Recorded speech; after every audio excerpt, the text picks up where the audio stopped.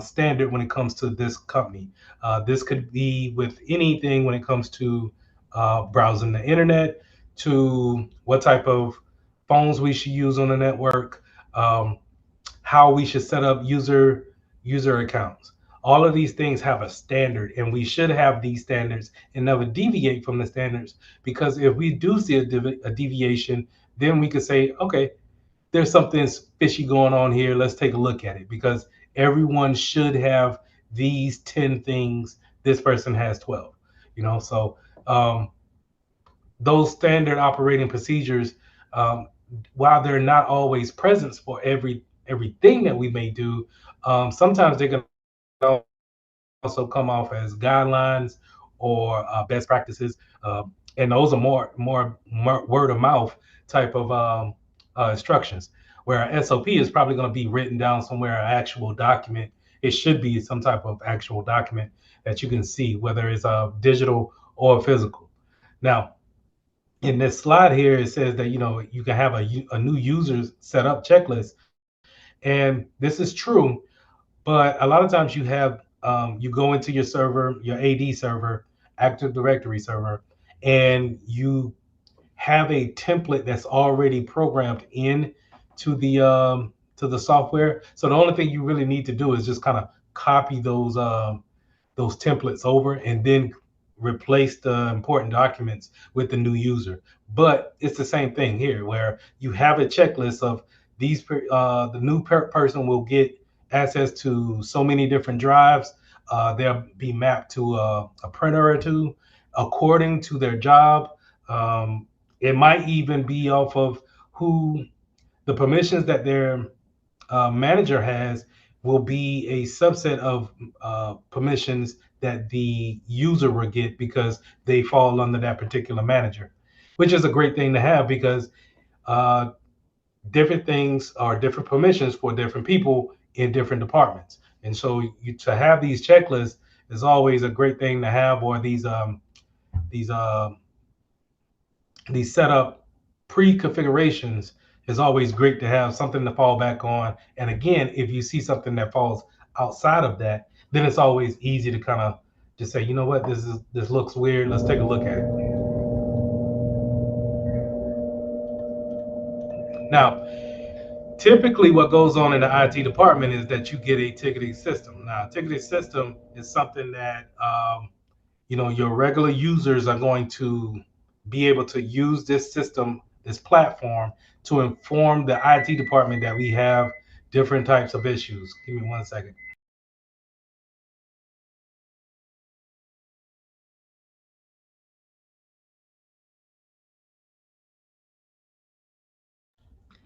All right.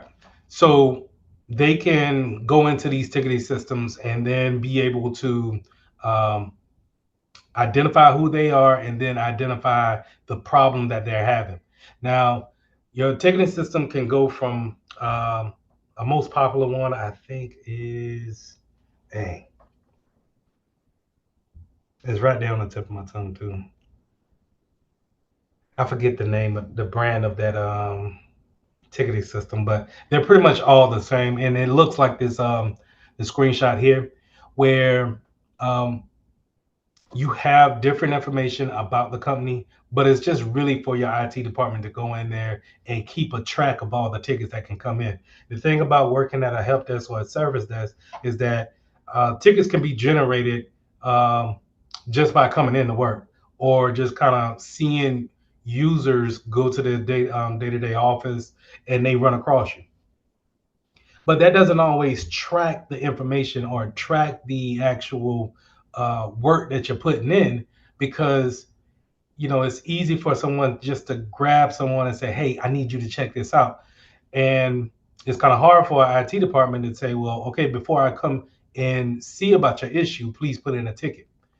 That sounds great, but in the real world, it really doesn't work like that. Now, that's going to cause me to go off into a tangent, but I'm going to try to stay on this slide. Um, the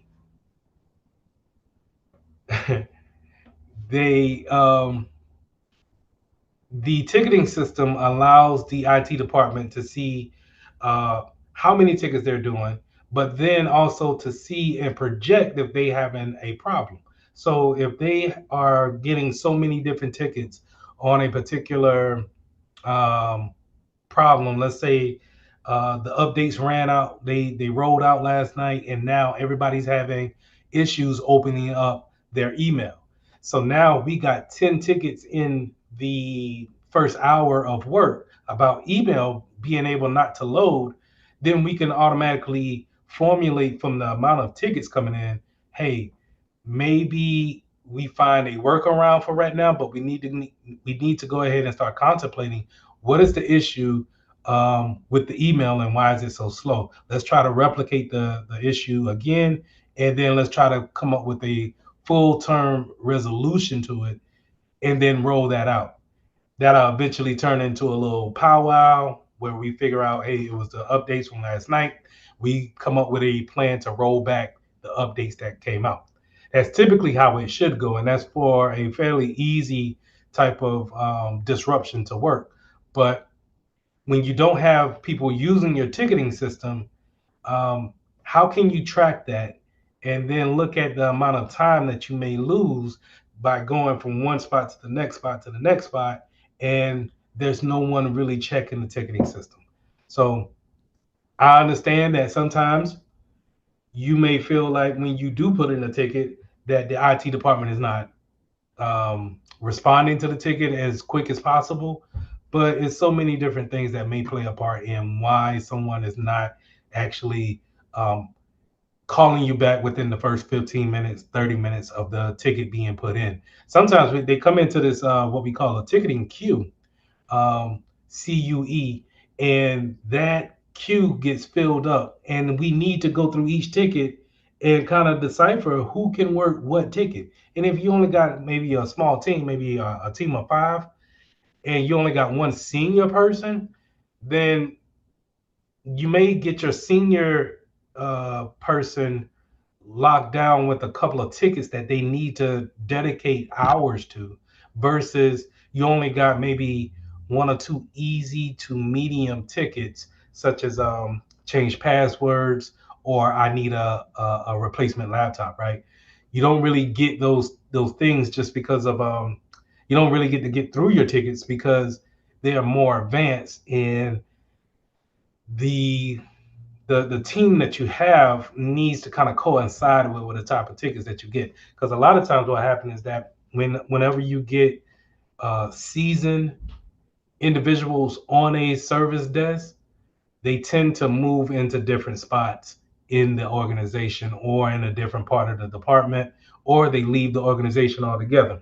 It's not a it's not surprising to see people leave companies from the help desk to the service desk, and then they just kind of up and leave after 2 years, because in this industry, um, jumping from job to job is not frowned upon. It's more about that employer looking to fill that position.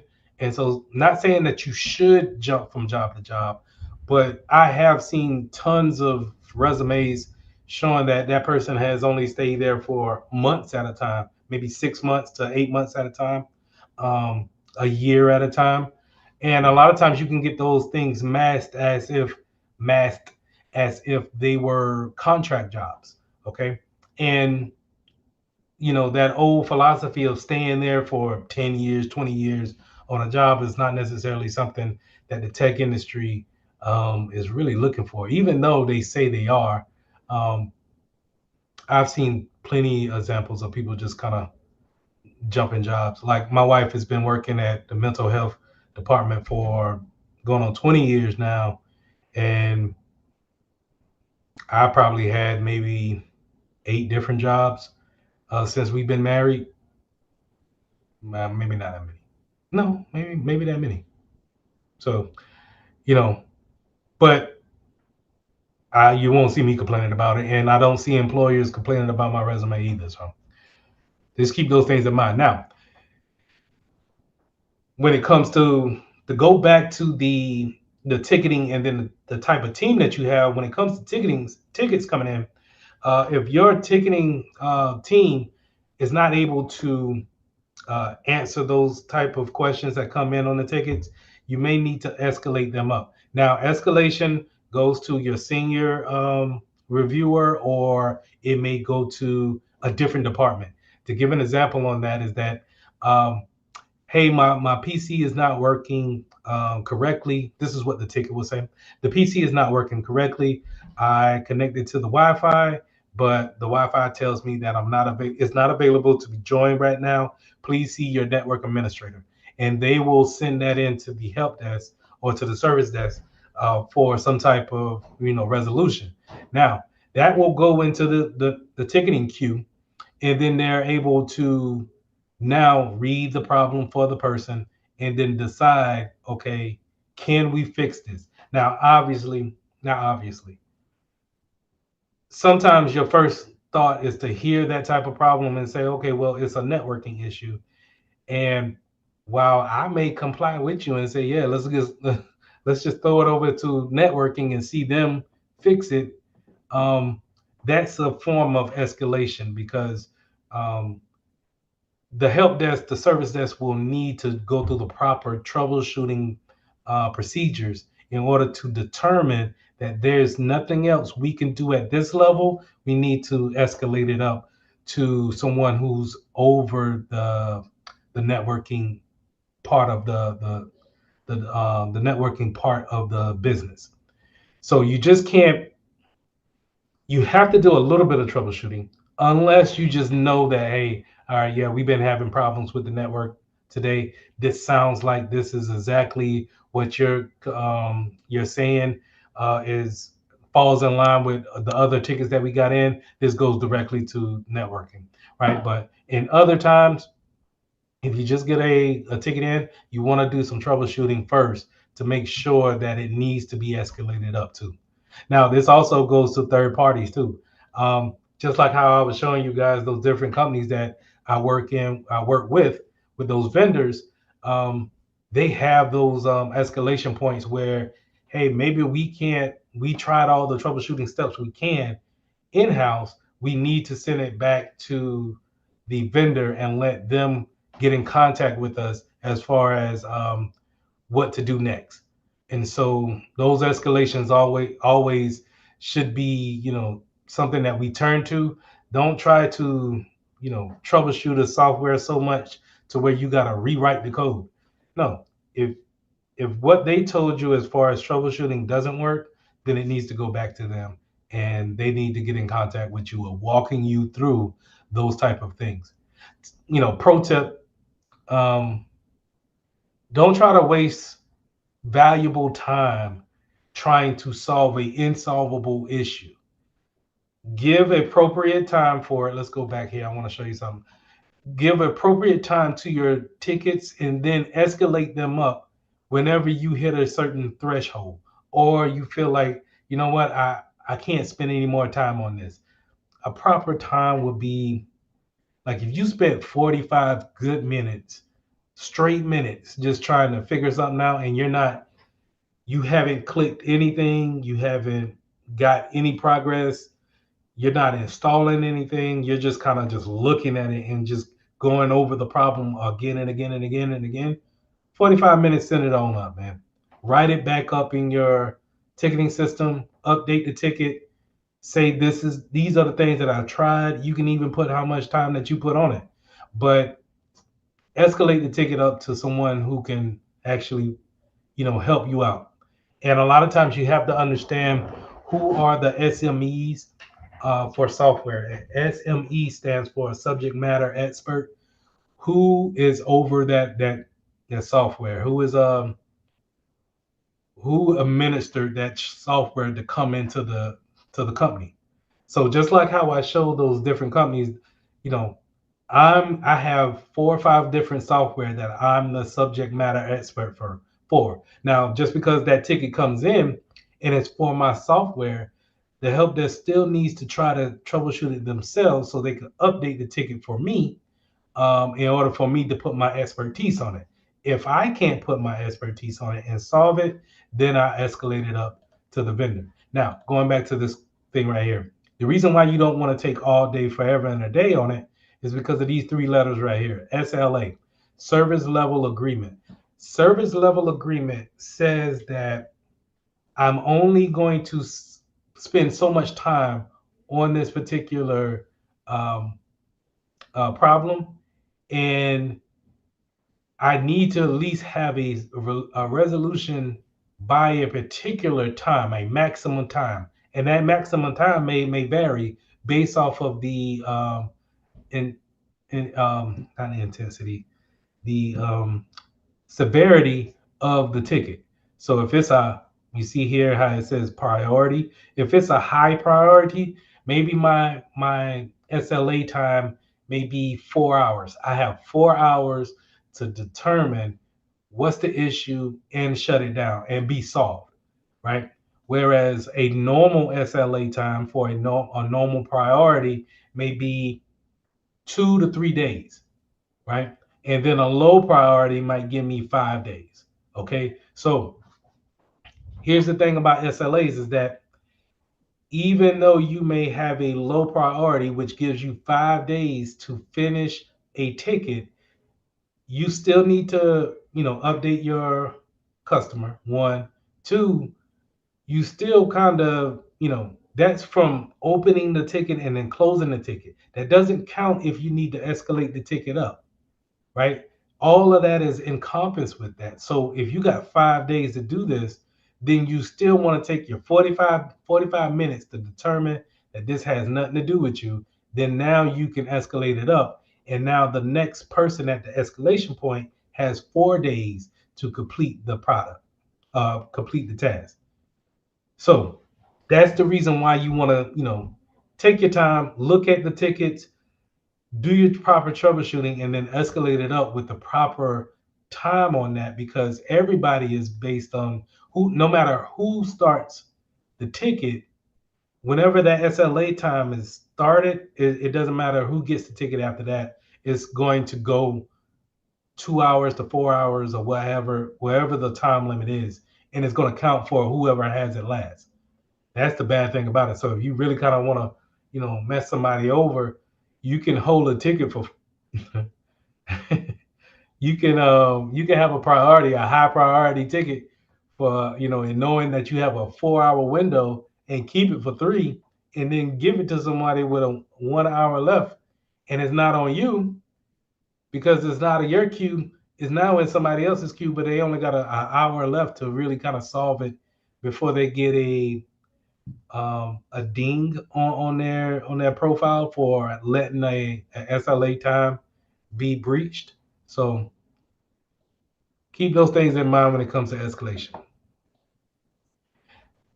Now, your ticketing system also has a way to track um, different hardware that's out in your environment. This is a good way to, asset management is always underrated, but it should be something that should be always, accounted for. You got to understand what's in your network, and then you got to understand who brings outside stuff in. So asset management is a good way to take is basically just saying taking inventory of the equipment that you are administering. There's If you don't have that, then anybody can bring anything in and tell you, hey, can you work on this? And that's not under your scope as being a IT professional. So um, your ticketing system can do this, but you also have some software out here that's just kind of asset management by itself. But 9 times out of 10, you'll probably see it in your ticketing system. Now, on the physical box, laptop, desktop, or um, tablet, they will typically have some type of asset tag. You'll see these little stickers that have, like, the 4-digit code on it with a barcode. They can put those stickers on the different equipment, and then now scan that with a barcode reader and have it automatically inputted into the database in order to understand what did we buy, and then who do we assign it to.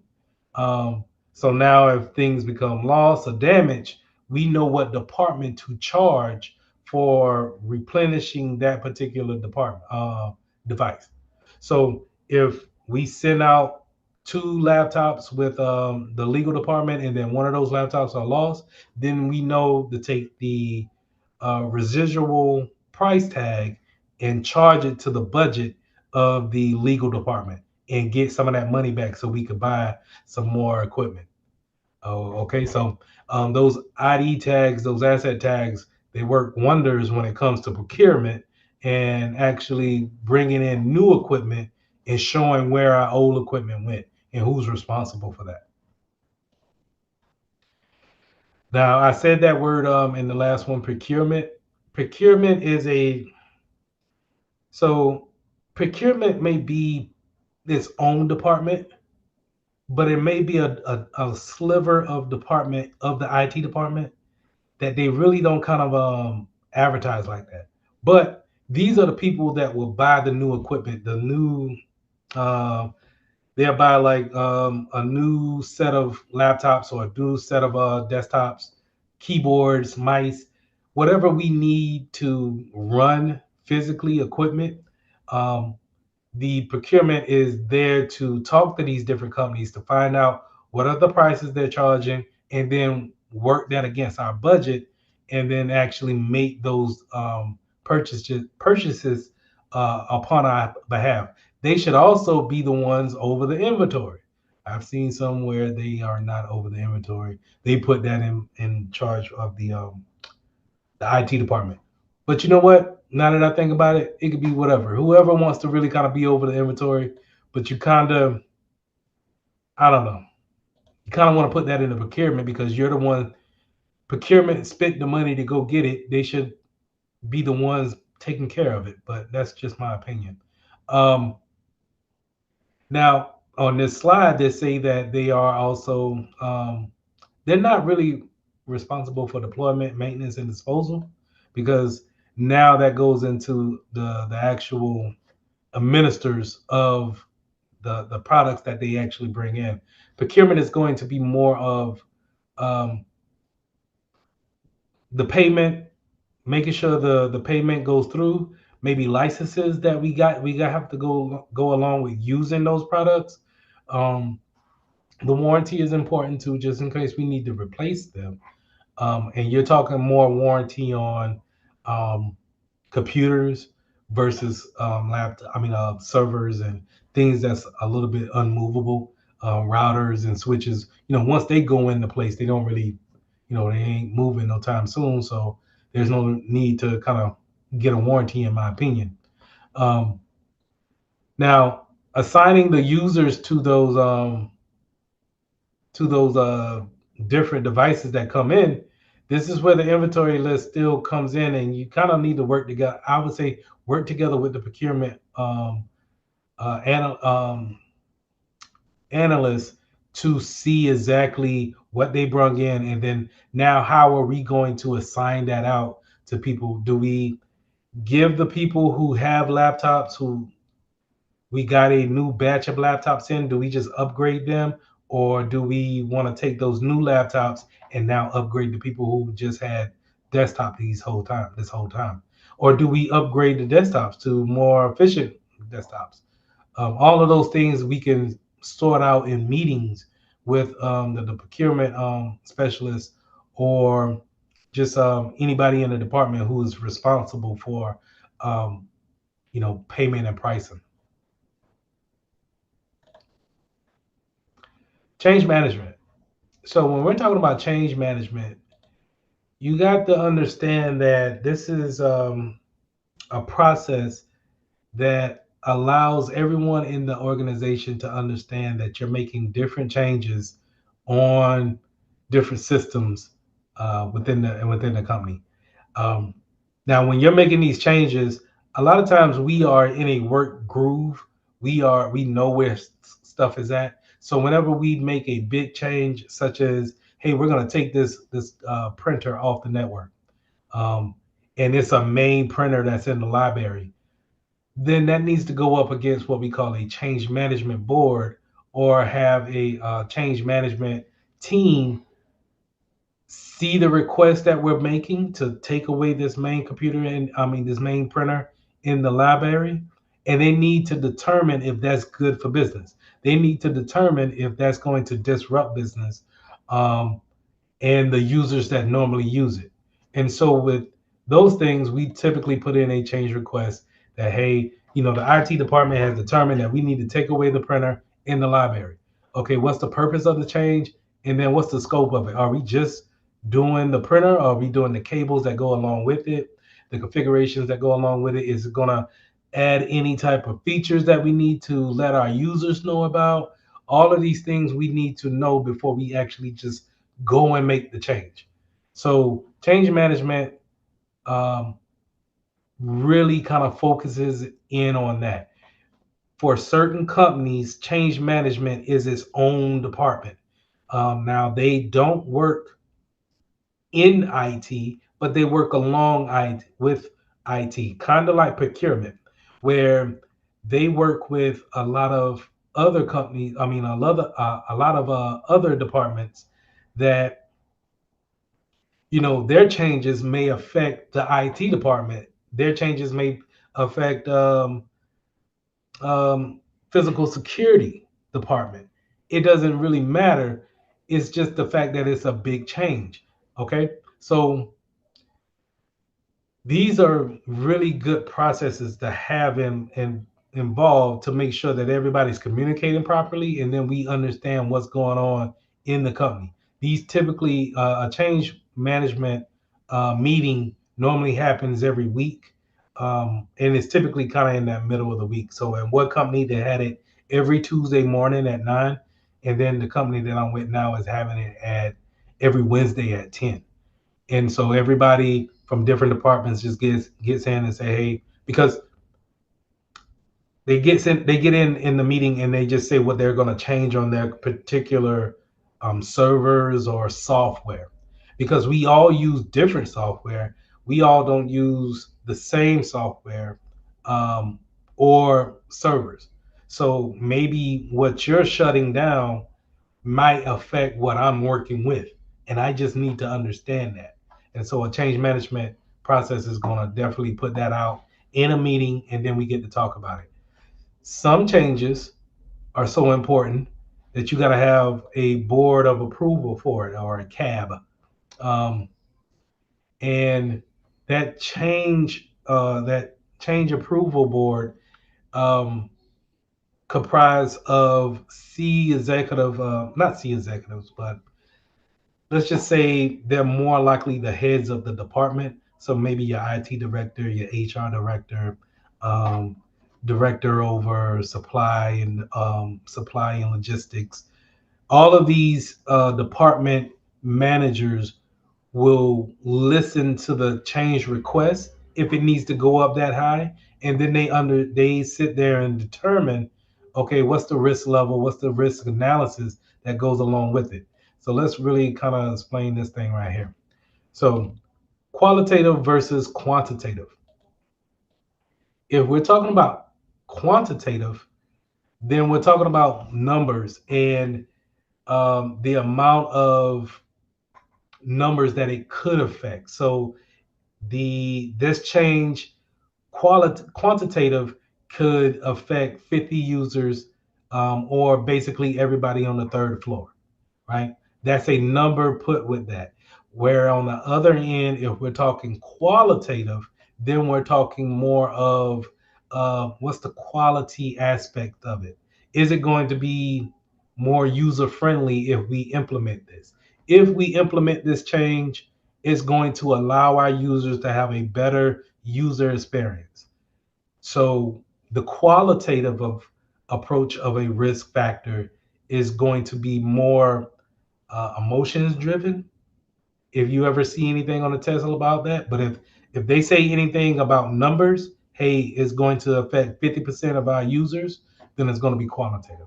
Okay, so those and based off of not only these two things, it's other factors that goes into a risk analysis, but you get a risk level, whether it's high, medium, or low. It's going to determine if we really want to make this change or not.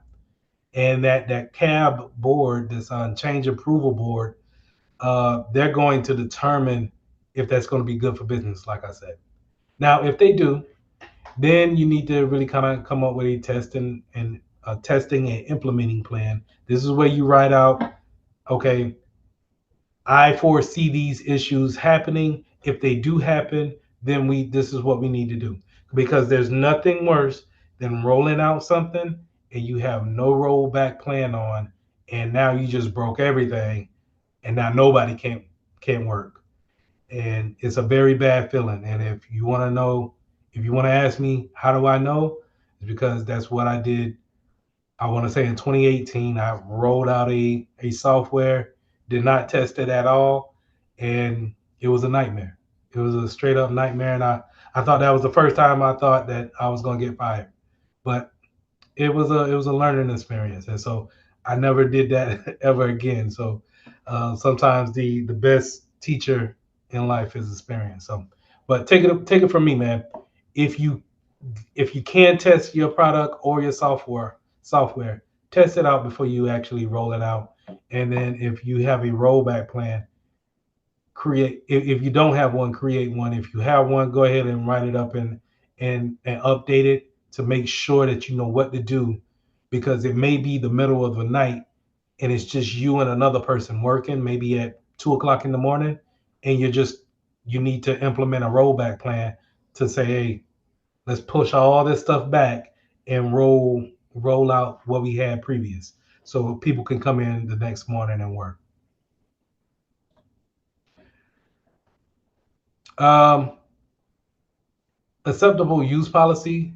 When it comes to policies and documentations, when it comes to your standard operating procedures, this acceptable use policy is something that we all should come in contact with, especially once we are new to a network. So the one example that I constantly give out is that when you are coming back off of summer vacation and you're going back to school, I think during registration, they should give you an acceptable use policy, um, wherever you're registering for class at, and then whenever you're going into the dorm to get on their internet. So at registry, when you're registering for your classes, you should sign an acceptable use policy saying what you will and will not do on the computers at your prospective schools, and then what you will and will not do on the internet on those computers. And it should just be high level. It doesn't really have to break it down to, hey, you can't go to these particular sites. Just keep it high level and say, gambling is not allowed on campus in no form, fashion, or software. And the same things need to be said when it comes to going on to, um, not that particular rule, but the acceptable use policy needs to be applied to when you're going into your dorms and you're getting on that Wi-Fi as well too. You need to say, hey, I will not use this Wi-Fi to hack anybody, um, outside of. I wouldn't use this to hack anybody. So um, they can at least cover themselves with that policy, in that regard. But a lot of times you don't see these acceptable use policies being implemented. Now, sometimes we can put them on the splash screens here. Um, so like if you've went to a hotel before and you connect to their Wi-Fi, and they give you kind of like you have to open the browser, and they give you a splash screen or open screen to just say, hey, put your information in, your room number, and your name and address to verify that you can get on the internet. You can have that splash screen, that open screen, have your acceptable use policies there, and then it's something that you would just have to check a little box in order to say that you acknowledge these changes or that you accept those policies. 11B, proper communication techniques. So being professional, let me take give me a little swing.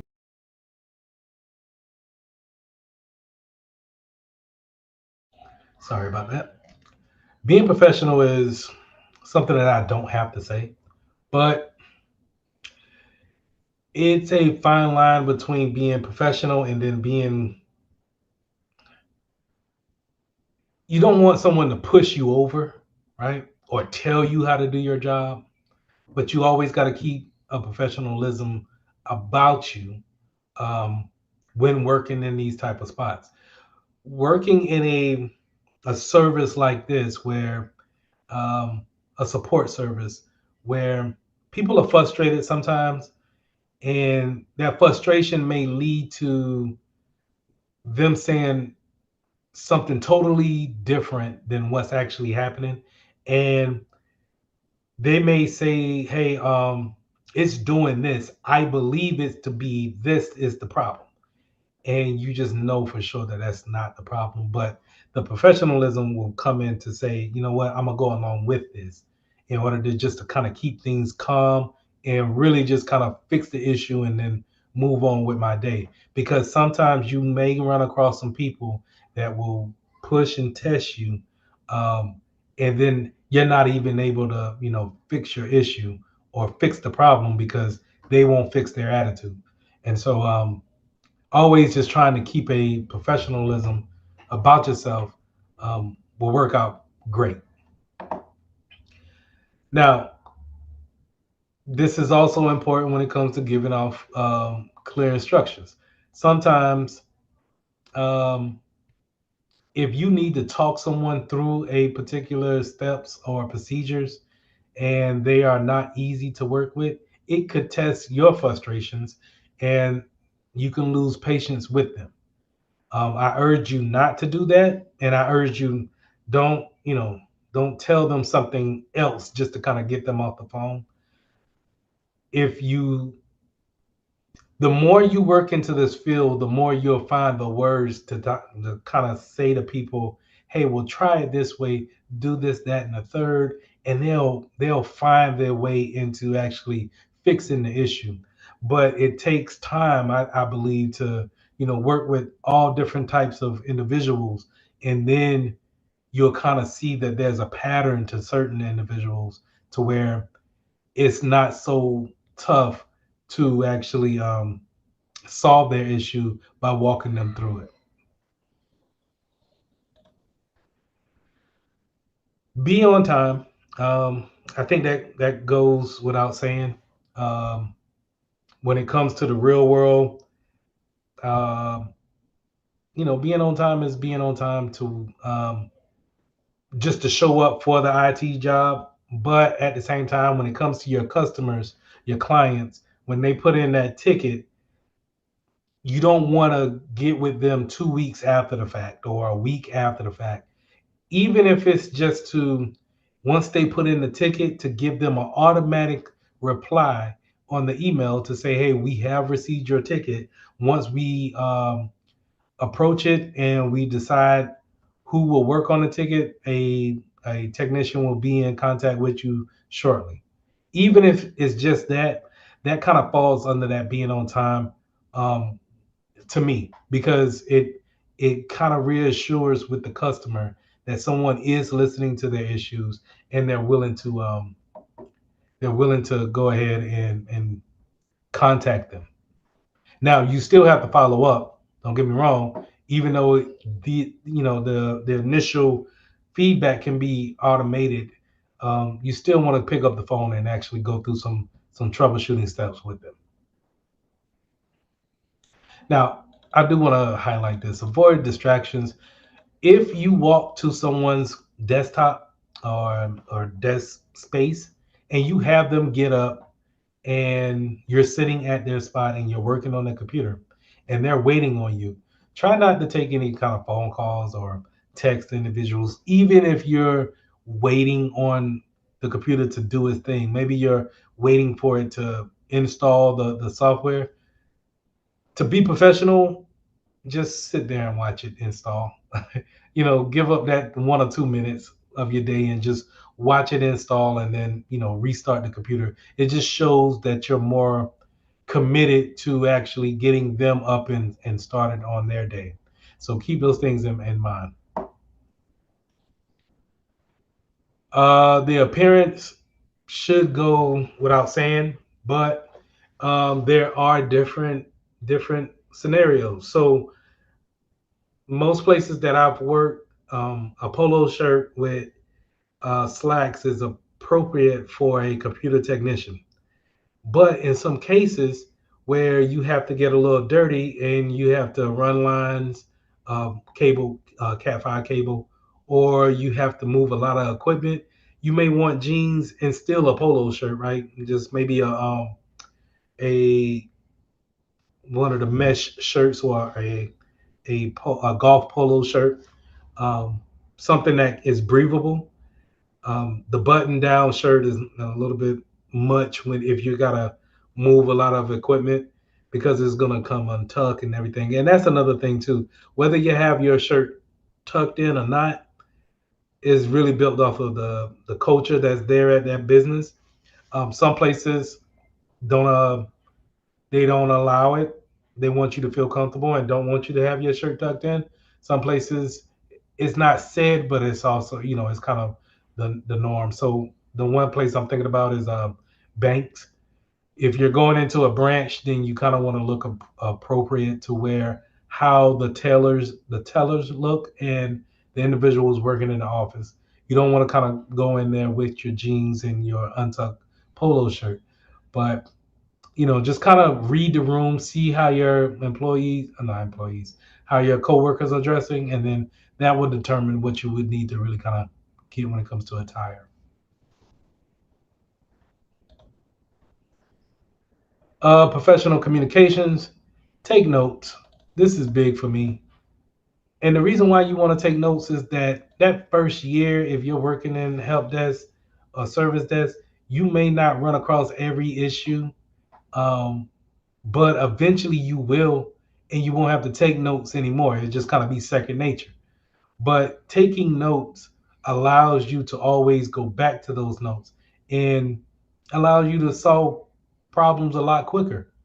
So, if you're not that person that's tickets are being escalated to, if you have a book full of notes that, every ticket that you did get to work on or did, excuse me, if you watch someone else work on that ticket and you wrote down notes for it, it will help you solve that ticket that next time it comes in. You can look at the ticket and read it and read the problem and say, oh, you know what? I wrote that down in my notes. You know what? I think this is what it's needed to actually solve this ticket. And now instead of escalating that ticket, now you can solve it at your level. And so take notes is really, really big for me. Avoid interrupting the customer. So according to what kind of customer you get. Maybe they need to be interrupted. And that's being real. But for the exam, don't don't interrupt them. Let them get out what they need to say, and maybe they may give you clues on what's the problem. But in the real world, some people you could just go ahead. No, let me not say that. Anyway, moving on. Difficult situations. So we already kind of touched on um, not being walked over, but being respectful in the work environment by clients. Sometimes um, it can get a little bit out of hand, and you get disrespected.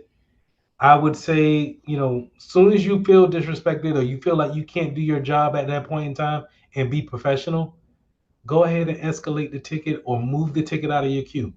Don't put your job in jeopardy because of somebody else's foolishness. Don't do yourself like that because you'll realize, anyway, you'll just know it. And all right, you can also, in a difficult situation, you can collaborate to with others to focus in on the solution. This is great when you have somebody that you came in with, or if you're hired on to a new spot, and maybe the last person that they hired, y'all are kind of like buddy buddy tag teams, so y'all can work together on difficult situations, and maybe the things that you're thinking about that person is not thinking about, and y'all can look at it from different angles and be able to solve different issues. Common safety and environmental procedures. So starting off with compliance and regulations.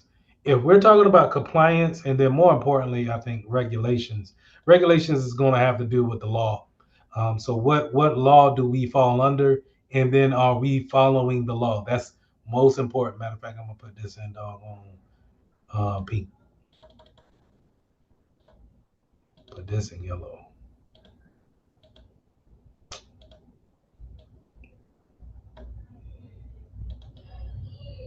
Put compliance in yellow because regulations is always going to have precedence over compliance. Regulations, hey, they'll shut our whole thing down if we don't fall in the regulations. They'll shut it all down. All right. Compliance, on the other hand, is kind of a slap on the wrist. They want us to go.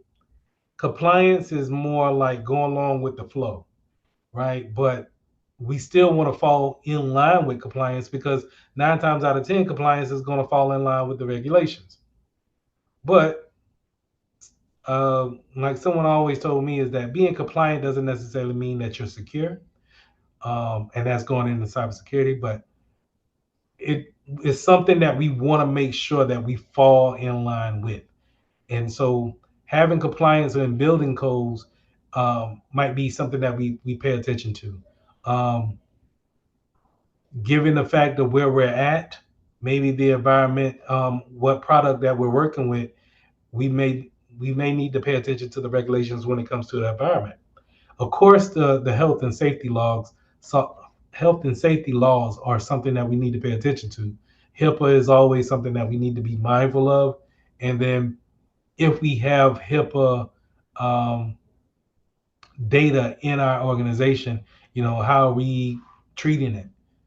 So keeping those things always in that fall in line with our regulations is real big. Electrical. Let's talk about electrical. We haven't talked about electrical or electricity since core one, but the main thing that I want you guys to understand when it comes to core two and electricity is making sure that if you're working with any type of wires that's carrying hot behind electricity, make sure it's grounded and make sure you got some stuff on that's going to be able to bounce that off. So something rubber, as far as being on a electricity mat or having the electricity strap on your wrist, making sure equipment is grounded is key. Or what I would say, pro tip, if it's got to do with electricity, you don't mess with it. That's out of your scope. Get somebody else in there that knows how to handle electricity to handle that. If you are in there, messing with wires, man, um, it's not a good day. They're running low on employees. All right, but electrical fire.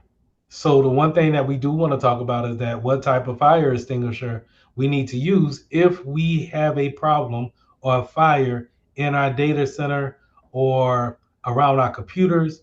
What are we going to use? Are we going to use our regular, I think a class D fire extinguisher?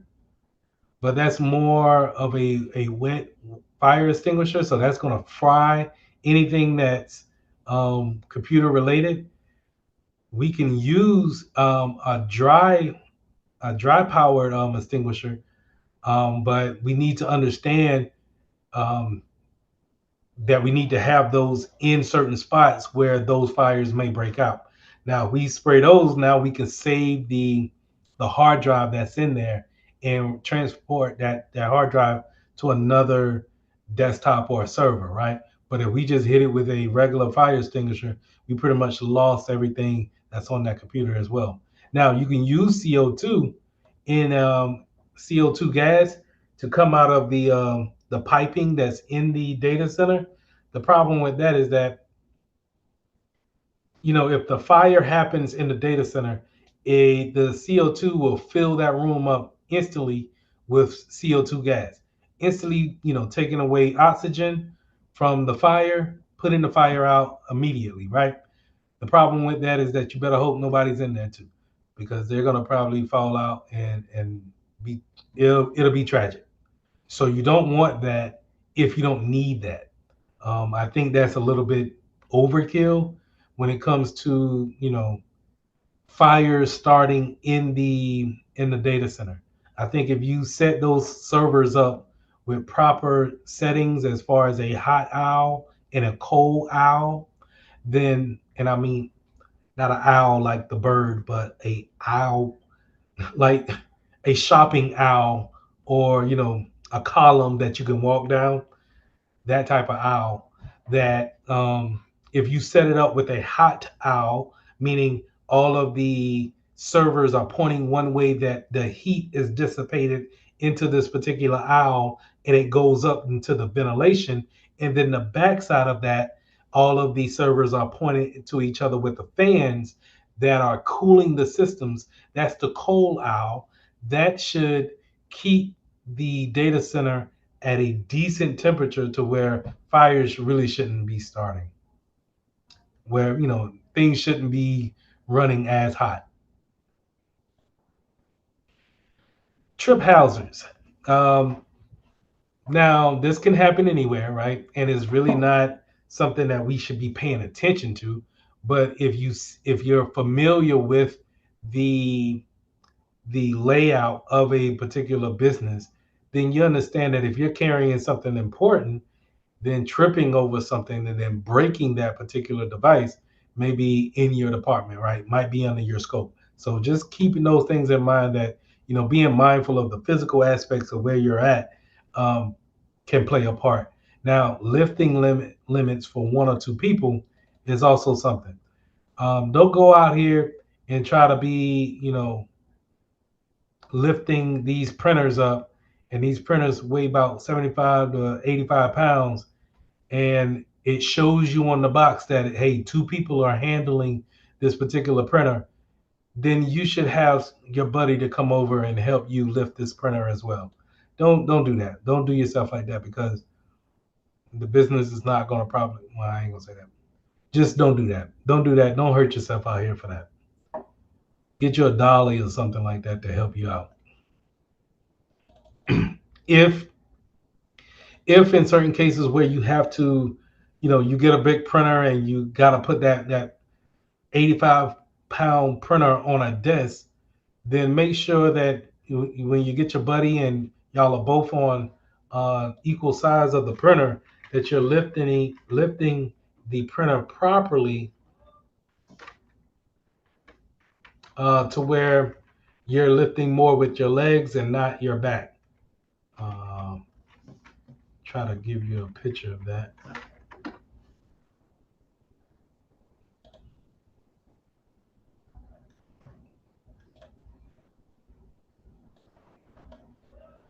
Where is it? Right here.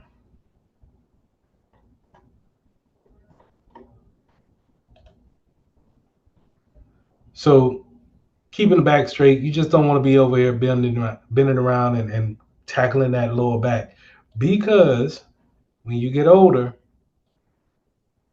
trust me, that body gonna call out to you, and you're gonna listen. All right, moving on. Environmental impact. So where your business is located, and I think we talked about this yesterday, where your business is located plays a big part as far as backups is concerned.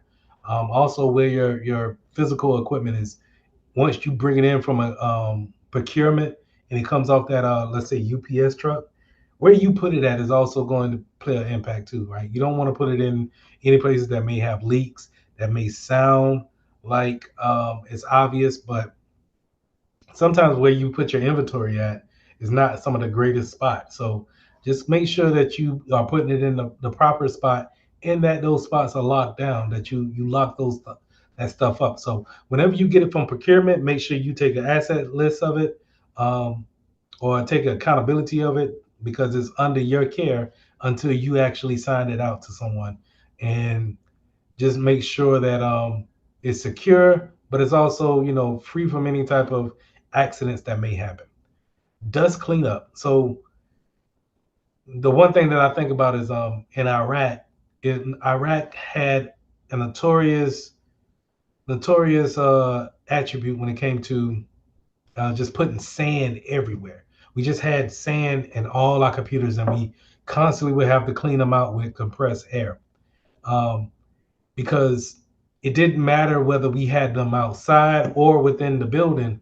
The sand was so fine, and you couldn't really see it. That if it just was sitting in one spot, a day of just sitting in our rack will just automatically fill up your fans with dust and sand. And so we just constantly have to clean them out. If not, you have temperatures running high on your PC because it just gets clogged up that way, man. Not proper ventilation for sure. So, but that those things can happen in the States too, where if it's tucked away somewhere and you got a lot of things around your desktop or your laptop and it's not able to get a good circulation around the fan, then it's gonna be hard to breathe for that machine. Electrostatic discharge mitigation. So we talked about this in the electricity slide. This is what I'm talking about as far as being grounded, being able to take that electricity off of that motherboard and then send it somewhere else other than through your body, causing some type of electricity transfer. And all of these things can work as things that can help you um, transfer that electricity to other places other than to another component of the motherboard or another device, right? Now we talked about ups um, in core one, but when we're talking about building power issues and mitigation, it has to come back up. um, you may have generators that the company works with. But this doesn't necessarily mean that it's owned by the IT department. But you need to understand that it's there because your generators are going to be a main component to why your computers are still running if you have an outage. Now, it could be something that you want to pay attention to whenever severe thunderstorms come through, that we have power just in case that you get a lightning strike and it shuts everything down. Can we jump back on just to at least perform a backup? But if not, then maybe if we need to, put these ups on a critical machine, at least to save that, then we need to make sure that we identify those products and then make sure we put those type of systems out there on it. All right, finally, we got responsible disposal. We talked about that yesterday when it came to like our Iron Mountain, where they come out there and they shred different papers that we deem to be sensitive. But not only that, when it comes to other things such as battery disposal, maybe you get a bad battery in a laptop, you take that battery out, you just ain't gonna throw the old battery away. At least I hope you're not doing that. You want to dispose of that properly. Maybe take it to the dump or recycling bin and have it recycled properly. Toner needs to be disposed of properly as well. Normally, those they will come with instructions on how to dispose toner. Hopefully, we're not throwing away toner, but I'm not saying I haven't done it. So, you know. All right, moving on. Um, Other devices and assets, it's all about how you want to get rid of equipment. Sometimes throwing it away could be the process that we use. Sometimes breaking it down, destroying it may be the process. Sometimes we just want to repurpose it and sell it to someone or donate it to a nonprofit.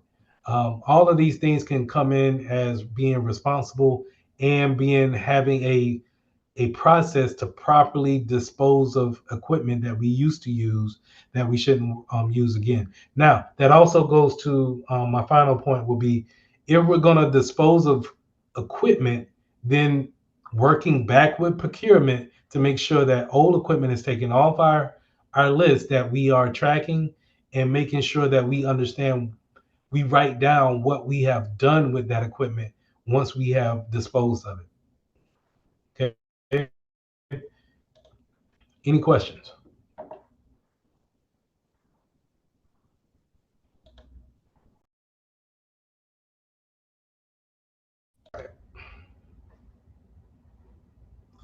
Lesson 11, implementing operational procedures.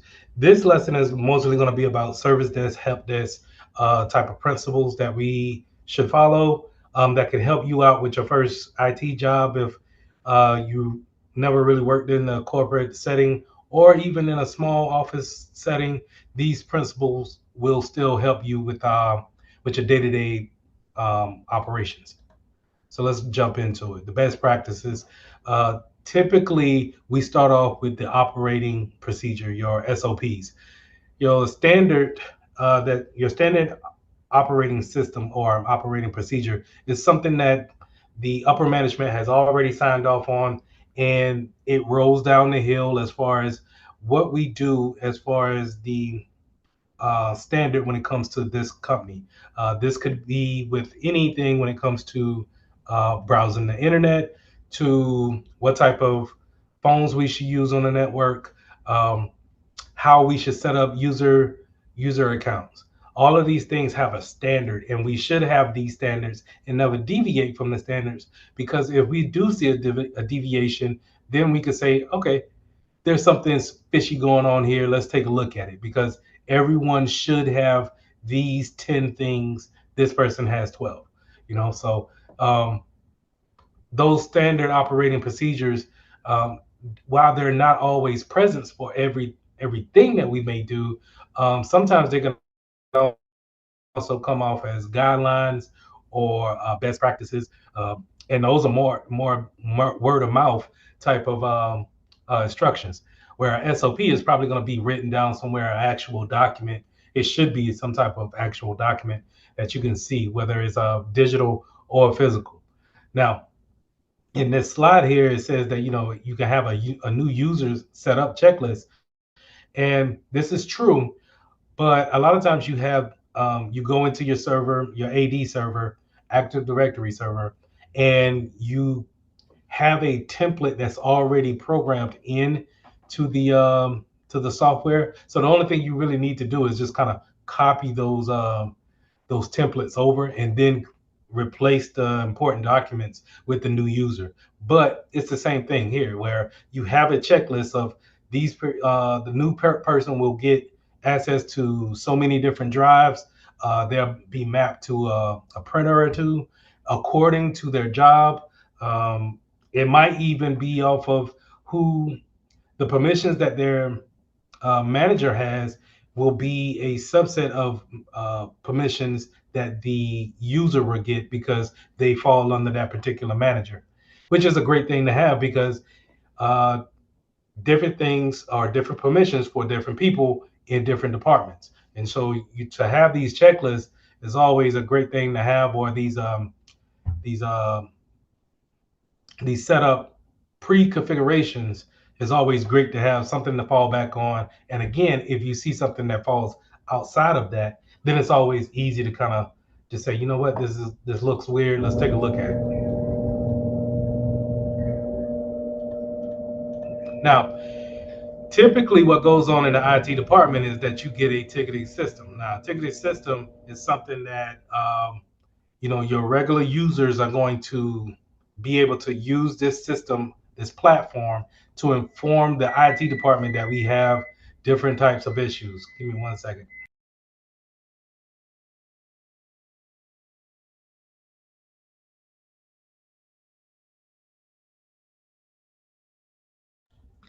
All right. So they can go into these ticketing systems and then be able to um, identify who they are and then identify the problem that they're having. Now, your ticketing system can go from a most popular one, I think, is dang, it's right there on the tip of my tongue too.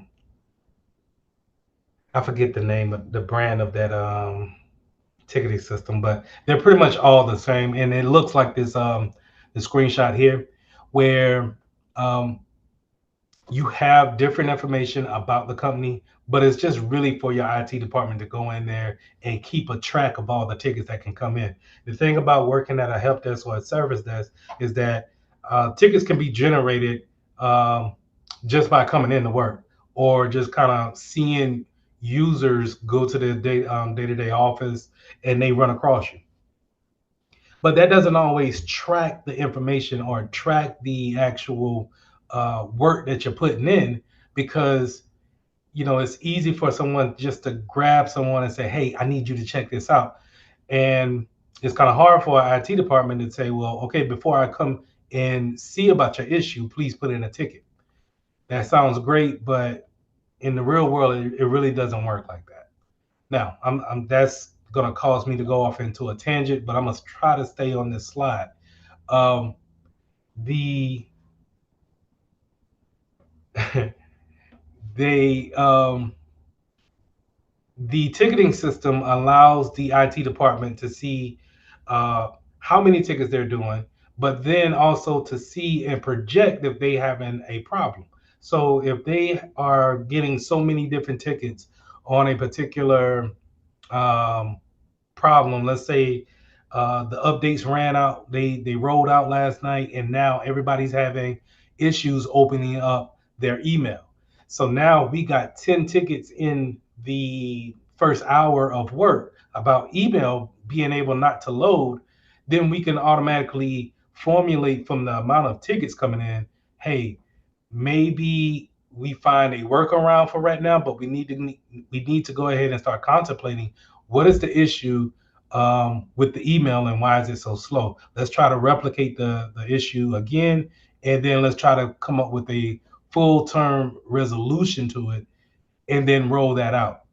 That'll eventually turn into a little powwow where we figure out, hey, it was the updates from last night. We come up with a plan to roll back the updates that came out. That's typically how it should go, and that's for a fairly easy type of disruption to work. But when you don't have people using your ticketing system, how can you track that and then look at the amount of time that you may lose by going from one spot to the next spot to the next spot, and there's no one really checking the ticketing system? So I understand that sometimes you may feel like when you do put in a ticket that the IT department is not responding to the ticket as quick as possible. But it's so many different things that may play a part in why someone is not actually um, calling you back within the first 15 minutes, 30 minutes of the ticket being put in. Sometimes they come into this, what we call a ticketing queue, CUE, and that queue gets filled up. And we need to go through each ticket and kind of decipher who can work what ticket. And if you only got maybe a small team, maybe a team of five, and you only got one senior person, then you may get your senior person locked down with a couple of tickets that they need to dedicate hours to, versus you only got maybe one or two easy to medium tickets, such as change passwords or I need a replacement laptop, right? You don't really get those things just because of you don't really get to get through your tickets because they are more advanced, and the the team that you have needs to kind of coincide with the type of tickets that you get. Because a lot of times what happens is that whenever you get seasoned individuals on a service desk, they tend to move into different spots in the organization or in a different part of the department, or they leave the organization altogether. It's not a it's not surprising to see people leave companies from the help desk to the service desk, and then they just kind of up and leave after 2 years, because in this industry, jumping from job to job is not frowned upon. It's more about that employer looking to fill that position. And so, not saying that you should jump from job to job, but I have seen tons of resumes showing that that person has only stayed there for months at a time, maybe 6 months to 8 months at a time. a year at a time. And a lot of times you can get those things masked as if they were contract jobs. Okay. And that old philosophy of staying there for 10 years, 20 years on a job is not necessarily something that the tech industry is really looking for, even though they say they are. Um, I've seen plenty examples of people just kind of jumping jobs. Like my wife has been working at the mental health department for going on 20 years now, and I probably had maybe 8 different jobs since we've been married. Maybe not that many. No, maybe that many. So you know, but you won't see me complaining about it, and I don't see employers complaining about my resume either. So just keep those things in mind. Now, when it comes to go back to the ticketing and then the type of team that you have when it comes to tickets coming in, if your ticketing team is not able to answer those type of questions that come in on the tickets, you may need to escalate them up. Now, escalation goes to your senior reviewer, or it may go to a different department. To give an example on that is that, hey, my PC is not working correctly. This is what the ticket was saying. The PC is not working correctly. I connected to the Wi-Fi, but the Wi-Fi tells me that it's not available to be joined right now. Please see your network administrator, and they will send that in to the help desk or to the service desk for some type of resolution. Now that will go into the ticketing queue, and then they're able to now read the problem for the person and then decide, okay, can we fix this? Now obviously sometimes your first thought is to hear that type of problem and say, okay, well, it's a networking issue. And while I may comply with you and say, yeah, let's just throw it over to networking and see them fix it, um, that's a form of escalation, because um, the help desk, the service desk will need to go through the proper troubleshooting procedures in order to determine that there's nothing else we can do at this level. We need to escalate it up to someone who's over the networking part of the networking part of the business. So you have to do a little bit of troubleshooting, unless you just know that, hey, all right, yeah, we've been having problems with the network today. This sounds like this is exactly what you're saying is falls in line with the other tickets that we got in. This goes directly to networking, right? But in other times, if you just get a ticket in, you want to do some troubleshooting first to make sure that it needs to be escalated up to. Now, this also goes to third parties too. Just like how I was showing you guys those different companies that I work with those vendors. Um, they have those escalation points where, hey, maybe we tried all the troubleshooting steps we can in-house. We need to send it back to the vendor and let them get in contact with us as far as what to do next. And so those escalations always should be, something that we turn to.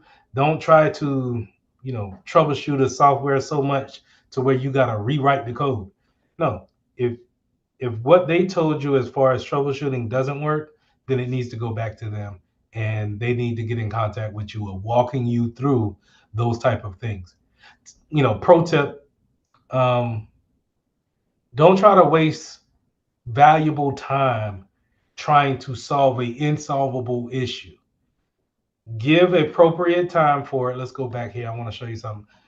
Give appropriate time to your tickets and then escalate them up whenever you hit a certain threshold, or you feel like, you know what, I can't spend any more time on this. A proper time would be like if you spent 45 good minutes, straight minutes, just trying to figure something out, and you haven't clicked anything, you haven't got any progress, you're not installing anything, you're just kind of just looking at it and just going over the problem again and again and again and again, 45 minutes, send it on up, man. Write it back up in your ticketing system, update the ticket, say these are the things that I've tried. You can even put how much time that you put on it.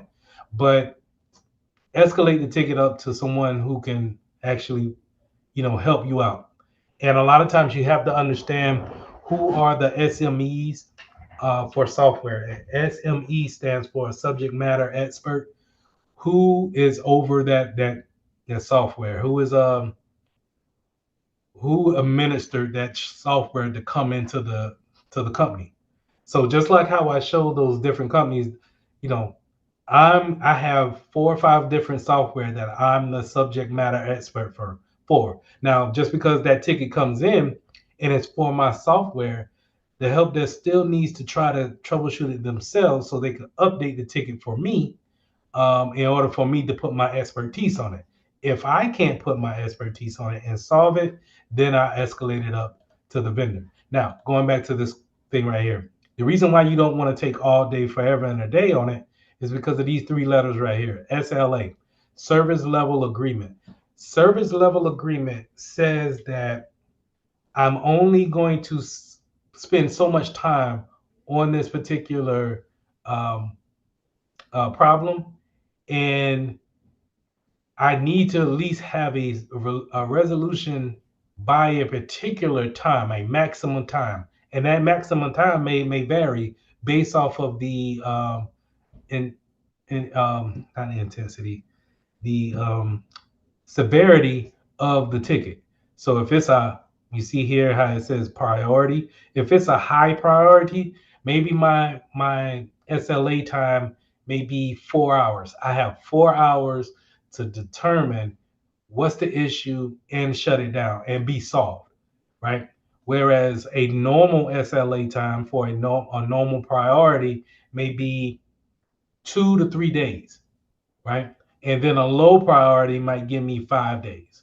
Okay. So here's the thing about SLAs is that even though you may have a low priority, which gives you 5 days to finish a ticket, you still need to, update your customer. One, two, you still kind of, that's from opening the ticket and then closing the ticket. That doesn't count if you need to escalate the ticket up, right?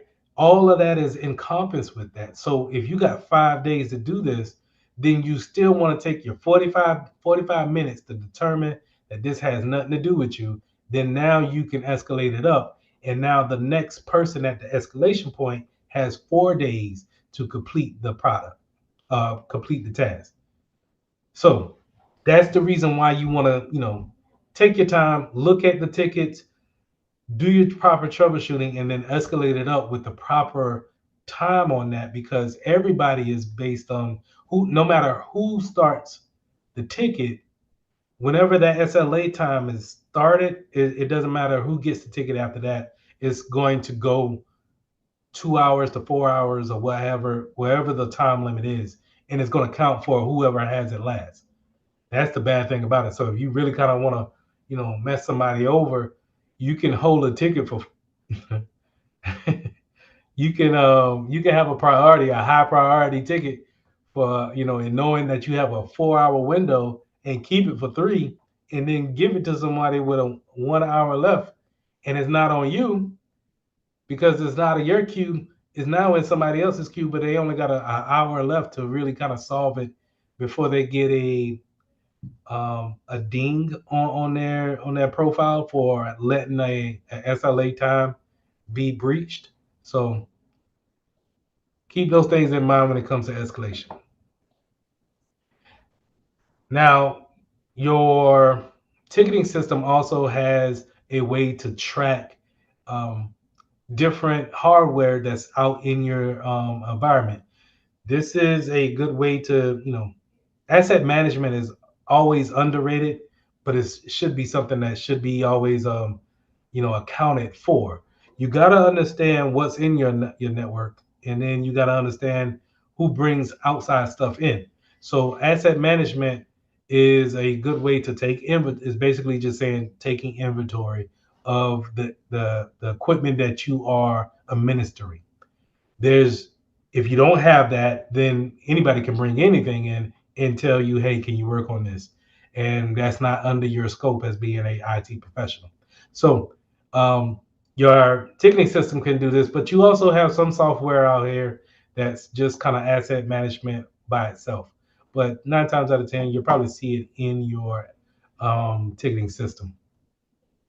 Now, on the physical box, laptop, desktop, or um, tablet, they will typically have some type of asset tag. You'll see these little stickers that have, like, the 4-digit code on it with a barcode. They can put those stickers on the different equipment, and then now scan that with a barcode reader and have it automatically inputted into the database in order to understand what did we buy, and then who do we assign it to. So now if things become lost or damaged, we know what department to charge for replenishing that particular department device. So if we send out two laptops with the legal department, and then one of those laptops are lost, then we know to take the residual price tag and charge it to the budget of the legal department and get some of that money back so we could buy some more equipment. Oh, okay. So those ID tags, those asset tags, they work wonders when it comes to procurement and actually bringing in new equipment and showing where our old equipment went and who's responsible for that. Now, I said that word in the last one, procurement. Procurement is a so procurement may be its own department, but it may be a sliver of department of the IT department that they really don't kind of advertise like that. But these are the people that will buy the new equipment, the new uh, they'll buy like a new set of laptops or a new set of desktops, keyboards, mice, whatever we need to run physically equipment. Um, the procurement is there to talk to these different companies to find out what are the prices they're charging, and then work that against our budget, and then actually make those purchases upon our behalf. They should also be the ones over the inventory. I've seen some where they are not over the inventory. They put that in charge of the IT department. But you know what? Now that I think about it, it could be whatever. Whoever wants to really kind of be over the inventory, but you kind of, I don't know, you kind of want to put that in the procurement because you're the one. Procurement spent the money to go get it. They should be the ones taking care of it. But that's just my opinion. Um, Now on this slide, they say that they are also they're not really responsible for deployment, maintenance, and disposal, because now that goes into the actual administrators of the products that they actually bring in. Procurement is going to be more of um, the payment, making sure the payment goes through. Maybe licenses that we got have to go along with using those products. Um, the warranty is important too, just in case we need to replace them. And you're talking more warranty on um, computers versus laptop. I mean, servers and things that's a little bit unmovable. Routers and switches. Once they go into place, they don't really, they ain't moving no time soon. So there's no need to kind of get a warranty, in my opinion. Um, Now, assigning the users to those different devices that come in, this is where the inventory list still comes in, and you kind of need to work together. I would say work together with the procurement analysts to see exactly what they brought in, and then now how are we going to assign that out to people? Do we give the people who have laptops, who we got a new batch of laptops in, do we just upgrade them?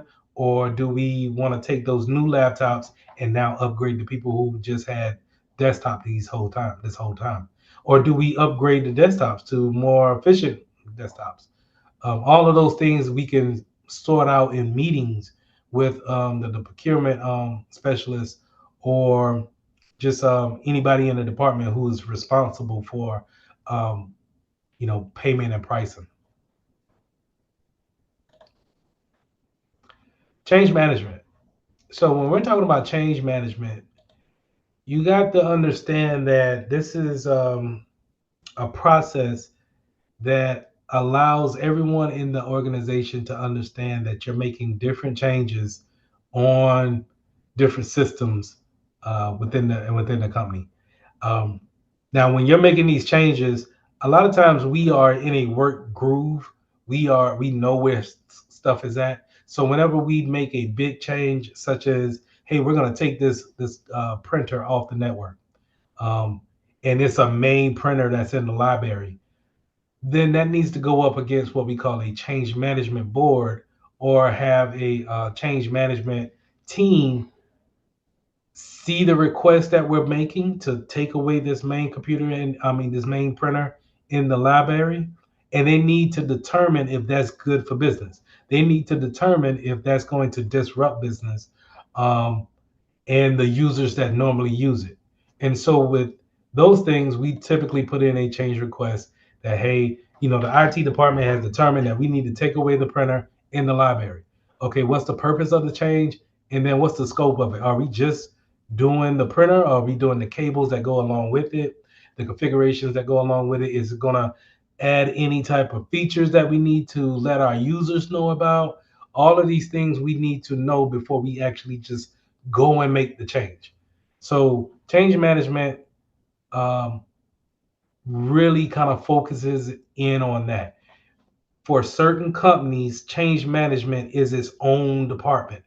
Now they don't work in IT, but they work along IT with IT, kind of like procurement, where they work with a lot of other companies. I mean, a lot of other departments that their changes may affect the IT department. Their changes may affect um, physical security department. It doesn't really matter. It's just the fact that it's a big change.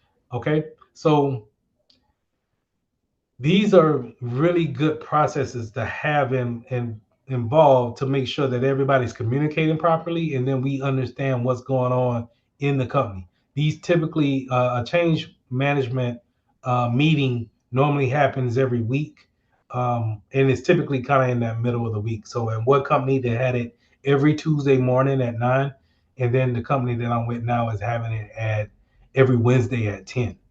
And so everybody from different departments just gets in and say, hey, because they get in the meeting and they just say what they're going to change on their particular servers or software, because we all use different software.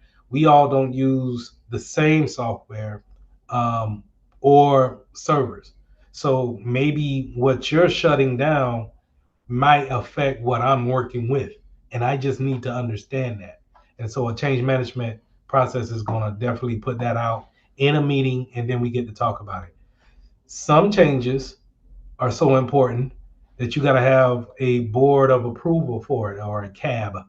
Um, and that change approval board um, comprised of C executive, not C executives, but let's just say they're more likely the heads of the department. So maybe your IT director, your HR director, um, director over supply and logistics. All of these department managers will listen to the change request if it needs to go up that high, and then they sit there and determine, okay, what's the risk level, what's the risk analysis that goes along with it. So let's really kind of explain this thing right here. So qualitative versus quantitative. If we're talking about quantitative, then we're talking about numbers and the amount of numbers that it could affect. So the this change quantitative could affect 50 users, or basically everybody on the third floor, right? That's a number put with that. Where on the other end, if we're talking qualitative, then we're talking more of what's the quality aspect of it? Is it going to be more user friendly if we implement this? If we implement this change, it's going to allow our users to have a better user experience. So the qualitative of approach of a risk factor is going to be more emotions driven. If you ever see anything on the Tesla about that, but if they say anything about numbers, hey, it's going to affect 50% of our users, then it's going to be quantitative.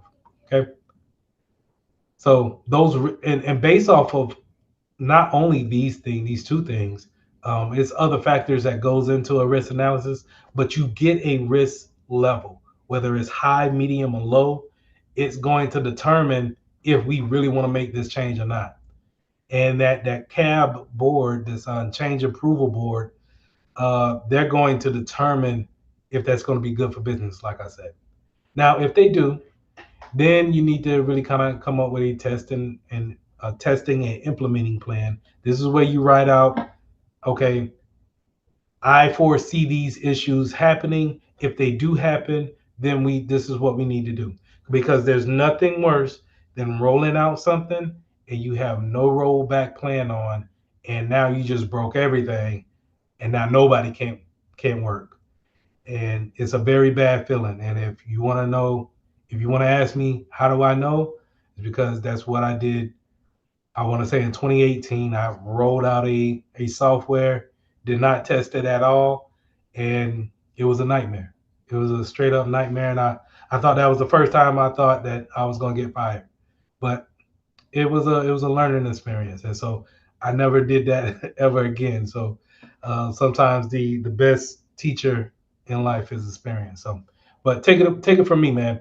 If you if you can test your product or your software, test it out before you actually roll it out.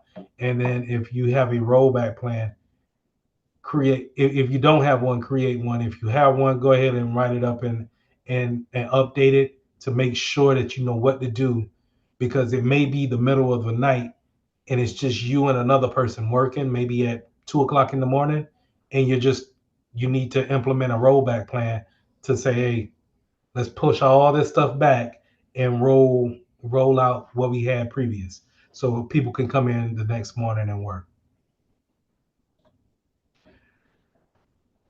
Um, Acceptable use policy.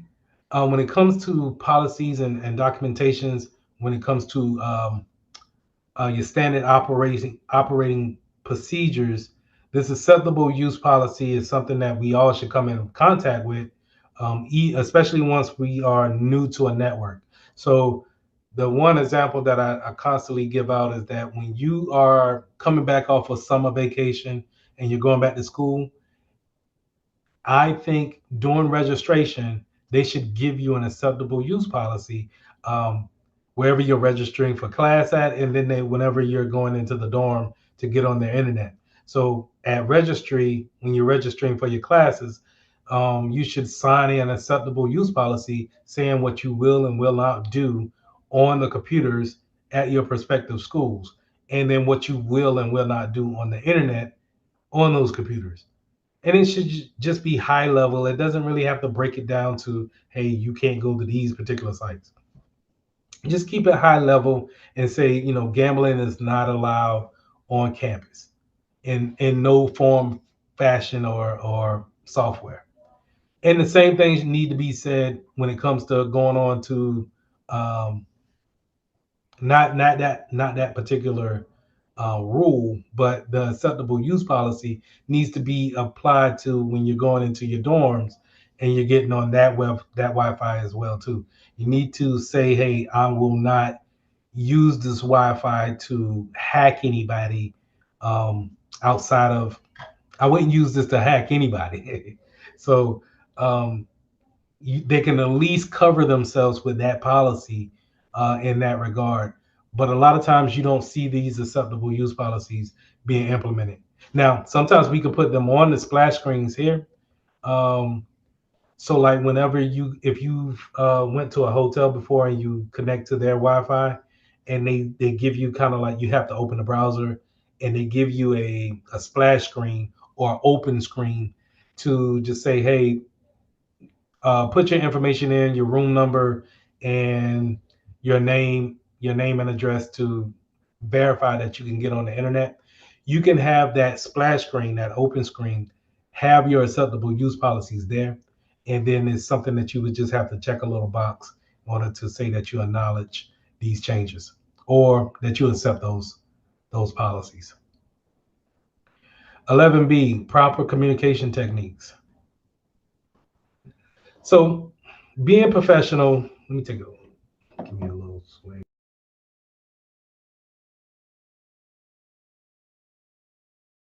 Sorry about that. Being professional is something that I don't have to say, but it's a fine line between being professional and then being, you don't want someone to push you over, right? Or tell you how to do your job, but you always got to keep a professionalism about you um, when working in these type of spots. Working in a service like this where um, a support service where people are frustrated sometimes, and that frustration may lead to them saying something totally different than what's actually happening.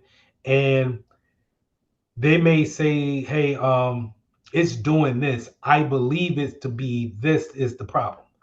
And you just know for sure that that's not the problem. But the professionalism will come in to say, you know what, I'm gonna go along with this in order to just to kind of keep things calm and really just kind of fix the issue and then move on with my day. Because sometimes you may run across some people that will push and test you, and then you're not even able to, fix your issue or fix the problem because they won't fix their attitude. And so, always just trying to keep a professionalism about yourself will work out great. Now, this is also important when it comes to giving off clear instructions.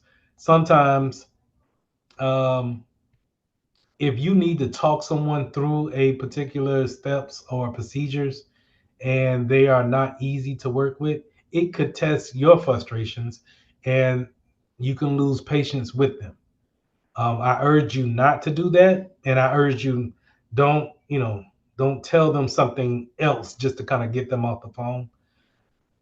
If you The more you work into this field, the more you'll find the words to kind of say to people, "Hey, we'll try it this way, do this, that, and the third," and they'll find their way into actually fixing the issue. But it takes time, I believe, to work with all different types of individuals, and then you'll kind of see that there's a pattern to certain individuals to where it's not so tough to actually solve their issue by walking them through it. Be on time. I think that goes without saying.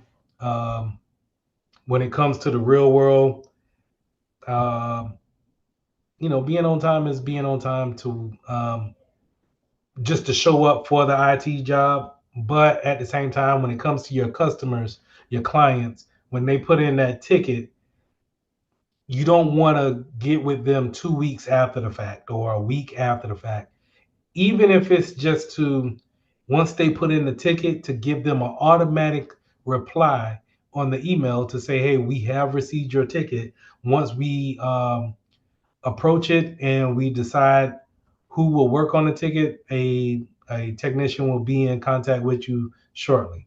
Even if it's just that, that kind of falls under that being on time, um, to me, because it kind of reassures with the customer that someone is listening to their issues and they're willing to go ahead and contact them.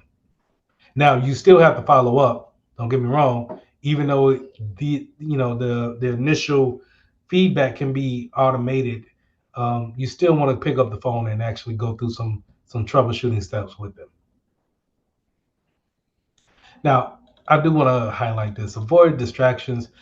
If you walk to someone's desktop or desk space and you have them get up and you're sitting at their spot and you're working on the computer and they're waiting on you, try not to take any kind of phone calls or text individuals, even if you're waiting on the computer to do its thing. Maybe you're waiting for it to install the software. To be professional, just sit there and watch it install. Give up that 1 or 2 minutes of your day and just watch it install and then, restart the computer. It just shows that you're more committed to actually getting them up and started on their day. So keep those things in mind.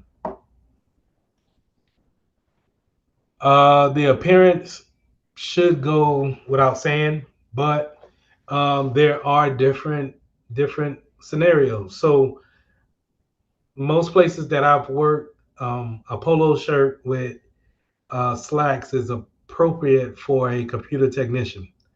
But in some cases where you have to get a little dirty and you have to run lines, cable, Cat5 cable, or you have to move a lot of equipment, you may want jeans and still a polo shirt, right? Just maybe a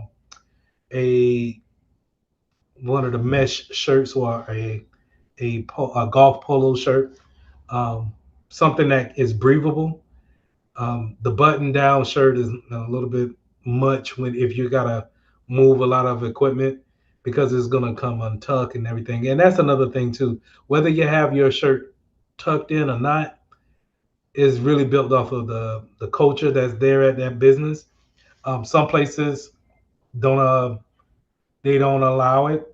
They want you to feel comfortable and don't want you to have your shirt tucked in. Some places it's not said, but it's also it's kind of the norm. So the one place I'm thinking about is banks. If you're going into a branch, then you kind of want to look appropriate to where how the tellers look and the individuals working in the office. You don't want to kind of go in there with your jeans and your untucked polo shirt, but just kind of read the room, see how your not employees, how your coworkers are dressing, and then that would determine what you would need to really kind of get when it comes to attire. Professional communications, take notes. This is big for me. And the reason why you want to take notes is that first year, if you're working in help desk or service desk, you may not run across every issue. Um, but eventually you will, and you won't have to take notes anymore. It just kind of be second nature. But taking notes allows you to always go back to those notes and allows you to solve problems a lot quicker. So, if you're not that person that's tickets are being escalated to, if you have a book full of notes that, every ticket that you did get to work on or did, excuse me, if you watch someone else work on that ticket and you wrote down notes for it, it will help you solve that ticket that next time it comes in. You can look at the ticket and read it and read the problem and say, oh, you know what? I wrote that down in my notes. You know what? I think this is what it's needed to actually solve this ticket. And now instead of escalating that ticket, now you can solve it at your level. And so take notes is really, really big for me. Avoid interrupting the customer. So according to what kind of customer you get. Maybe they need to be interrupted. And that's being real. But for the exam, don't don't interrupt them. Let them get out what they need to say, and maybe they may give you clues on what's the problem. But in the real world, some people you could just go ahead. No, let me not say that. Anyway, moving on. Difficult situations.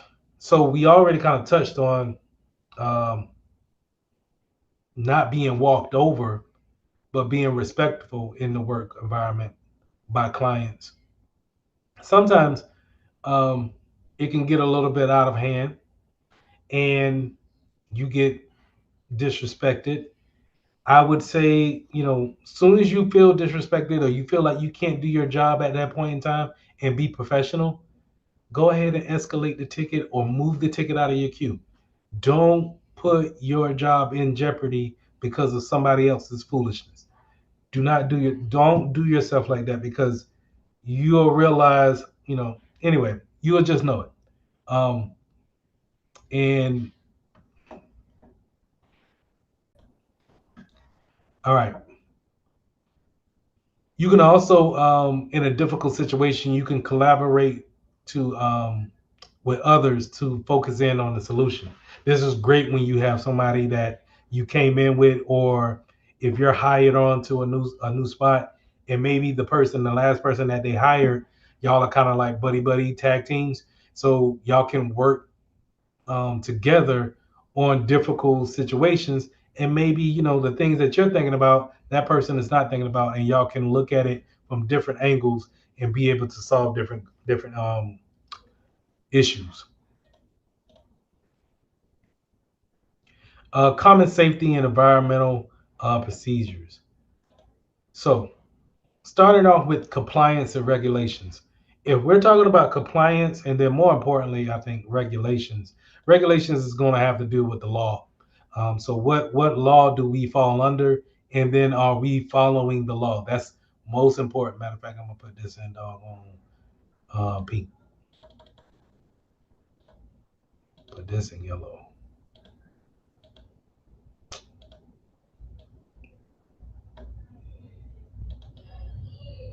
Put compliance in yellow, because regulations is always going to have precedence over compliance.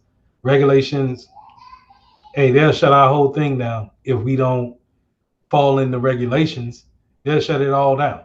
All right. Compliance, on the other hand, is kind of a slap on the wrist. They want us to go. Compliance is more like going along with the flow, right? But we still want to fall in line with compliance, because 9 times out of 10, compliance is going to fall in line with the regulations. But like someone always told me, is that being compliant doesn't necessarily mean that you're secure, and that's going into cybersecurity. But it is something that we want to make sure that we fall in line with. And so having compliance and building codes might be something that we pay attention to. Um, Given the fact of where we're at, maybe the environment, what product that we're working with, we may we may need to pay attention to the regulations when it comes to the environment. Of course, the health and safety laws are something that we need to pay attention to. HIPAA is always something that we need to be mindful of. And then if we have HIPAA um, data in our organization, how are we treating it? So keeping those things always in that fall in line with our regulations is real big. Electrical. Let's talk about electrical. We haven't talked about electrical or electricity since Core 1, but the main thing that I want you guys to understand when it comes to Core 2 and electricity is making sure that if you're working with any type of wires that's carrying hot behind electricity, make sure it's grounded, and make sure you got some stuff on that's going to be able to bounce that off. So something rubber, as far as being on a electricity mat, or having the electricity strap on your wrist. Making sure equipment is grounded is key. Or what I would say, pro tip, if it's got to do with electricity, you don't mess with it. That's out of your scope. Get somebody else in there that knows how to handle electricity to handle that. If you are in there, messing with wires, man, it's not a good day. They're running low on employees. All right, but electrical fire. So the one thing that we do want to talk about is that what type of fire extinguisher we need to use if we have a problem or a fire in our data center or around our.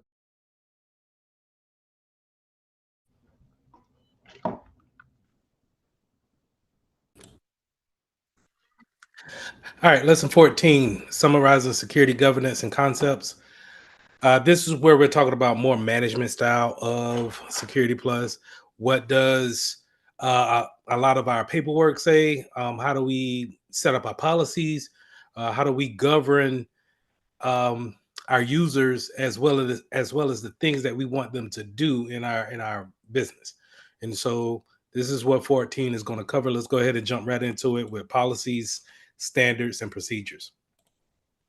So policies are going to be your main documentation that's going to govern um, how we actually or what we want to do with our data in our business. So it's going to say what we are going to create in a high level. And when I say high level, I mean from a 30,000 point view look down. You're not going to really see the minute things, right? You're going to see everything as a kind of a glance, right? So from a very high eagle's point, um, looking down, you're just going to set those policies up to say, hey, um, please act accordingly on our internet. And do not do anything that will cause any kind of criminal activities, things of that nature. Just leave it very high, because if someone does something that's very particular in a situation, it could be still covered by the policy and say, hey, we didn't really accept those type of actions on our network. Same thing goes for any other policy that really kind of, it doesn't necessarily get down to the nitty gritty, but it covers everything in a high level.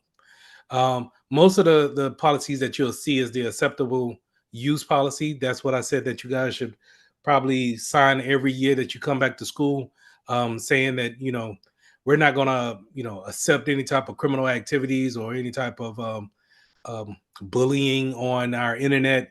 Things like that should not occur. And then you just kind of give a digital signature saying that you have accepted, well, read and accepted those rules. Um, but a lot of people haven't really implemented those things yet. The security policies are also going to be something that everybody should be able to acknowledge on a day-to-day basis, because the while it's you may have some things in the acceptable use policy that's covered by the security policies. The security policies will get more in depth with, um, hey, whenever you're sending an email, you'll use encryption. Um, Whenever you're browsing the internet, please use encryption. Now, they don't say necessarily to use HTTP, because then we're just talking about web browsing. But if we're doing about going about connecting to a computer via the web, then we're talking about SSH, or secure file transport protocol. So all of those things can be summed up by saying, hey, whenever you're on the internet, please use secure encryption.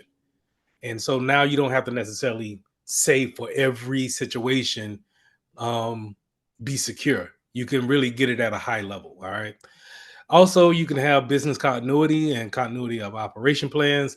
This is just kind of on the business side of it, not necessarily the security side of it. But how do you keep the business running? Remember, if you can remember when we talked earlier in Security Plus, it I was forming it as it's more of a business certification versus a technical, real heavy technical certification.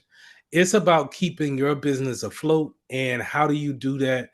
Um, so in order to do that, you got to understand what does the business do, and then how do you perform security on those actions. So those actions may be online, those actions may just be in devices, but it's up to us as security professionals to figure out what those things are. More importantly, when it comes to this business continuity, um, if we were to take away one of those elements, how do we actually keep it going? If you take away the internet service from your particular company, does your company cease to exist? Is it that's the only thing that you need to do in order for them to stop working? And if that's the case, then now you have a denial of service attack that can be self-inflicted, or it could be city afflicted, right? So let's just say, if you only got one internet provider in that city, and that city, that company cuts a fiber line, and then now nobody in the city has the internet, but your whole business thrives off the internet, and now it's a 2 week setback before you actually get back online, you could potentially go out of business in that time frame. So, a business continuity will allow you to set some type of plan up to say, hey, let's just put things in order for us to, if we're faced with dire times, that we can shift the business as we need to and continue to serve our customers. Same thing goes into disaster recovery, right? So whenever you have that disaster, forest fires or hurricanes, earthquakes, things that's, you know, the one thing that you want to do is make sure that human life is preserved first. But then if you're talking about a business, you want to make sure that the business is the data in the business is also preserved as well. But first, before anything, and I don't know if they're going to ask you at this level, but before anything, save the human life first. So in a case of, a fire in the office, make sure everybody gets out before you start throwing out the computers, and making sure you save the computers from from the fire. Make sure you get the people out first. All right, make sure you get yourself out first, and then worry about the company's business later. Again, when we're talking about ransomware from last night, or day night before, we should have backups, and those backups should be able to help us out throughout any type of disaster recovery.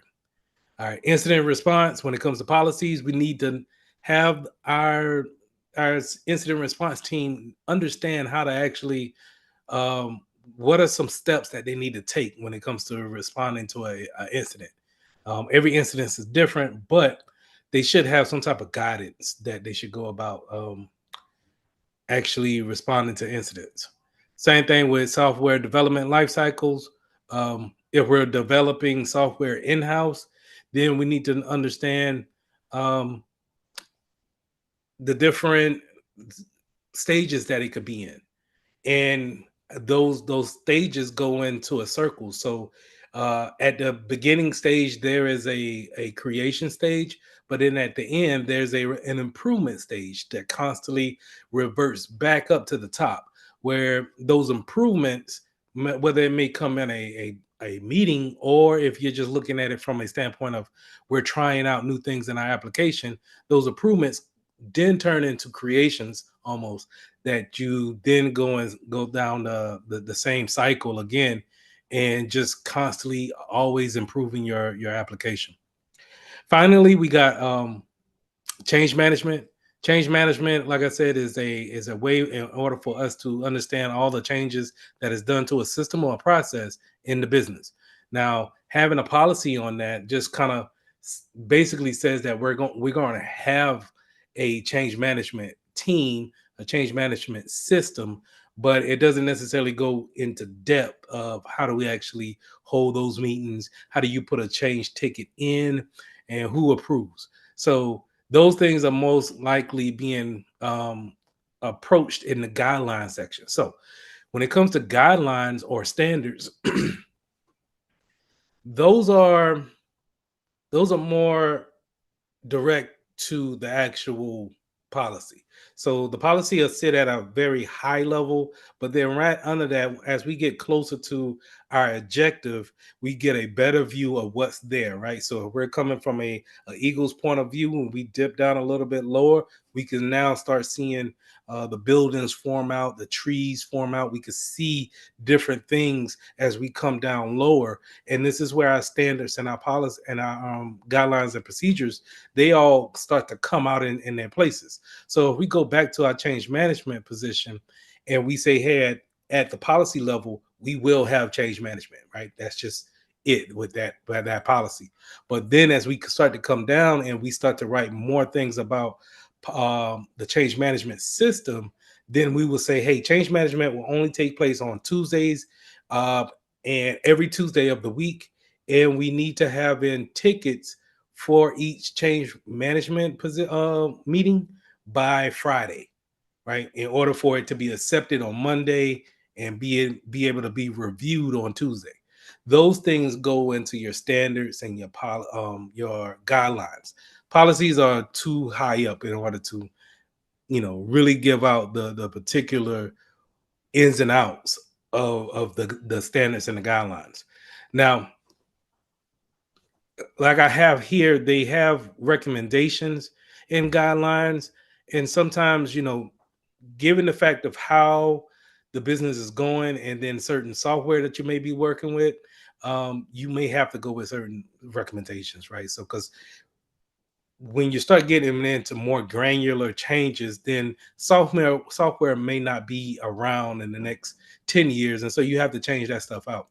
But this is where the place where you could do those type of things, and they're not written in stone, almost like policies are really kind of set in stone. This is what we will have, right? Now, standards sometimes in certain places, I know for the military, they carry that same type of weight of being a cross the board, no deviation standard, but a lot of times it still falls under a policy. Now, procedures are even more granular than standards and guidelines. They are step by step playbooks, so to say, or step by step cookbooks in order to actually show you how we actually do something. And so, some examples, or like how they have playbooks here. Um, some examples of that is onboarding and offboarding. How do we bring somebody in? So, what's the process? In a procedure, we'll know the process of accepting an application, calling someone for a first time initial interview, calling someone in for a first time sitting interview. Maybe we do a second interview. Maybe we go through offering them an offer letter. Once they accept the offer letter, how do we go and put them through orientation? How long will you be in orientation? In that process, that could be subcategory out to, once an employee is in orientation, how do we give them equipment, PCs? When do we create their user account? When do we give them permissions? All of these things come into play. So it's not just the HR team developing these things. The IT team needs to be in play too, where once a person is accepted a position at the business, um, a ticket should automatically go to the IT team in order to create their account and give them a PC of some kind, right? We'll assign those. And so procurement needs to go involved. Maybe we need to buy them a computer. Maybe we need to get them not just a computer, but monitors and a mouse and keyboard. Um, Maybe they need a phone, a mobile phone as well. So all of these things we can list out in our procedures, and it those things can always change too. They don't have to necessarily stay in stone, because as we evolved as a company over time, we will change how we bring in people. Like for instance, imagine how much you had to change when we had the big COVID implementation, and everybody had to stay home. Well, instead of you coming in and getting your equipment and sitting at a desk, I had to come up with a different procedure of how do we hire someone that's remote? How do we get them set up? What equipment do we mail out to them? How do we understand that they receive that package? And more importantly, if you really think about it, how do you set that person up on an internal network remotely if they never came into a business to actually log in? Do you set them up on the internal network and then send it out, having them just type in their username and password that you give them, or do you join the computer to the domain after they have set it up? Do you It's a thousand questions you can ask with that. But anyway, it's all about how um, a company is actually set up in order to do all onboarding. That's just onboarding. Offboarding is just kind of the same thing, right? Where it's so many different steps that you could go in. How do you handle someone who gives you a 2 week notice versus someone who just up and quits? Someone who is disgruntled and then quits. Someone who's been escorted off the premises for fighting. How do you handle all of those things from an IT standpoint, but then from an HR standpoint too? How do you handle someone who unfortunately passes away? So all of these things go into our procedures when it comes to offboarding, background checks when it comes to onboarding. Um, what are we actually checking? How far do we go back with our background checks? Does our background checks really influence if we're going to hire them or not? Do we do background checks before we do a final offer letter? You know, do you if you do an offer letter and then do a background check and realize that you this is someone that you might not want to go with, can you retract that offer letter? Service and software provisioning, that's just more of a, just how do you actually buy software? How do you go about telling how much money you can spend on software? Desktop deployment is really just understanding the procedure of, again, that onboarding system of how do we give a new user a desktop or a laptop? How do we deploy a tablet? you know Once you give that information, or once you get that device out, how are you tracking those things to make sure that they're not losing it, or it's not ending up in the wrong spots? They even got procedures on how to go live, right? If you're a part of the social media team at work, uh, there could be some procedures though on how to what are the procedures you check before you actually go live. Do you check your background settings to make sure that you're not giving away any more information than what you would like at work? Are you allowed to go live at work? Maybe not. Maybe you have to go to a secluded area and then go live. Do you even want to Does the company wants to be represented in it live? Because the thing about going live on social media is that uh, there's no takebacks. Yeah, there's no takebacks. Whoever sees it. And while you may be able to delete the video after the fact, again, it never really goes anywhere. And then again, you can't take away things that's live. So if people got it edged into their memory that you was wilding out on a live, then maybe we write something in the procedure. Maybe we only want certain people to go live. Um, After hour support. So there's a procedure for that. What do you do? How do you help somebody after your shift is over? After we're closed for the business of day? Should they receive any help, or should we, kind of cut the conversation short and say, you know what? I understand that you're working on this, but let's tackle this in the morning. There are ways of doing that, and employees have to understand that. Industry standards. So some standards, again, they are just as strict as policies. Your ISO 27000 series and the NIST 800 series is something that you'll see on a lot of applications, and these series are it's got to be thousands of pages of different standards that a company will adopt in order to uh, uphold their IT posture. Okay, and a lot of times they use this to uphold their cybersecurity posture as well. And so it's not just enough for us to say, "Hey, we got a firewall, we got some antivirus, we got some people that's watching the logs, we good to go." Sometimes standards like these will go to the actual, where do you need firewalls at? Where do you need your endpoints at?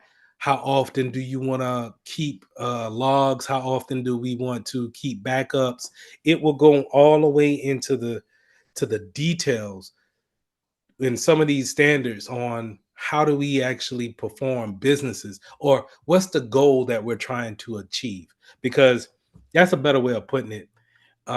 You're not going to hit every goal every year, and sometimes, you know you could have a goal. Let's say NIS 800, the 800 series, will say, hey, NIS 853, say, use two-factor authentication for every online account that you have. That sounds great. um, and it may be something that you want to implement. Now you have to now step back as a company and say, okay, what accounts do we use online? That's a daunting task just to kind of figure out all of the applications that you use online.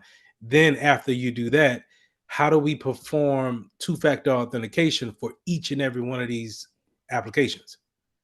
So it kind of may give you some standards that is a little bit um, far-fetched, or a little bit, out of the reach of what's fathomable. But it's nice to have these standards here that we can work to. Now, some cases you ain't got no choice but to follow the standards, and that's PCI DSS. Because if you don't follow PCI DSS, which is dealing with credit cards transactions, your company does not have the right to offer any type of credit card transactions services. So if you're not PCI DSS, and you look at their standards and you're just not there. Let's just say you don't have a security awareness training, you don't have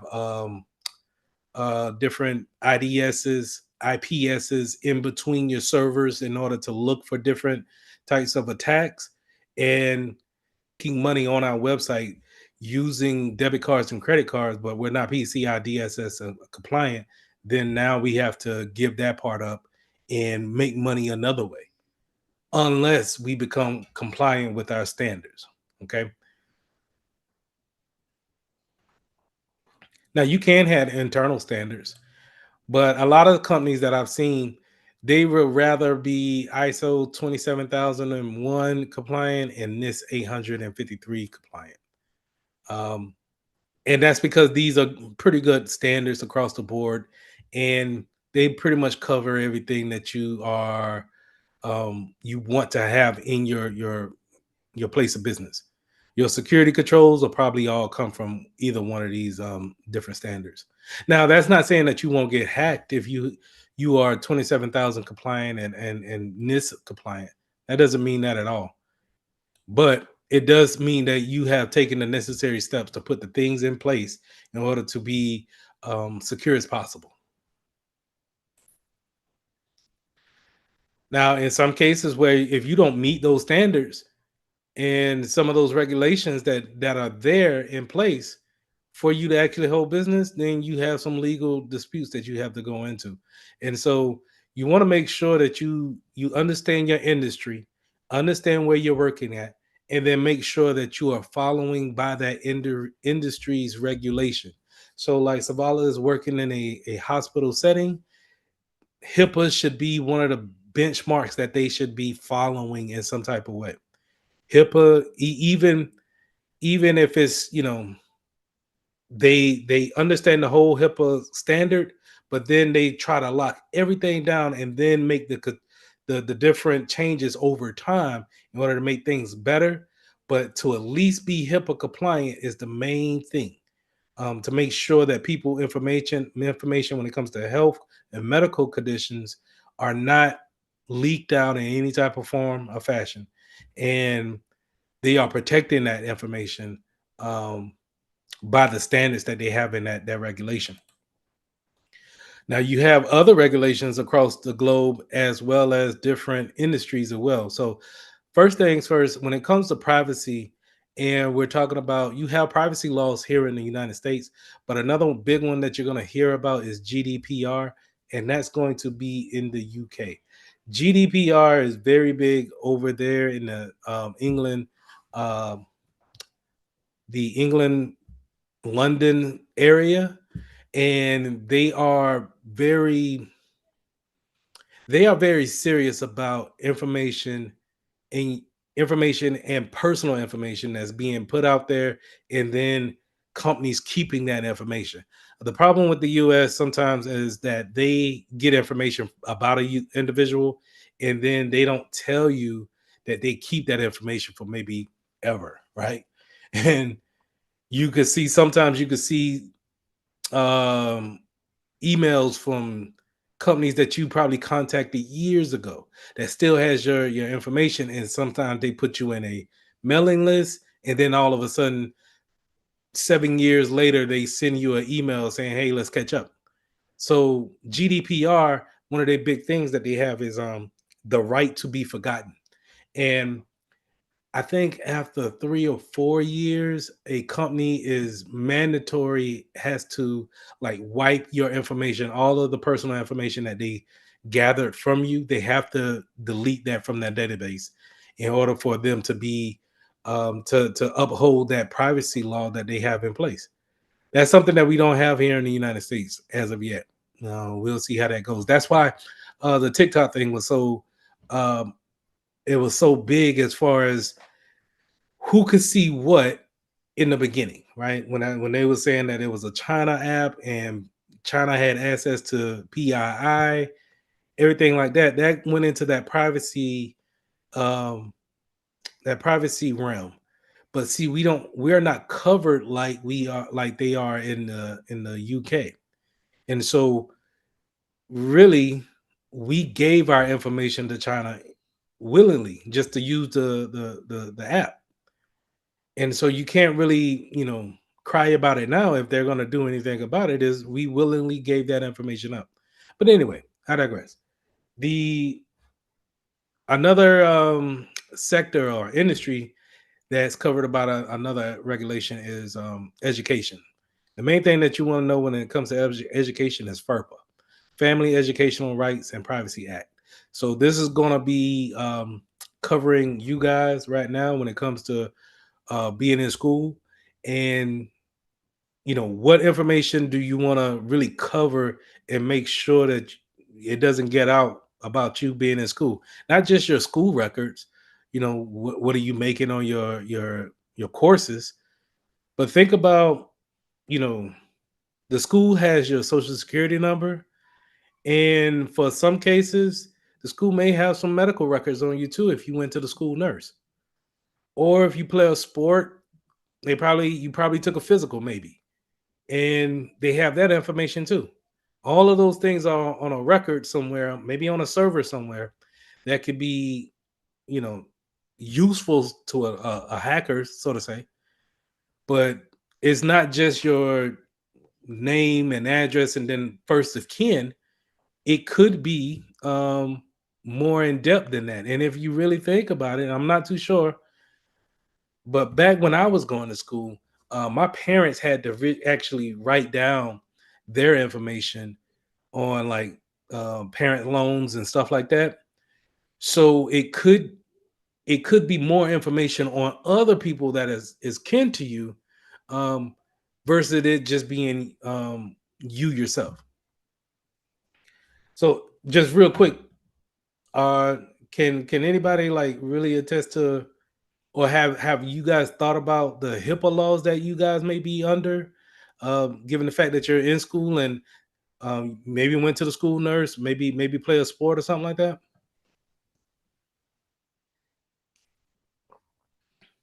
I hear HIPAA every day, so I'm already used to it.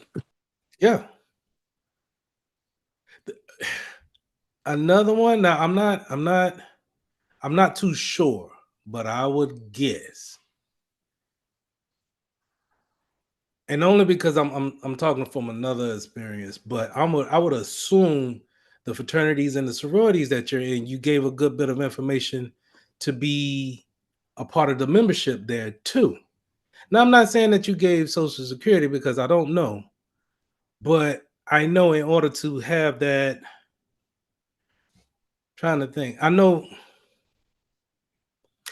maybe. I don't want to speak too much on something that I don't know, but I know that when you start really thinking about all of the extracurricular activities that you guys may have, is that you're not only just giving out information to the school, um, but in the surrounding things that come into the school as well.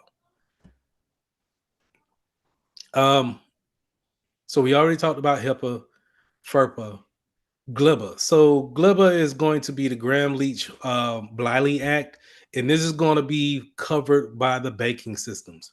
Um, so the banking, when you really think about um, any one of these sectors, this is typically where you're going to see a lot of the PII, the personal identifier information, come out in more cases than most, in more industries than most. Because think about any type of loan that you got to get, they're automatically asking for a social security number. Any credit card that you get, it's going to be a social security number. Um,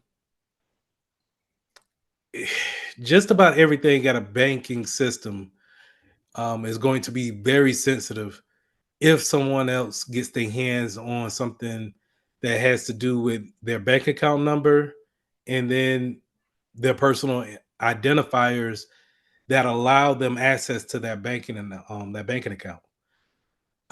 That's why it's so important to understand that being under these standards will allow people to have some type of peace when it comes to putting their money into a particular bank and being able to understand that the money that they put there is going to have the integrity and not be changed over time without their you got to have some type of backing if something something was to happen to a bank where the money, let's say if you put 4,500 in there and then all of a sudden they say you didn't have 4,500, you have $450. um there's a type of integrity that needs to be there to where if that was to happen and they know that it's on them, that they will be able to reimburse you up to the last full amount that you had. This is covered under the Grand Bliley Act. Now, when we're talking about now we already talked about PCI DSS, which is payment card. But when we're talking about government security, we talking about FISMA. FISMA is going to show that everybody who's doing any type of business with the government, um, whether it be contracting or working directly in the government, whether it's the armed forces or at the Pentagon, FBI, what have you. If you have some type of eagle on your ID card, you're probably going to be under the FISMA Act. Now, this is the most strict um, um, industry that I know when it comes to cybersecurity. They're going to make you do your training. You're going to have mandatory training, and I want to say that mandatory training is monthly, and then everything down to the passwords is going to be um, full blast. So you're talking maybe 16 characters long with no words, all different letters, no corresponding word letters, so no double s's, no double t's or anything like that. It has to be different letter or number each digit for 16 of them, and then you're going to change that every 90 days. So they stay strict on those type of things because if not, it's easy for them to, is if not, then it will be easy for someone to get to top secret information and put that information out. I could just imagine if someone was to put out any information on Area 51 and it be legit. And so I can see the government having a fit. But anyway, moving on.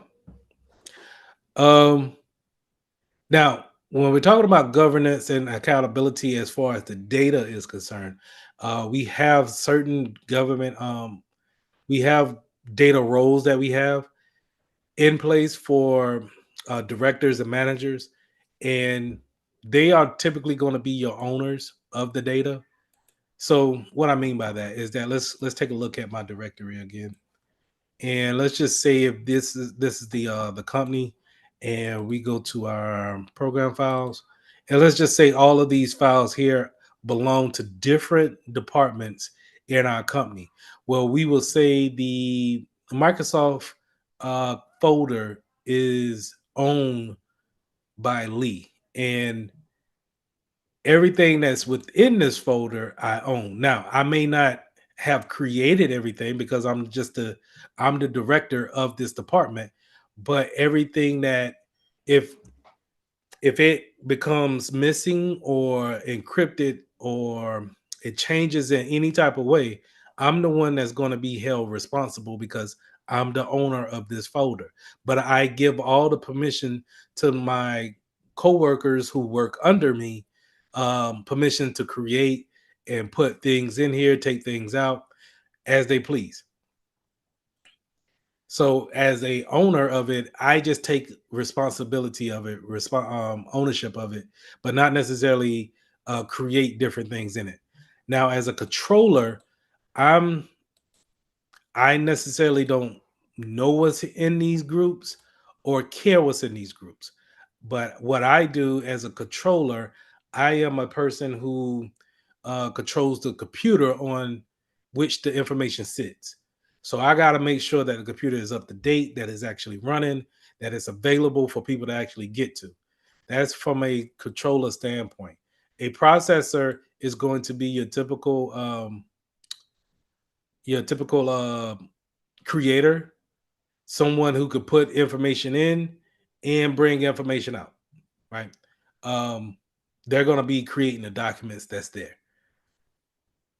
Then your custodian is going to be similar to your controller as far as making sure that the system is up and running, but they're also going to answer any type of questions that come along with it. Any type of tickets that need to be open, your custodian can take care of that and make sure that we are running on a day-to-day basis of that our machines are being able to be available to be reached. And then if they got any questions, if the controller or the processor has any questions about it, the custodian should be able to answer those things.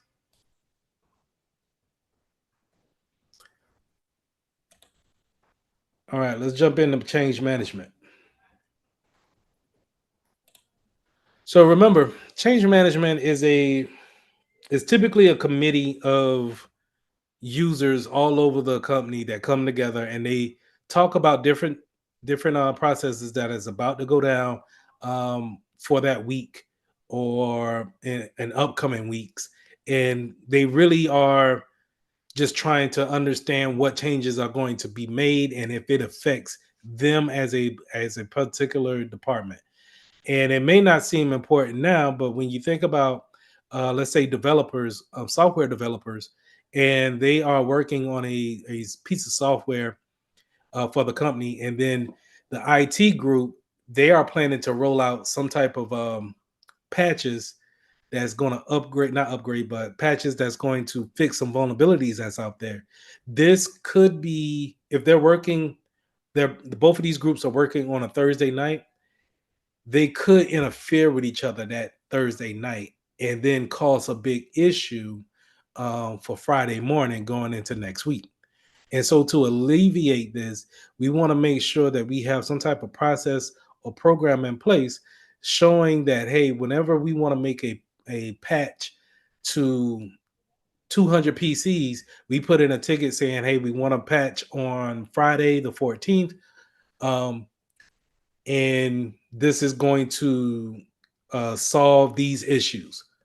And then once we go to change management, we can put that ticket on a kind of like a whiteboard, or in my case, I look at it on a screen share, and someone reads it out in a Teams meeting, and we all just kind of look there. And if the development team sees that the patches are going out on the 14th, and they have something that they want to do on the 14th, they can say, you know what, can it wait because we have something more mission critical that we cannot have any hiccups for? We can't run into any problems. Can you wait until next week to run your patches and let us go ahead and finish the development of this application? That change management process seems to be simple, but it's just a real well thought out way of communicating with different departments on what's about to happen in the company. And it's not just patches, right? That same software development team may roll out a different font that night and just say, hey, we're rolling out a new font to the application. It's going to cause a downtime on our server for maybe 2 minutes. So please be aware of that. If you got anything that you're working on at that time, um, just be aware that the services will be down at a particular time. And we're all familiar with that type of service downtime. You may go to your favorite website and it says, this service is not available for right now, um, due to maintenance. And they just kind of put up a blank sign, right? But on the back end, that server is probably being cycled through, or the changes are being made. That process needed to go through change management so people could be okay with it. All right. And that's just, really just telling your teammates how we're working and what are we working on, and making sure that we're all on the same page. Also, other things that we could go over in the change management process is rollout plans. How are we rolling these things out? When you start working for these big companies, it could be you're working for 10,000 users, 500 users, which is still a lot. 200 users is still a lot, because even if you're working with 10,000 users versus, well, let's say you're working with 200 users, right? That's still a possibility of 200 users not being able to work the next day because you rolled something out improperly. And so you want to have some type of mind process of how you're rolling out information. Um, what we use nowadays is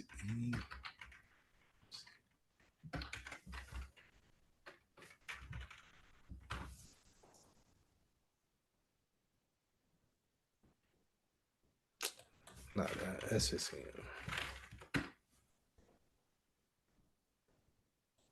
they changed the word to configuration manager, but um,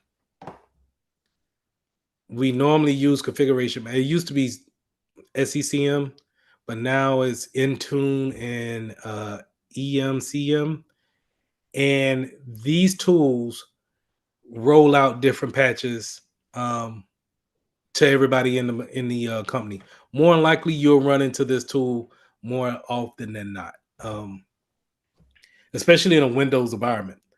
And but SCCM should be able to see Mac OSs as well. Now, when you're rolling these things out, even if you have like a 200 users that you want to make sure that we are rolling out a different application to. Let's say we want to roll out VMware, that application, or Wireshark to everybody's PC at night, and we got 200 users that we want to perform that to. Instead of just rolling that out to 200 users all at one time, we just break it down to um, 50 a piece, and we roll it out to 50 people, and we roll it out over 4 hour span to make sure that those 50 users all get the same application, and we give them time to install the information and then reboot if needed be. Because that's another thing when it comes to these maintenance windows and actually pushing out applications. There's a tendency that when you install something on a Windows PC, it is not done until it actually reboots. That's why a lot of times it may sound cliche for people to restart a machine, but sometimes when you get new software, even in a patch, it's not completely done and ready for work until it's actually rebooted. And so if you're going to roll out that application, roll it out to 50 users, make sure they reboot, and then you hit your other 50. And now you got 100 done. Now you just need to do another 50. And in 2 hours, if all things go right, you got 200 users that you touched that night, and everybody's rebooted, ready to go for the next morning. Yes, sometimes in some cases, you may have to work late that night, and I'm talking maybe from 7 o'clock evening to maybe 1 or 2 in the morning. Is really according about how many users you're using, you need to roll out to, and you may need to go to work the next day. And some employers don't allow you to come to work the next day, but in some cases you may have to, but just because you want to see if the rollout actually happened, and I mean, is it any type of kickback the day after, and you want to see if you need to roll back any type of um any type of applications, which brings us into backup plans. So going back to the rollout plan, if you roll out 50 and 21 of those machines just kind of crap out, they are unresponsive. You don't know what's going on with them. it's just it's just not starting off with the good thing, right? Then you need to stop your deployment and then go to your other plan that you have there, which is a backup plan. How do we roll back what we just did? How do we make sure we fix what we did because we didn't test this out properly? And we need to roll it back in order for someone to come into work the next day and work. So you need to have your backup plans written out to a T and understand what's the, when to go to those things and when to, not just kind of hold off on it. So even if it's like 13 PCs that's kind of, didn't take the software, maybe you look into why. Maybe it's they needed a reboot, maybe they went online, whatever the case may be. But if you got even like 13 out of the 20 that you, I'm sorry, the 50 that you deployed to, 13 is kind of still over a 10% margin for me. So I'm still kind of weary on that. And if the second batch I still get another 13, then I'm probably going to stop there and see what's actually going on and hold that change for another day. Also, you may have heard me call these maintenance windows. So these maintenance windows are not just for rolling out applications or doing any type of patching for the company. The maintenance windows could be for, uh, hey, we need to change something in our software. Nothing too big, maybe about 2 minute change. But that 2 minute change or in the configuration is going to cause a downtime and needs to reboot, right? So that maintenance window is there. And you'll put it for the whole night, but you may just need 20 minutes at the most, right? So all of them are not bad and they're not you know, nightmares to do. You'll be actually glad that you actually have a change management system in place. Because if you didn't, and people were just making changes whenever they felt like it, then the things you have in place one morning could drastically change the next day, and you have no idea about it, or um, something changes for someone else and they ask you, hey, what is the problem here? And you're actually blindsided by the change and you didn't see any of this coming. But a change management kind of brings everything to light. All right, let's talk about allowed and blocked list or changes. So they used to call this a white list and a black list, but over time they have changed the name to allowed and blocked. And they changed that name just, for the times that we live in, which I'm not mad at. But a lot of times you may hear older technicians call a block list a blacklist, and then a white list to be an allow list. Okay, so just understand that some people are trying to get away from the terminology and use allow and block, but just know that those two are what it is.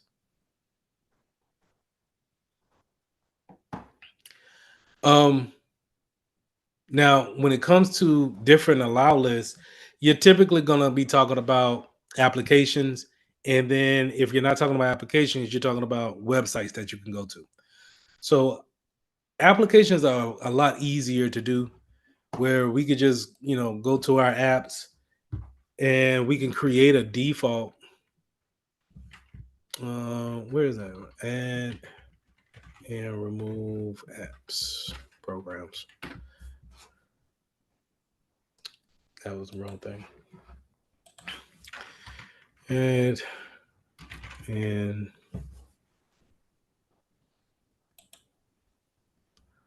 so if we're working in a spot, we can as an IT department, we could easily go through a default workstation that we want to use, and we could say, "Hey, all right, let's just go ahead and make out a an allow list and put down what we want to keep here, and we'll make that to be the standard across the board. Make sure everybody can at least have these applications, and we'll create a block list that if or a deny list that if you put anything that's not on the allow list, it's not going to be accepted, or you need to have an exception put in order to have that software downloaded onto your PC.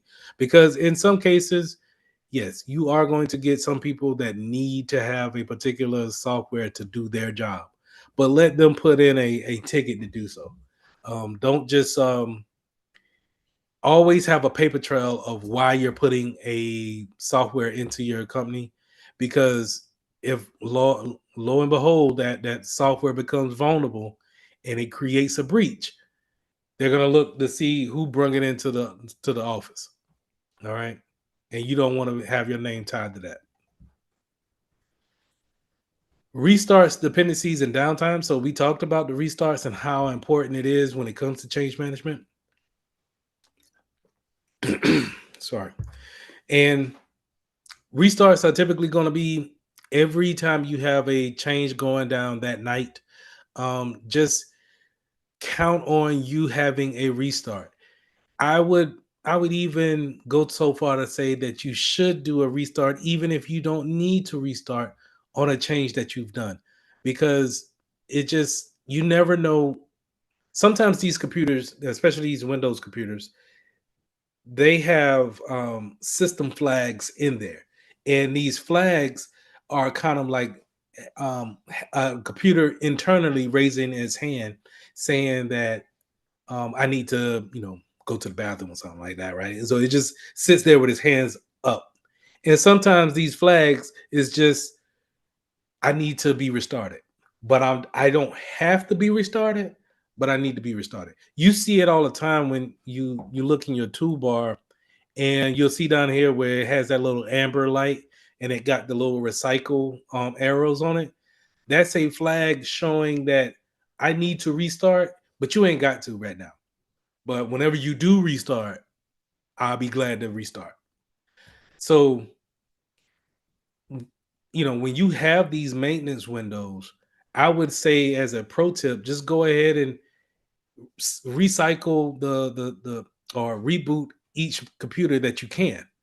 It's Yes, you may run into some issues where sometimes people leave their computers locked and not necessarily shut down. So if you recycle those machines, you may lose some information. That may be a thing. I'm not going to say that it's not. But I would also argue, if that's the case, then make sure that you put in a reboot every Sunday at 3 o'clock. So whoever leaves their computer on the network at 3 o'clock, whether it's in the daytime or night, just have it recycle, do a power cycle, and reboot and clear any type of flags that may be there, so it can run smoothly throughout the week. The problem with that will be these legacy systems and applications. Sometimes these old systems that can't nobody do nothing about them, and they're just too old to take them out, and so it's a cornerstone of the doggone business. Rebooting those machines will be a nightmare. Excuse me. Rebooting those machines will be a nightmare, and they are typically only mastered by a handful of people. And so if you are aware of those machines, um I would stay away from them and get the people who understand them to reboot them if they can. If not, then just let them be. But just, typically these legacy systems that, they can't do anything about them, they're just out here just to be old. They shouldn't have any type of internet access to them, because if they do, then you're in a world of hurt. All right. Documentation and version control. Documentation is greatly needed, um, and it's a underappreciative skill. But if you have the documentation, I think you could bring in more new people into your team and they can be able to get up the speed a lot quicker than this, waiting for experience to kick in and them to actually go across the problem 3 or 4 times in order to understand what to do next. Documentation can help people out through that transition of being a new person at work to being an experienced person at work. But like I said, it's an unappreciative skill because not everybody does it. It's too many times where I've seen people go to work and we just trying to get through the end of the day, and documentation is not part of that day. We're just not trying to, because it takes a lot just to kind of write down what's the steps to updating your cell phone. If you really think about what are the step by step steps, and then maybe throw in there what to do if this happens, what to do if that happens, um, and it could take away some time from you, and that could be precious time that you're solving another issue or what have you. So, um, with the change management, going back to change management, if you documentation should be a must, and you might want to have that before you go to the change management meeting. Um, but you want to have that documentation on hand when you're making a change, just in case you run into any issues. You can make the switch on the fly. Now, let's talk about version control, right? So when we're talking about version control, we're talking about typically we're talking about an application having some type of dang, I just had it. Talking about applications having some type of version attached to them. And so you'll see here how I got 3.2.0, 5.9.13, 4.204. These are version numbers. These typically go up over time, right? And let's just say let's take the EA app for example. The EA app would say, hey, the version number is 13. Matter of fact, let's do this. No. The version number is 13.380.0.5893. And let's just say they come out with an update on tomorrow. It will, depending on the change that they're going to make, will depend on the type of version number that they go up. What do I mean by that? If they keep everything the same 13, the same 380, the same 0, and then change in these last octet here, change the 5.8, keep the 5.8 and the 9 and change that to a 4, then that's a very minor change that they made to that application. And so as a IT department, since that application is since that change was so minor, maybe we shouldn't have to, maybe we don't have to update it. We don't have to necessarily go to the newest version. It's really not a major change. A major change will come if that 380 change into a 385 or 381, just to kind of keep it in the sequence. If that, all of this changes to a 0 and then this goes up 1, since it's one octet from, well, one decimal place from being into a whole number here, this is going to be a very significant change. And we may want to think about changing over or going up 1. Now, if that was the 13 was to change to a 14, that is a major change. You're typically going to see on a major change a whole different application. So to make it, let's go to the Aurora here, the Aurora service. This 3, if this 54 changes into a 55, we may not want to update it, right? Minor change. If that '07 changes to a '08, maybe we might look into it. But definitely, if that 3 changes to a 4, then we definitely want to make sure that we look into the changes and then we go ahead and make the changes if necessary. Now, Let me show you something. I think I'm gonna go with Brock. See if I can find it fairly quick.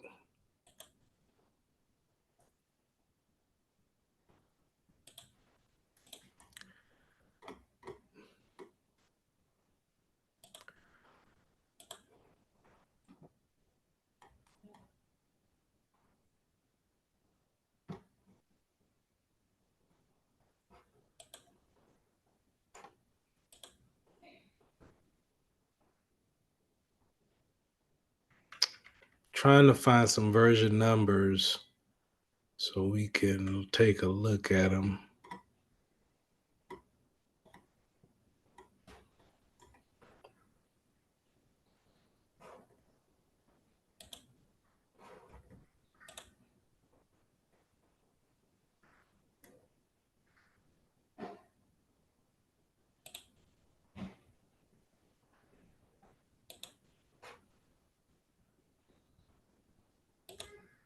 Bear with me.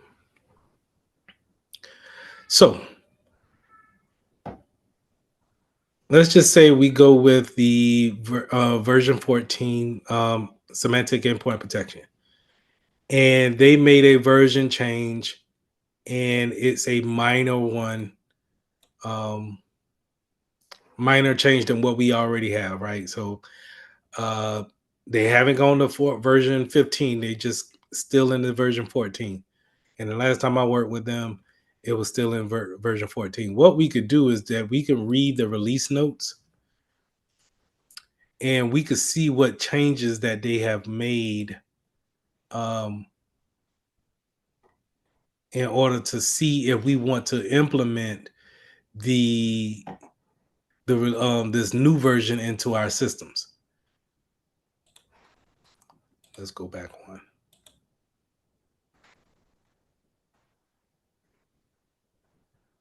And this is typical whenever you're implementing any type of new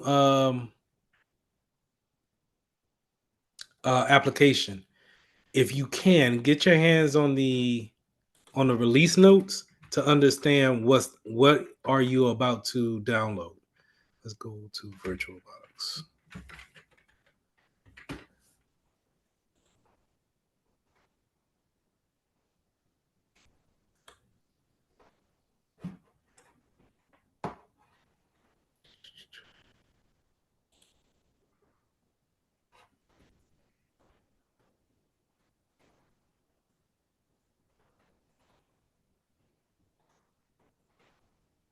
Trying to see if there's a. This will probably be in this one. But your release notes will look similar to this, a PDF form, and it'll be just, with the table of contents and everything like that, and it will just tell you the changes throughout this PDF file. Um, all that comes with the software that you're about to download. All right. So always remember that the release notes is going to be your best friend as far as what you're downloading, and then if it's worth you actually going up to the next version. With that being said, having the bleeding edge version is not necessarily something that is industry standard. What I've learned to be industry standard is having one version behind the latest and greatest version. And so if you're like in that semantic example, if semantic goes up to version 15, and everybody's celebrating the new version of 15, then we're not, as a company, we're not going to download version 15 until they come out with version 15.1, right? So that's a significant change. It hasn't did a major change because it didn't go to 16. It went from version 15 to version 15.1. And so we will then go and get version 15. And the reason why you want to do that and stay one behind is because if there's,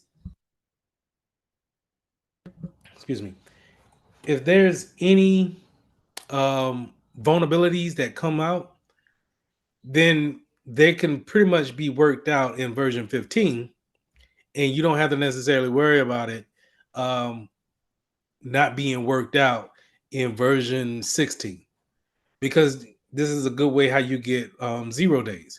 And y'all see me clip this piece right here. See how, in February, Patch Tuesday had fixed 4 0 days and 55 flaws.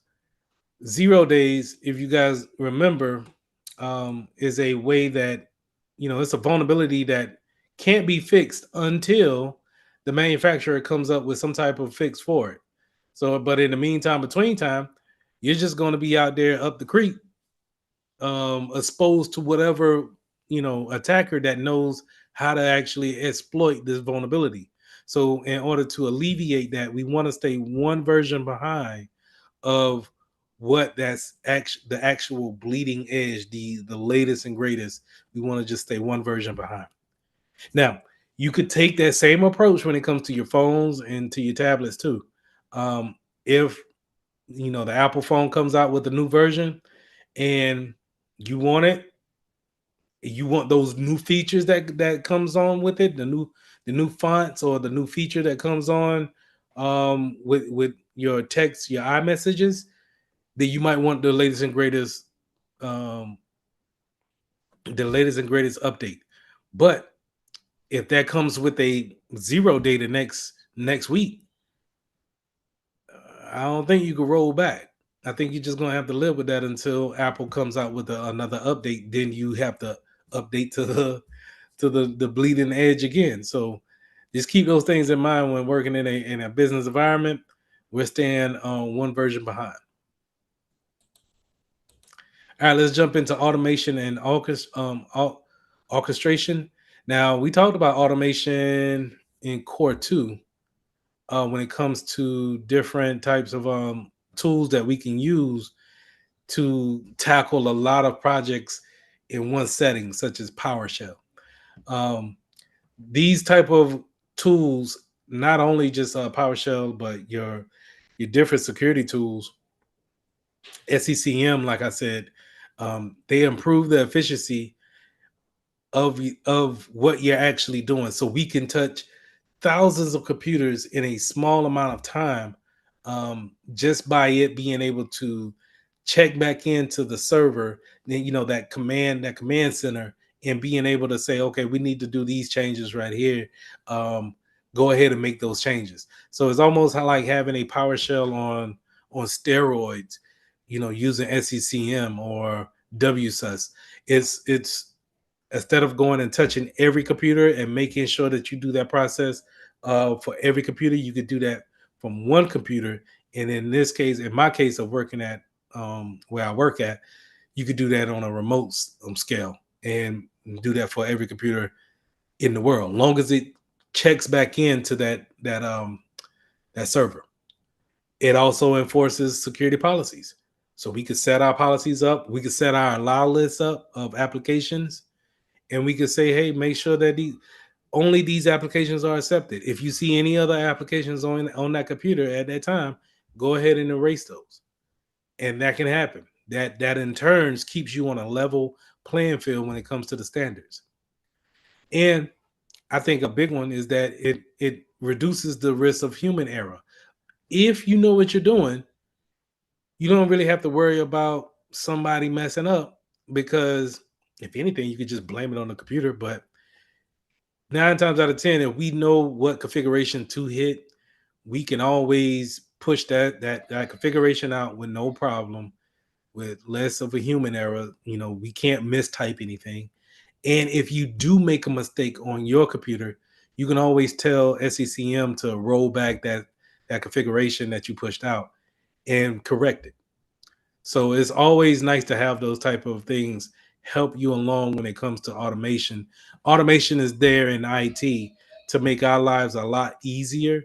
But this is not automation is not AI, right? AI does a lot of things for us, but we have to show AI what to do. And then once AI is able to do that on its own, then it becomes machine learning. And it looks at the changes and then makes the changes on its own based off of the configurations and the past experiences that you taught it.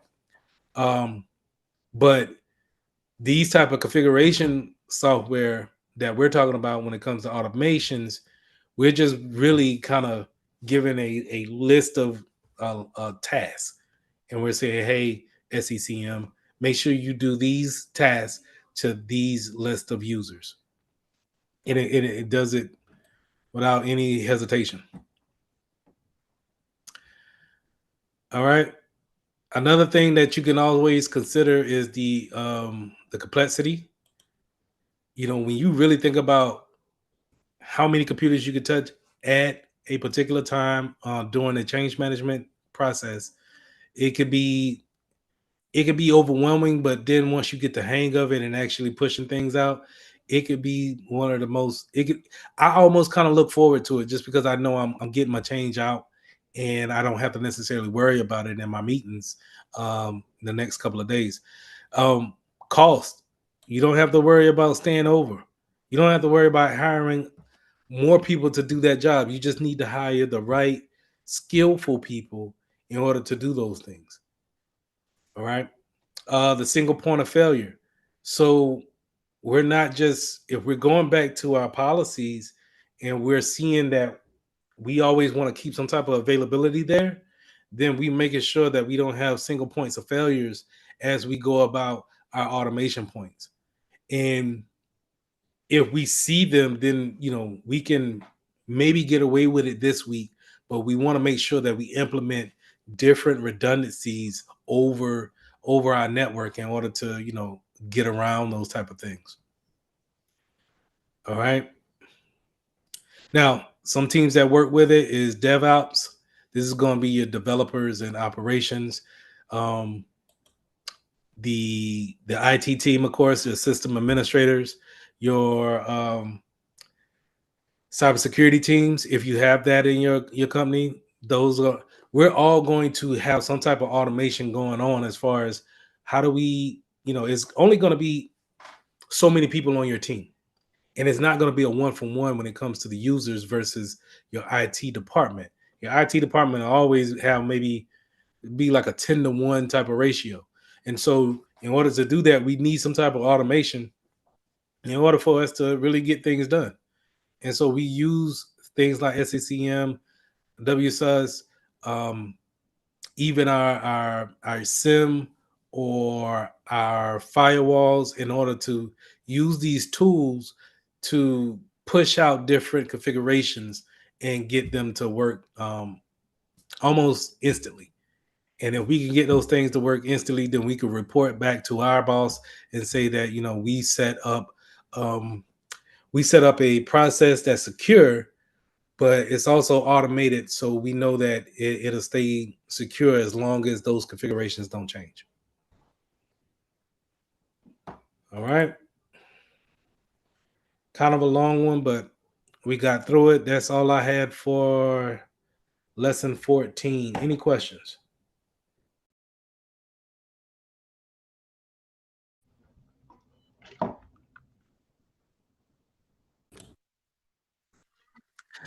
All right, lesson 14, summarizing security governance and concepts.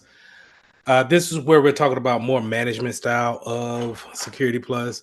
What does a lot of our paperwork say? How do we set up our policies? How do we govern um, our users as well as the things that we want them to do in our business? And so this is what 14 is going to cover. Let's go ahead and jump right into it with policies, standards, and procedures. So policies are going to be your main documentation that's going to govern um, how we actually or what we want to do with our data in our business. So it's going to say what we are going to create in a high level. And when I say high level, I mean from a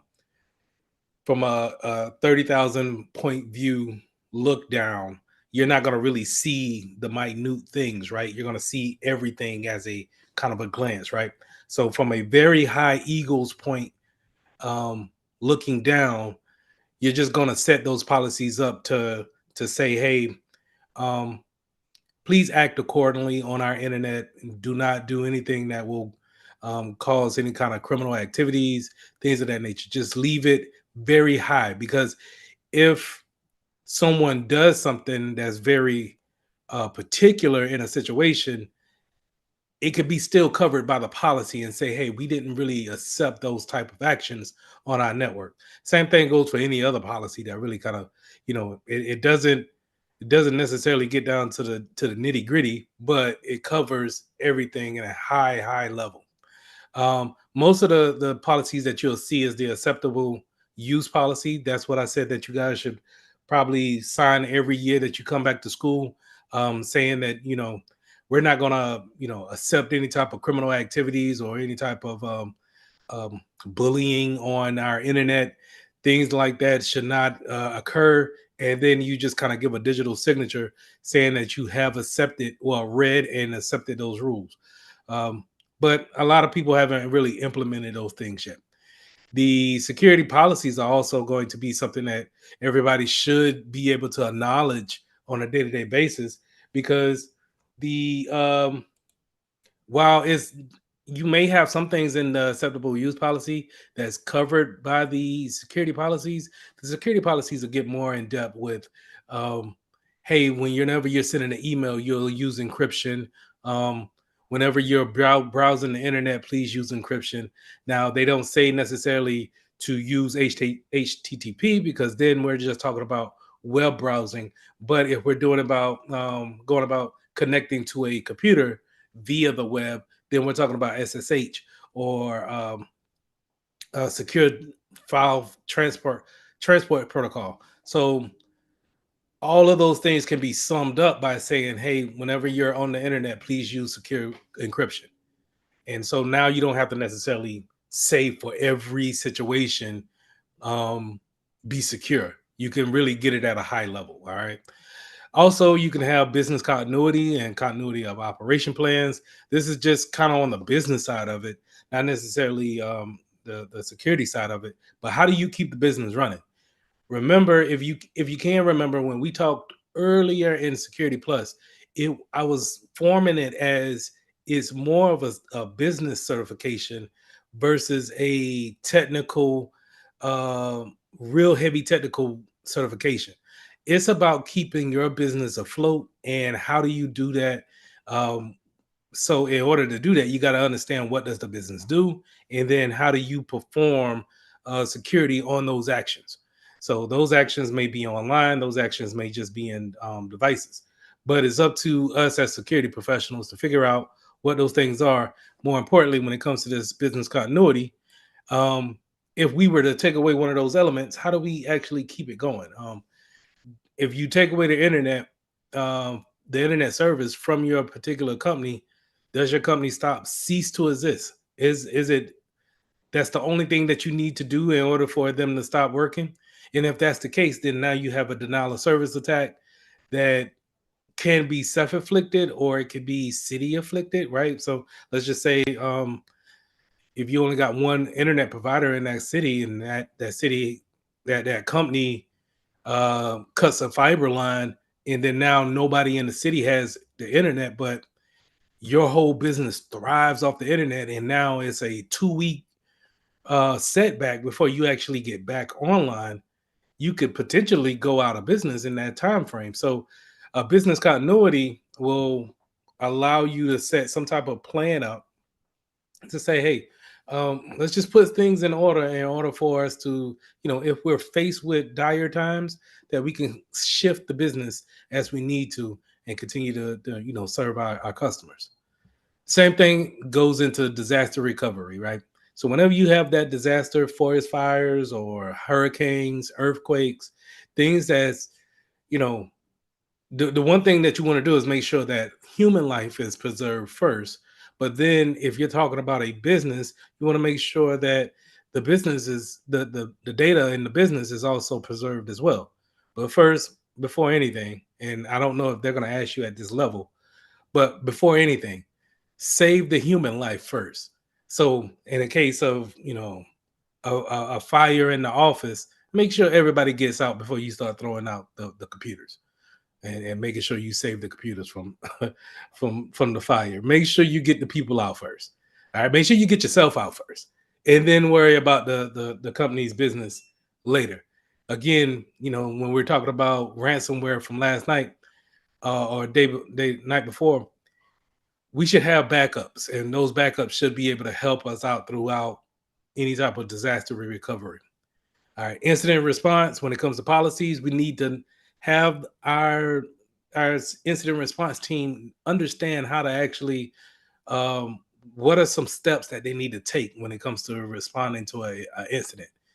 Every incident is different, but they should have some type of guidance that they should go about actually responding to incidents. Same thing with software development life cycles. If we're developing software in house, then we need to understand um, the different stages that it could be in, and those stages go into a circle. So at the beginning stage there is a creation stage, but then at the end there's an improvement stage that constantly reverts back up to the top, where those improvements, whether it may come in a meeting, or if you're just looking at it from a standpoint of we're trying out new things in our application, those improvements then turn into creations almost, that you then go down the same cycle again, and just constantly always improving your application. Finally, we got change management.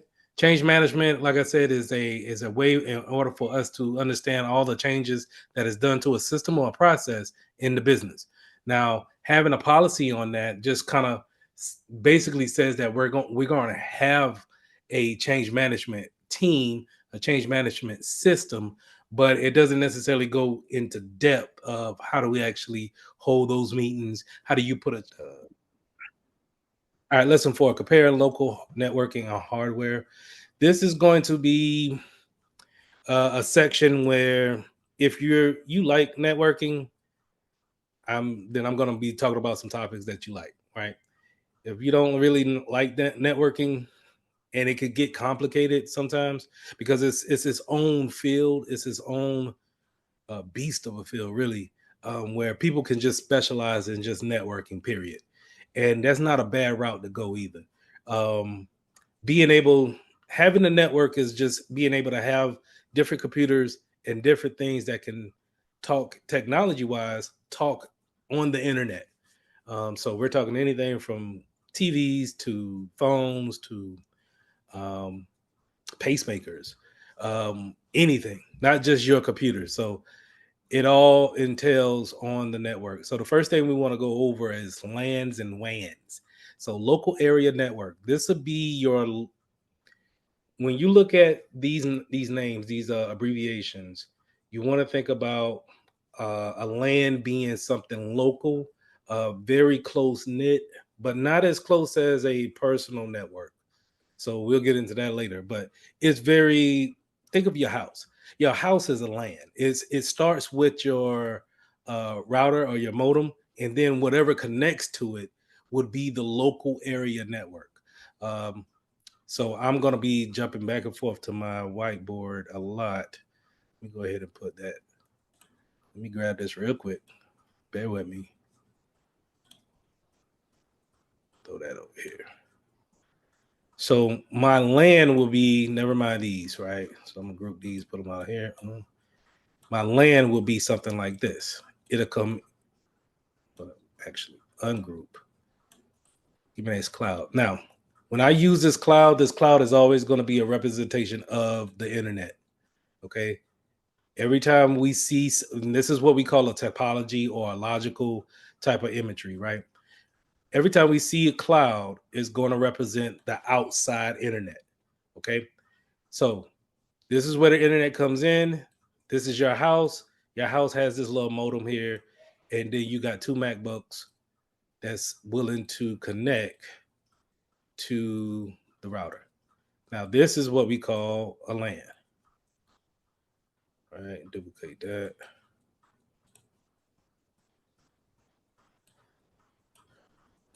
This is technically a LAN, right? And then we say one more. and just to make it all together. All right. That's going to be anything else that joins in, whether it be a phone,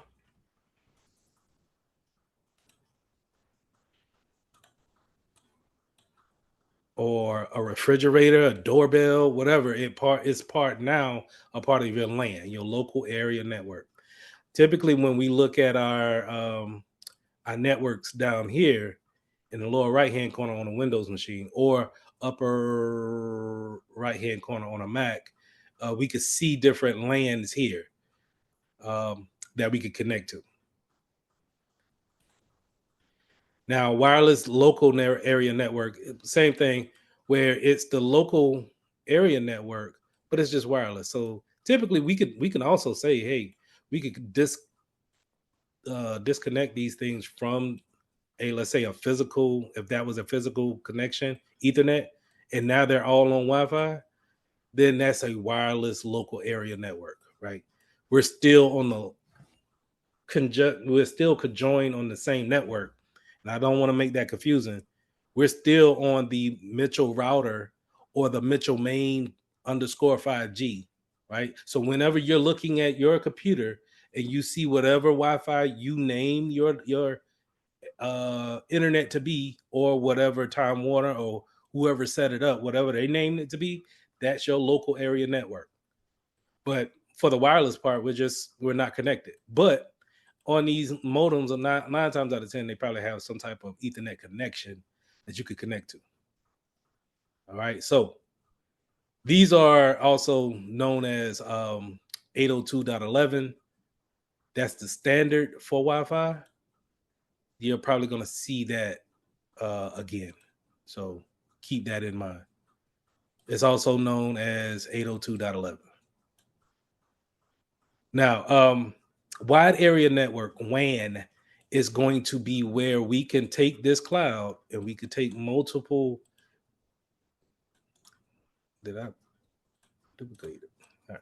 We could take multiple buildings and we could connect them together, right? So what does that look like? Is kind of like this. So we could say this is in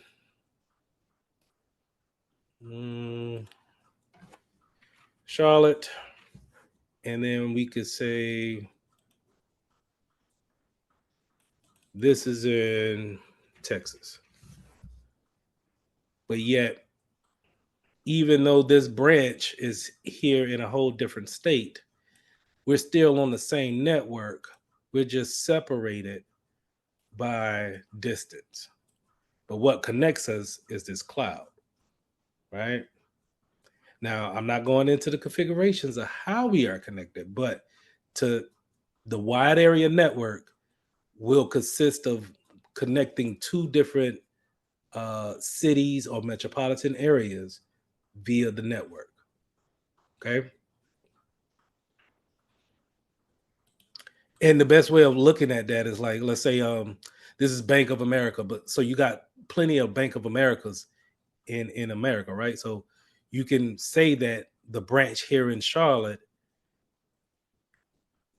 can open your account, but let's say if you fly to Texas that next day and you go to Bank of America there, you want them to see the same information of the bank account you just opened, right? How they do that is through a wide area network. They have it configured to where now they don't necessarily have to dig a particular Ethernet cable all the way from Charlotte to Texas.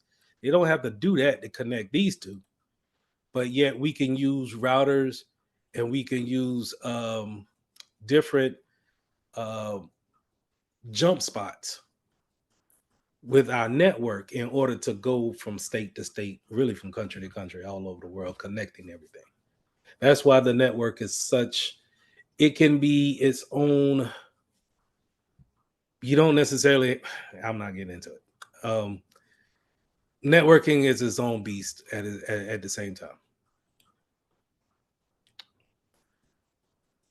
Is All right, is Metropolitan. that is that a setup like what they would call VLAN? A VLAN is more on your local area network. and that's virtual. So we'll get into. I don't know if I got either today or tomorrow. We'll probably get into VLAN, but no, VLANs is more keeping it more logical. I'll be on the whiteboard explaining that a little bit more versus it being um, a physical segmentation of the network. All right. So just like with wide area network, metropolitan network would fall under that category of connecting two cities. But the wide area network, not only that can they connect the two cities. Let's say if we wanted to say uh, uh, this is one campus, a school campus, and this is the library, and this is the academic building. Um, while we don't have to necessarily dig a cable all across the campus to try to connect everybody, we can use our cloud to connect everybody through the network. Okay. So whenever you see the word Soho, it's going to be a short term for small office, home office. These are typical small routers and modems that we see in our houses. That's given from a internet provider, which is going to probably be somebody like this, Time Warner, or over here in the Carolinas, we got Spectrum. I have a small telephone company called Corporium that they are the one that provides the internet via their telephone system. Sometimes they come in with a coax cable, and they want to, offer a bundle. Not only, hey, don't just get internet, please get the phone and the TV package as well. And that's mainly coming off of that coaxial cable that they go in there to actually install that network connection. So whenever you're looking at something like this is exactly what I'm talking about as far as on my whiteboard. These are logical imageries, and so it's kind of we like to have these drawn out to kind of give like a high level overview of what's going on. And this is exactly what I've said, right? You see our cloud, and that cloud can also be represented by a globe, right? There's nothing crazy.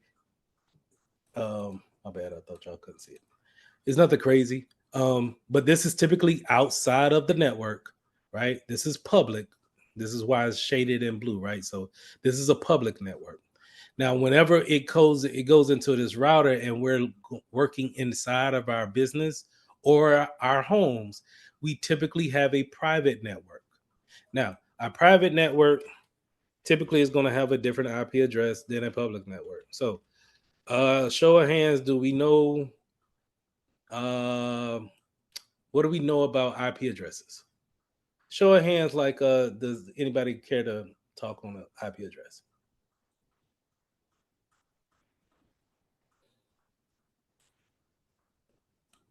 Say it again.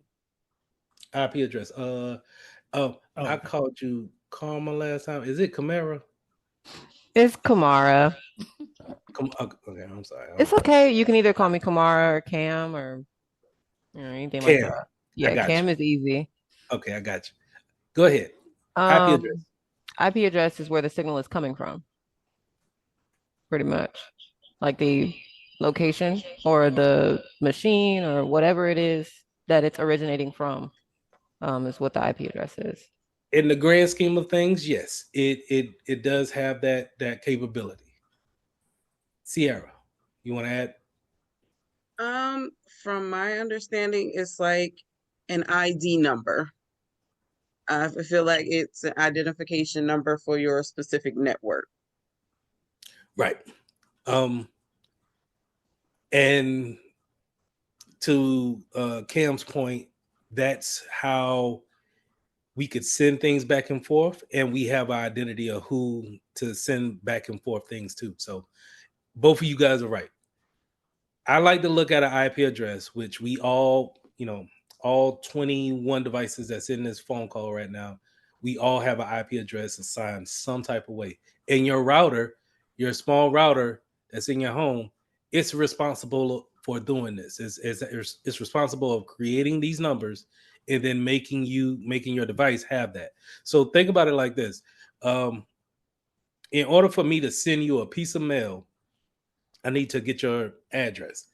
And then the U.S. postal office needs to know a way of how to take the mail that I'm going to mail from my mailbox to your mailbox, and how it gets there is how it gets there, right?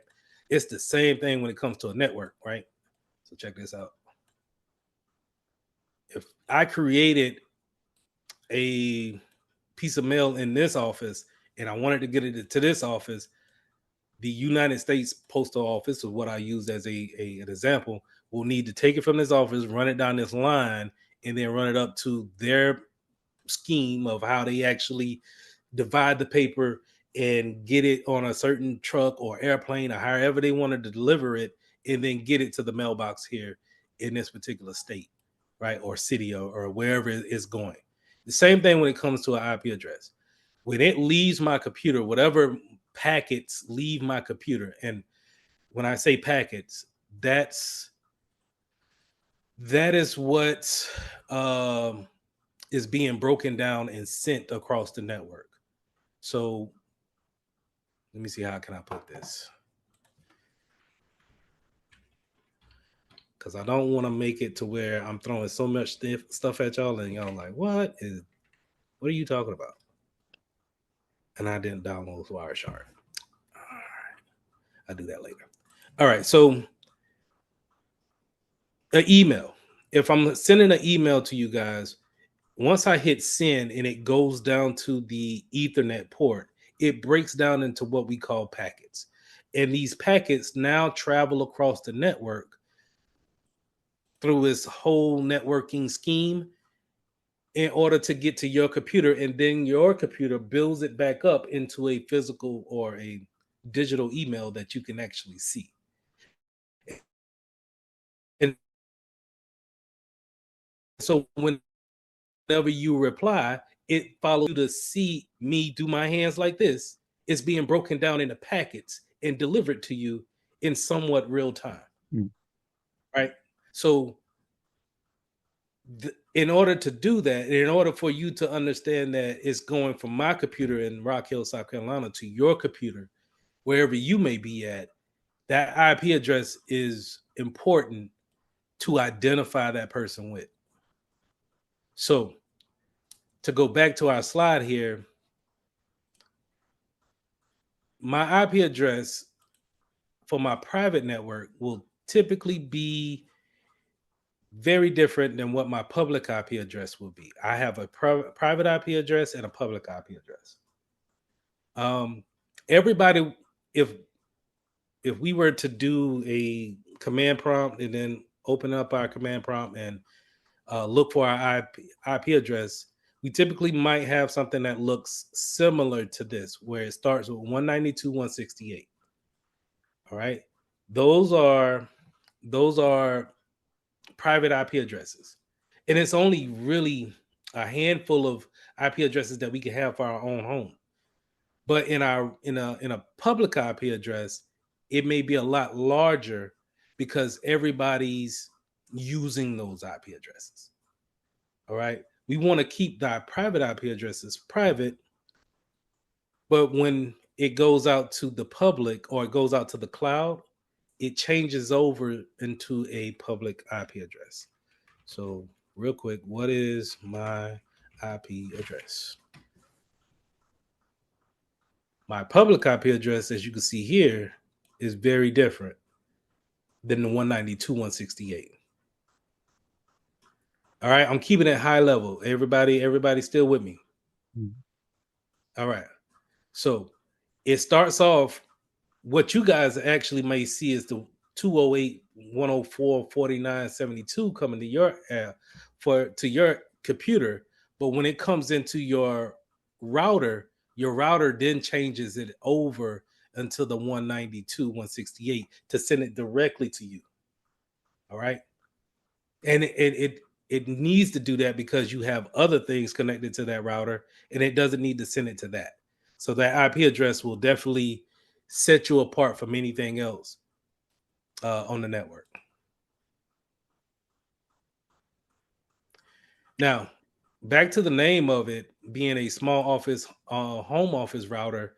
These are typically not robust routers. Atlanta, what's going on? I just have a quick question. I'm Yes, sorry, ma'am. I'm trying to, I don't really know how to Zoom on my phone, so sorry. Let me try to turn my video back on. Okay, so with the addresses, the routers have the private network IP address. So the public ones, all of those come from the towers, like the big tall towers.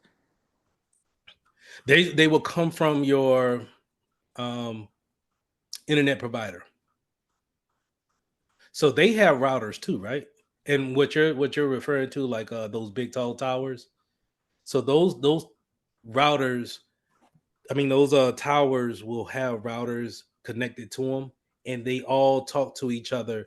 Just kind of like think about a telephone system back in the day, where it would be telephone poles up, right? And then if we really needed to call long distance, we would have an operator there to transfer the physical call to another call center, right?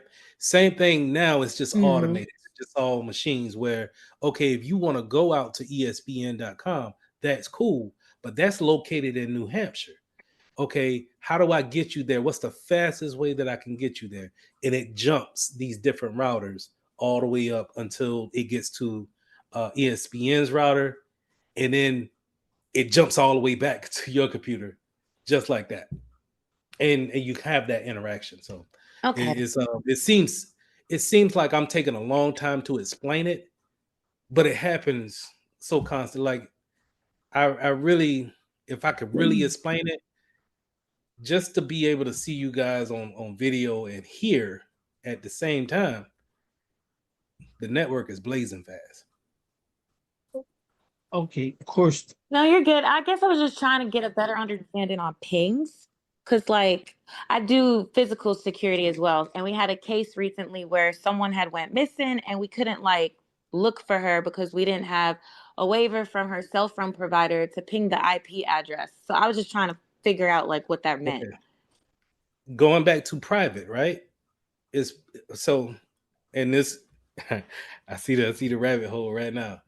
This is where when we get into cybersecurity and we get into privacy, this is where this comes into play at. When this comes to a private network, it is your IP address. And it's not necessarily something that everybody should have the right to look into or know. So it's illegal for me to hack into Anthony's network and to see even his IP address or his IP address of his phone. Yeah, I'm that's the equivalent of me going into his house without me asking and just walking in there and sitting down. That's the equivalent of it. So to your point of saying we didn't have the private IP address in order to ping her address, that's a privacy type of statement that you're dealing with. If it's almost like you need consent to let that information Right. out. And so in order for that to happen, who will get in trouble? The ISP is going to get in trouble if they leak that information out. That's why I feel like it's a lot of it's I could bring up all these things of hey, somebody got ransomware, somebody did this hacking. People are always doing all this crime on the internet. Nobody's going to jail for it. Because if we really put the money and time and effort to try to retrace everything back, we will have a bunch of problems with our internet providers giving that information away. So only when we're talking about true forensic type of cybersecurity investigations, maybe you might can get that information like that. But you're gonna have tough cases like that where it's just the information is unattainable. We haven't figured that part out. It's kind of like the Wild Wild West, in a so many words of we haven't created a standard yet. That's Thank you. that would be my question too. Is that like she was just saying, it should be some type of standard procedure to whereas in the event of an emergency that we're able to tap into a person's what's called because see and I know that I don't know if if y'all had to do it what is it, Iana, where they had I've seen people they've had to get court orders to break into these people's phones, but you know there should be something that says okay, like she said, if we got a senior citizen or elderly person who may have a health issue uh or a medical issue that they have to be found within a certain time frame, uh you know, and I've seen it happen a lot of times. You know, we get the reports of missing elderly people who have medical conditions. So, you know, I mean, I don't understand why is it that you know you have to go through you know all of this unnecessary stuff just to try to find an individual who uh, may or may not you know may or may not be where you know knowing where they are or anything. It is you ever heard the term can of worms, Yeah. opening a can of worms, and that's where you're getting at, where it may sound like a good idea in this scenario, but there are scenarios where it's just like, all right, okay, if we could do this for the senior citizens, can we do this for people under 18? Do we really want to, I mean, we all, I'm assuming everybody in this class has been past 18 for a while now, right? So we know what type of teenagers we were, and I don't even know what type of teenagers we would have been with the internet, but we didn't have it like that. But what I'm getting at is that, do you take away that privacy piece of it and say, you know what, I have suspicions of this, that, and the third. I'm going to open your phone and see what's in there. And that's why I think I said it last week that if our job is not to cybersecurity, is not to put anybody in behind bars or anything like that. If you see something and you know, hey, this is going to go straight to a court case, leave it alone, get your hands out of it quick, fast, in a hurry, because it gets Okay. messy after that. Yeah, but then why do we have all these wonderful apps on our Because phones? if I set me a policy up and tell you, hey, don't do this on my network, then I can say, all right, I told you something and you signed it. So now I can take proper actions. But if you just pop up and say, hey, go into this person's phone, I don't know that person from, I can't do that. Yep. But we have these tracking apps on our phones. You know, that's what I'm wondering is, you know, we do the family 360 thing and Right? all of that stuff, so we You can read try to the keep up. privacy notice on that? I'm pretty sure they covering themselves now. Hey, you tracking somebody? Hey, all right. Go ahead, Sierra. I'm sorry. Go ahead. Oh no, you I'm gonna pull fine. this up. But like it in for that kind of thing, you would have to have so many steps in place because you don't know if that person is it may be someone else trying to find them and they shouldn't be looking for them. So it kind of opens up so many possibilities of abuse. And I That think kind of more or worms. less they would just rather avoid it.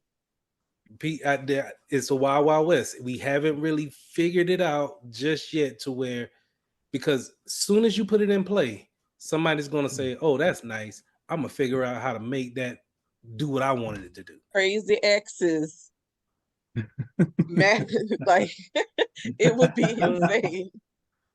Y'all laugh. Yo, it's true though. But It's true. I already know. I've been there. But y'all see right here, I remember teaching one of my first classes, and I pulled this up to show them, GPS tracking, and Google had a whole timeline on me for a good 3 years, Yep. tracking me everywhere I go. You got to go in and turn all that stuff off. It's sad. And you don't think about it. You just get in and you keep rolling. Yep. They don't But tell you that's what nothing I'm about saying it. is that when we talking about hacking, it ain't too much that you got to do, really. You want to just, if you really, what is your motive? What you trying to do? Trying to find where somebody at? That's what we talking about? Yep. All right, the only thing they probably ain't turned this off. How many of us got locations on our phones now just so the app will work? The app constantly tell you, hey, I'm not going to work unless you turn on your local sharing or You got to turn on your local location. locations. So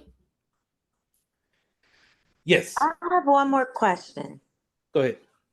So how does that relate to like VPNs and regions? Because like I know with VPNs, you can I guess mask your location, but I'm a little confused because for example, I own a business, so sometimes I have to buy wholesale. So some of my vendors, they're not in America and the websites might be restricted and my vendor will be like, oh, we'll just use a VPN. Or if it's an app and it's not in my region, I just change my region to like China. And then all of a sudden I can download the app, but I'll still have problems. So how does that relate to like the IP addresses? So okay. Am I Mm. masking my actual IP address when I'm trying to make an order? No, you're just using a different router or route. Like let's say if going back to the analogy of a mailing the U.S. postal service, right? Instead of using FedEx, now you're using UPS. That's the easiest way I can say a VPN does it. So instead of you still work for this company here, right? And you still want to use the internet, but they're just saying, oh, okay, it's restricted up here to get there. Only thing we're gonna do is we're just say, hey, come here, use the VPN, and now you can use this purple cloud, and now you don't have to go through the normal traffic there and get blocked. You could come here, and now instead of it saying that you're coming from Atlanta to go into Charlotte, you're coming through Tallahassee, and you just took a different route. That's not That's a restricted. different region. And it adds a security benefit because now it has SSL encryption on it to where if anybody is snooping the network, and we'll go over that maybe this week, where they're snooping the network, they won't be able to see that network. It'll be gibberish to them. So I'm guessing we're gonna learn a little bit about Wireshark. Yeah, that's why I tried to show it, pull it up, but I didn't have it downloaded on this computer. But I definitely have it tomorrow. Okay. But sniffing the network is definitely going to be something. This is the gateway into the dark web. Like Yep. the dark web is just going to be different proxies and different routing ways of going to a part of the internet that's not advertised as much. It's part of the internet. It's just not as advertised, and you gotta know somebody that knows somebody that knows somebody Kind of like a back door. that knows somebody else. Yeah. So go ahead, Jonathan. Okay, thank you for the So clarification. Because I was confused. I thought VPNs were another IP address themselves. So thank you. Oh no. They are. Whenever you think deep VPN, just think about. I want you to think about tunnels, a secure tunnel that's a keyword that you're going to see on the exam, but it's a secure tunnel to the secret type of different routing, but still going to your different still going to your same address or destination, and your destination is going to send it back through that VPN, long as you stay connected. Thank you. Mm-hmm. now the other question that I had before we went off into the wild world of privacy, when you talk about the switching of the IP addresses, will we talk about at some point when we using like the 8-port hubs and stuff like that, the mini hubs or something of that effect? CompTIA doesn't bring up hubs as much. They just want you to know that when we do use hubs, they are kind of repeaters, but they don't necessarily. We are not looking at them as being smart switches or things that we can take control of and then um, be able to direct traffic. Chat. Now, if you don't need to be on, you ain't got to be on the camera if you're driving now. It throws me off. I'm sorry. I just don't want to, I got you. All right. Because when we plug the cable from the internet box into a switch and then run those cords from there um to our computers and everything, is going to give out a different IP address one. On a hub. Yeah, see, if when we use the hubs where we might have 2 or 3 computers sitting here. I might have my laptop here and might have my desktop, and stuff and everything. So I'm plugging in both the laptop and the computer into the hub rather than directly into the uh, box, because the box may or may not have more than one port. But if that hub talks back to the router to the modem, the modem is responsible for giving out those different IP addresses. We'll go over that tonight with DHCP, and I might talk about static IP addresses. But all right, let's keep it moving. Good conversation though.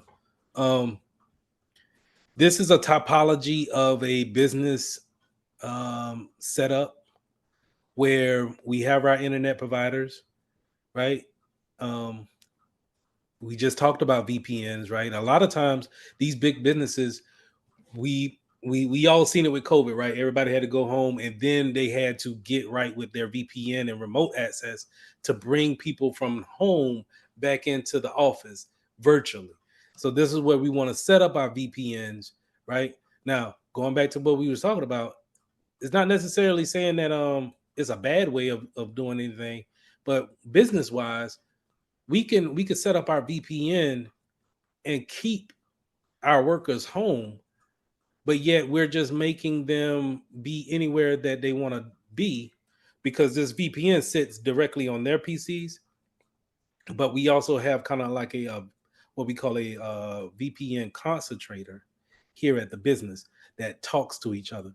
So whenever someone is working from home, they connect in with the VPN, has that secure tunnel, and they go and talk directly to the VPN concentrator here at work.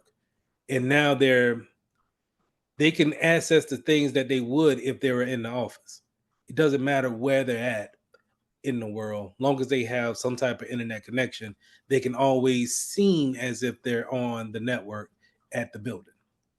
So that's a great thing to have. But things coming in from the internet, you got your internet service providers, and then we could go out into a DMZ or a VPN. A DMZ is more of a public facing entity, so something that maybe our customers need to get in contact directly to us, but not necessarily into our internal network. So we may give them a DMZ to actually talk to. An example of that would be if you're ever dealing with a bank and you got to give them some paperwork and you need to fax it in or email it to them directly. It might, instead of you putting it directly into the network, they may want you to go to a DMZ router or a jump box, what they call, and put the paperwork there, and then they go and grab it from them, from that. All right, your core distribution will be where your routers and your switches are, and these all work together. So these 4 parts, these routers, and then your switches is gonna go out to your access points or your patch panels. Now your patch panels is where, if you're thinking about a business environment or a cubicle environment, your patch panels is going to be like on every floor, but your end users will, plug up at their desk and that wire runs back to a patch panel. That patch panel is kind of like what Jonathan was saying to me. This is how I look at a hub. A patch panel is just going to relay that signal down to the switches. Now, the switches are a little bit more smarter to where they can create those VLANs that you were talking about, to where if we wanted to, well, I'm not getting to that. But anyway, they're a little bit more smarter to tell networks where to go, what to do. And we can send it around to different places.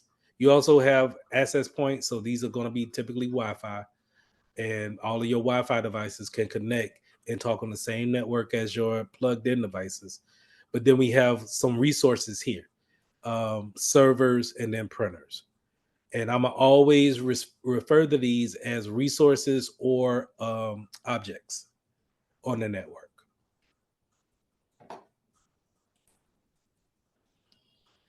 Data centers are we familiar with data centers, or have we seen data centers before, like a legit data center? They typically are going to look like this. Some of these are a little extreme, like that's extreme, but not really. Like the data center for Google is something like this. The bank that I worked for in Columbia, South Carolina, it was similar to this, where you have servers and routers and switches just kind of taking up a warehouse spot, and you wouldn't believe how important airflow is for this particular building. You wouldn't believe that airflow is probably going to be one of our topics in Security Plus, because we need to make sure that if you're running all these servers at the same time 24/7, and what's the main thing we talked about in the first couple of lessons? Heat, right?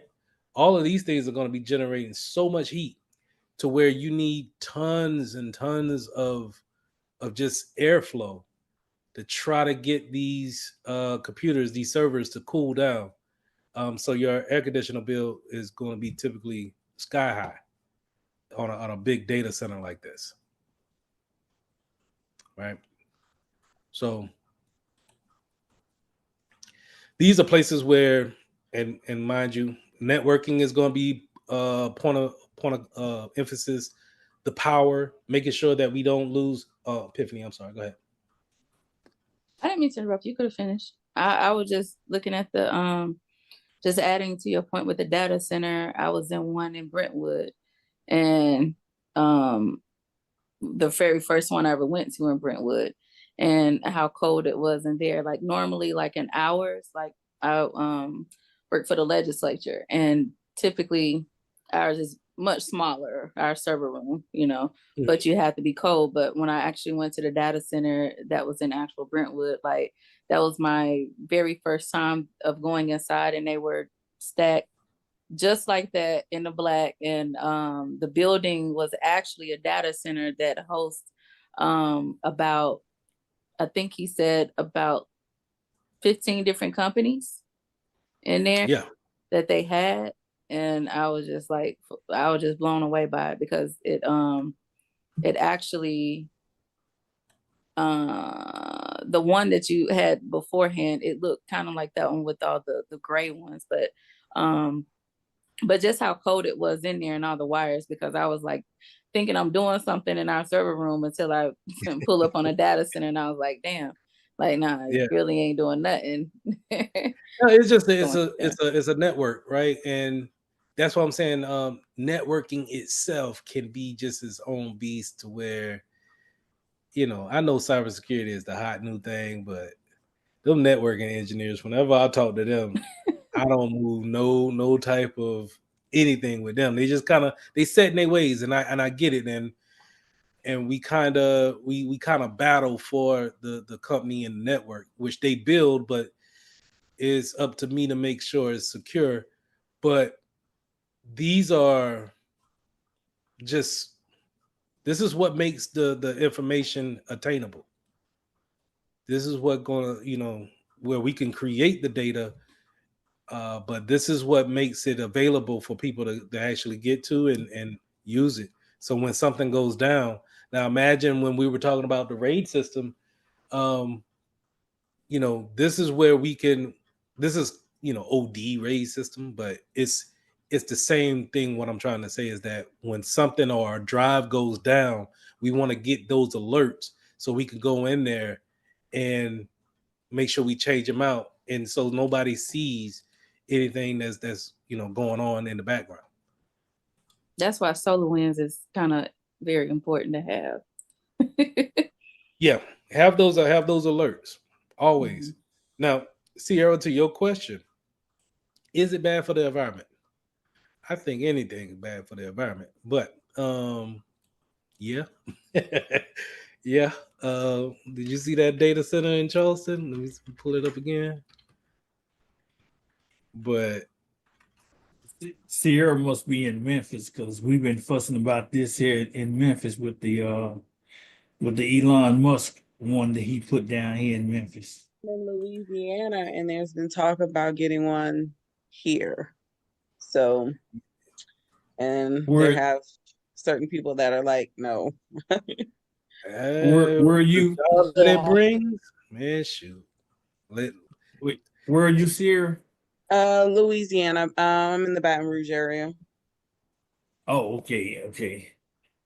Yeah, because well, Musk just put one, the XAI or AXI, something like that, is here in Memphis, and but they've been fussing about the wind turbines and stuff that they got out there.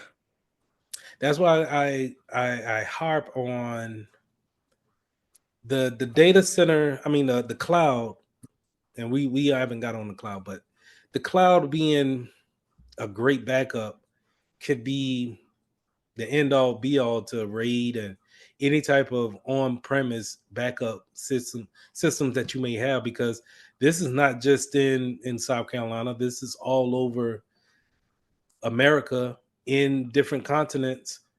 All these data centers are everywhere, and just to back up, like if they were to get hit by, let's say, a major storm, I'm gonna imagine the backup systems on these things is massive, just because you don't want Netflix to go down.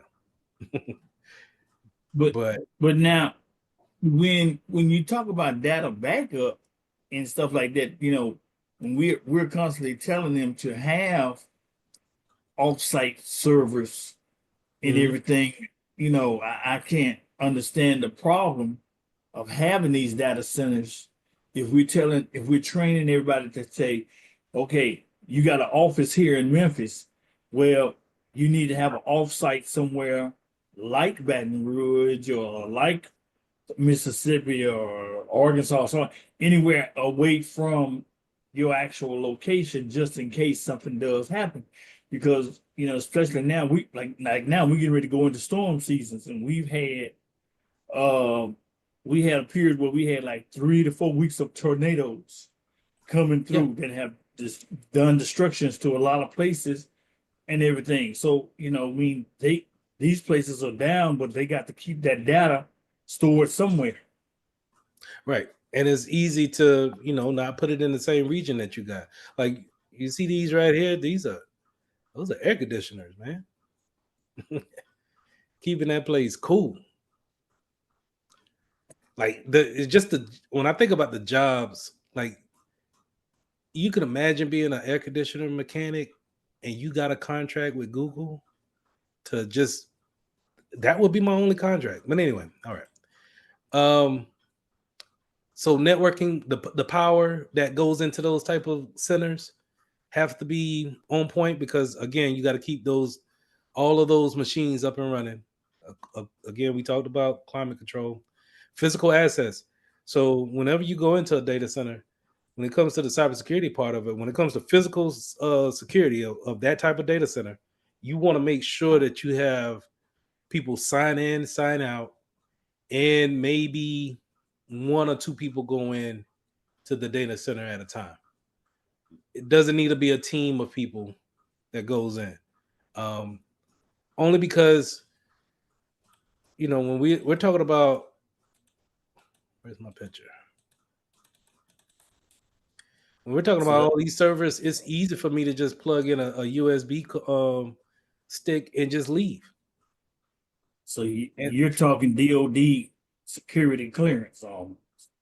no, no, no, no. It ain't got to be that serious. Not for, let's say if you're working for um, Bank of America again, and their data center looks like this.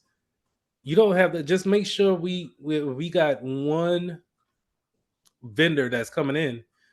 You pair up with that vendor, you go into the data center, you make sure that they don't do anything that they shouldn't be doing, and then they leave. Because it's easy to just plug in a USB stick that's going to then run a code later, and nobody's checking for it because it's such a a large space. Who's really going to go and check these every night? So the the the the, the physical access control of it is very important. We kind of hinted at the SAN area network where we're talking about storage, where we're talking about backups and being able to. This is literally what the cloud is. It's just data centers. So wonderful places to keep those types of backups that we need. All right. Now I hinted at personal area networks back up in slide 3, where we're talking about local area networks, but personal area networks, PAN, is where we have very close networks to ourselves, our persons. So think of this as a hotspot on your phone. They're typically going to be just networks that we probably can't connect to outside of 3 to 5 feet, right? Then it kind of degrades the connection, and we're not able to get that type of connection.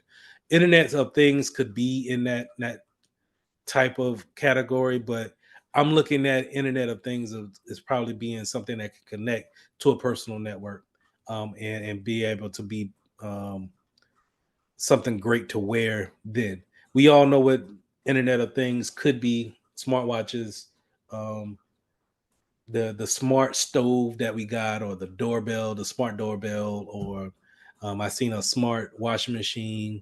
All of those things, pretty much anything that can talk to the internet, but it's not necessarily. It doesn't have a full motherboard like a computer would, and it's limited to only certain type of features. All right, so let's 4B. Let's compare the network and hardware. Network interface cards. So our NIC card. This is where um, we talked about Ethernet hookups. This is where we talked about that Ethernet cable is going to plug into here. They're not becoming a thing of the past, but I've seen a lot of new laptops. They don't come with an Ethernet hookup, or they're trying to get to a slimmer look, and so they're cutting out this NIC card face because it needs to have that box for the cable pins to make that connection. Now, going back to this slide here, and it says MAC address, media access control. So when we go to our, first of all, when you guys see me pull up the CMD, I'm going to pull up my CMD a lot, my command prompt. You can pull up yours too if you want. That's going to your start menu, typing in CMD, and the application that comes up should be command prompt. Now, in your command prompt, this is typically, and I'm gonna give away some hints right now. This is typically where I want you to go at to find your IP address. And how you find your IP address is by typing in the command ipconfig and hitting enter. Hold on, because my drive is gonna pop up in a minute. Oh, all right, popped over there. Now, when it pops, when you hit enter, it's going to come back with some information. And this is where we could see our IP address that's going to be under IP version 4 address. This is typically where we're going to see our 192.168 address. Now, if we go back to our command and type in ipconfig space /all, we will get a lot more information. So let's go back up here, right?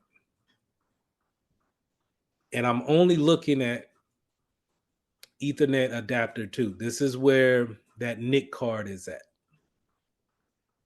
So I still get my 192.168.56.1. This is my address here. But I'm also able to see, hold on, never mind.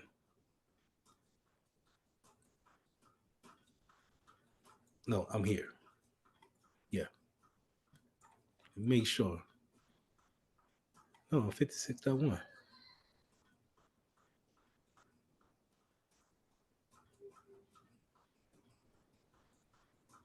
So what I'm looking for now is my default gateway, and I'm going to explain my default gateway in just a second. But I was confused on if I got 2 NIC cards in here or not. Probably do. All right. So I got another IP address here on the version 4. So if I ask you guys in the near future to get up with a group, and I give you the group, and I ask you guys to, hey, we're going to fill out the information of how to get our own IP addresses, and we're going to write down our IP addresses. This is how we go about doing it. We're going to open up our command prompt, and then we're going to type in the command ipconfig all in order to get that particular information. I'm going to put that in the chat. Just in case y'all might, I don't know, have a group discussion this weekend. Now, another important thing to know about is your default gateway. Your default gateway is going to be the address of your router in your house. Now, your router in your house has a login page that we'll talk about later. But how we get to that login page is by putting in this IP address in our URL, and then it should take us there. If you haven't been there, don't do it yet, because it may throw you off and throw you out of the class. Let me do that, and then y'all can try it on your own. All right, but it also comes back with some other information, such as a MAC address. Now, the physical address is AKA the MAC address. It doesn't say that here, but trust me, physical address, AKA MAC address. For the exam, know that. Physical address means MAC address. The MAC address means physical address. And it typically will have a nomenclature like this. It's paired up with letters and numbers. And it's going to be 2-2-2 of a pair, right? So it's going to be 6 digits altogether of these pairs. And these first 3 digits are going to be from your manufacturer. And then the last 3 digits is going to be unique to this particular adapter or whatever that has that MAC address. I'm going to say that again. So the physical address is the MAC address. The MAC address is the physical address. The physical address or the MAC address will typically have 6 digits, but they're paired up in the different hashes or place marks, right? It could be letters or a combination of both. And the first 3 digits or the first 3 pairs is going to be the manufacturer, whoever made this network card. And then the last 3 will be unique to this particular one that's in your computer. All right.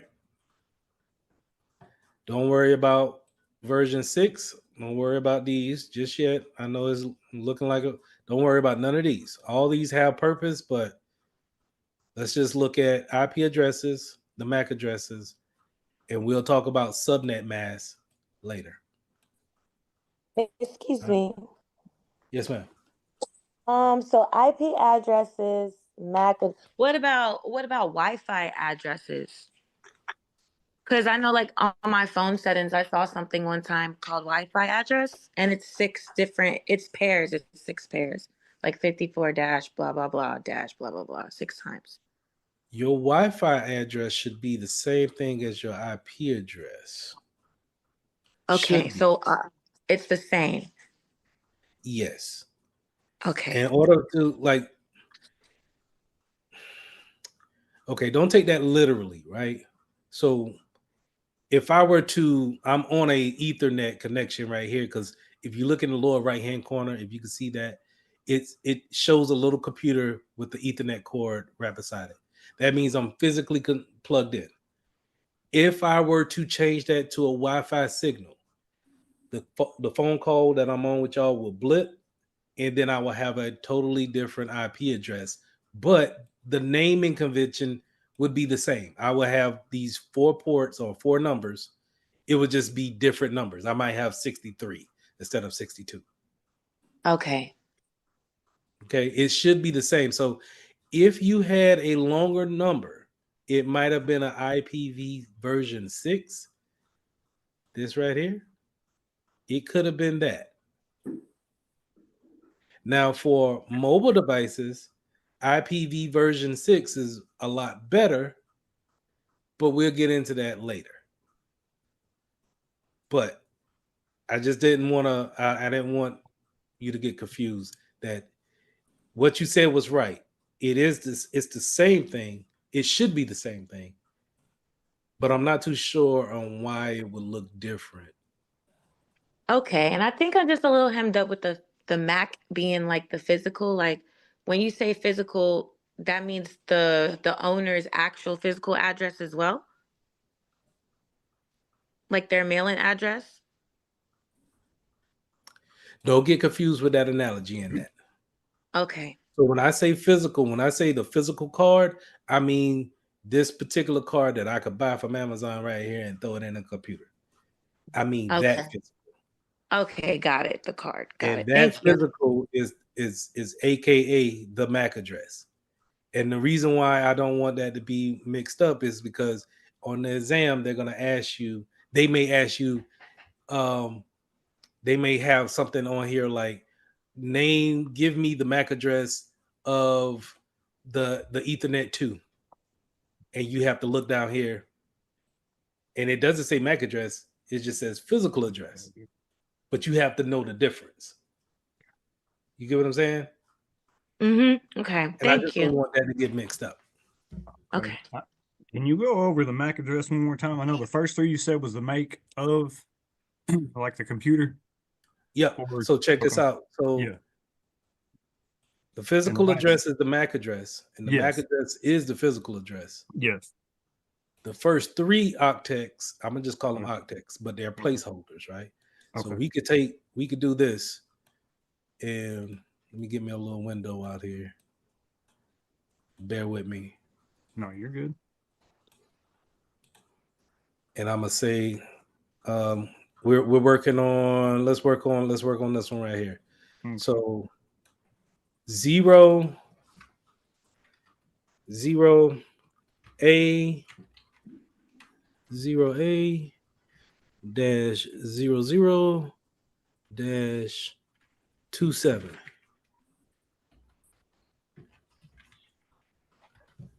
Type that in, and let's go to the first one. Hopefully that gives us some good information.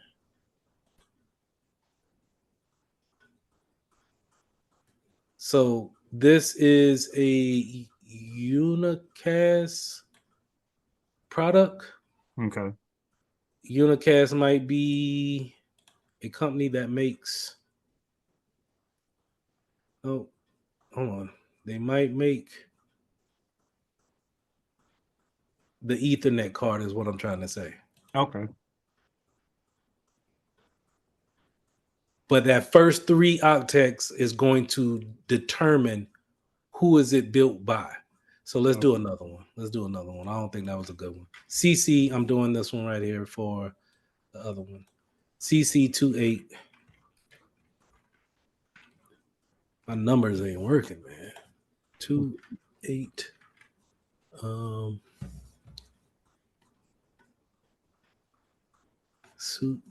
CC2888.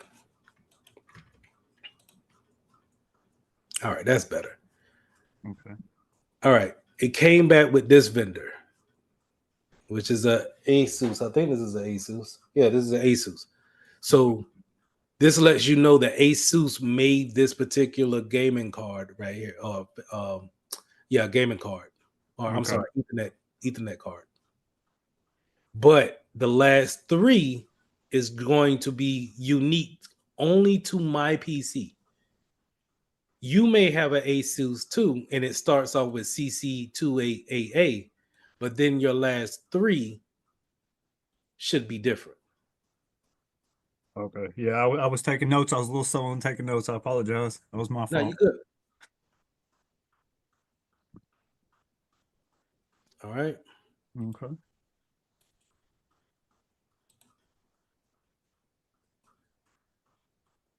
Now, when we look at Wireshark on Tuesday, we'll go over source and destination. But source and destination from here, this is a packet, right?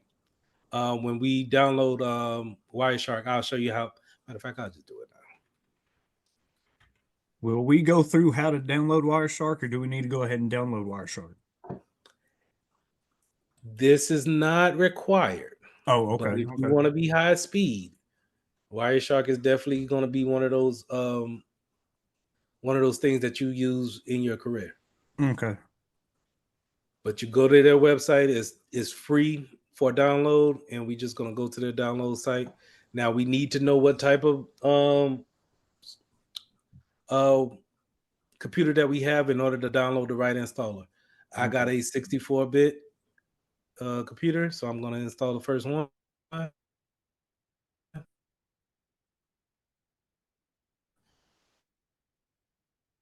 Yeah, because I previously actually had it downloaded, and I actually, like I said, I had to wipe my computer, and I'll probably be downloading it again because it was actually a pretty decent tool. Hopefully that doesn't. Well, we could just wait it out. Okay. Any questions? So is Game Shark like a Wireshark then? So like for the games, well, it's old now. Nobody, I don't think Game Shark is still used, but back in the day, you could use it for like cheat codes or whatever. So does it just like scan not the network of the game, but like maybe like all the codes of the game, and that's how you're able to cheat? No. This will see any and everything that's going across your network. That application, what you described, sounds like it sees more of it has more directive on a gaming system.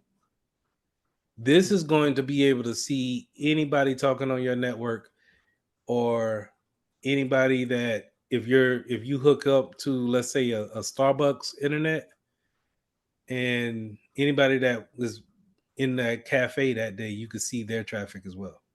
Yeah. Because That's it's actually a public. tool that a lot of people use to hack and stuff, is it not? They use it as, I wouldn't say hack, but research to see okay. exactly where they want to go, or Yes. who they want to target. Okay. It's one of those type of Yeah. systems. Yes.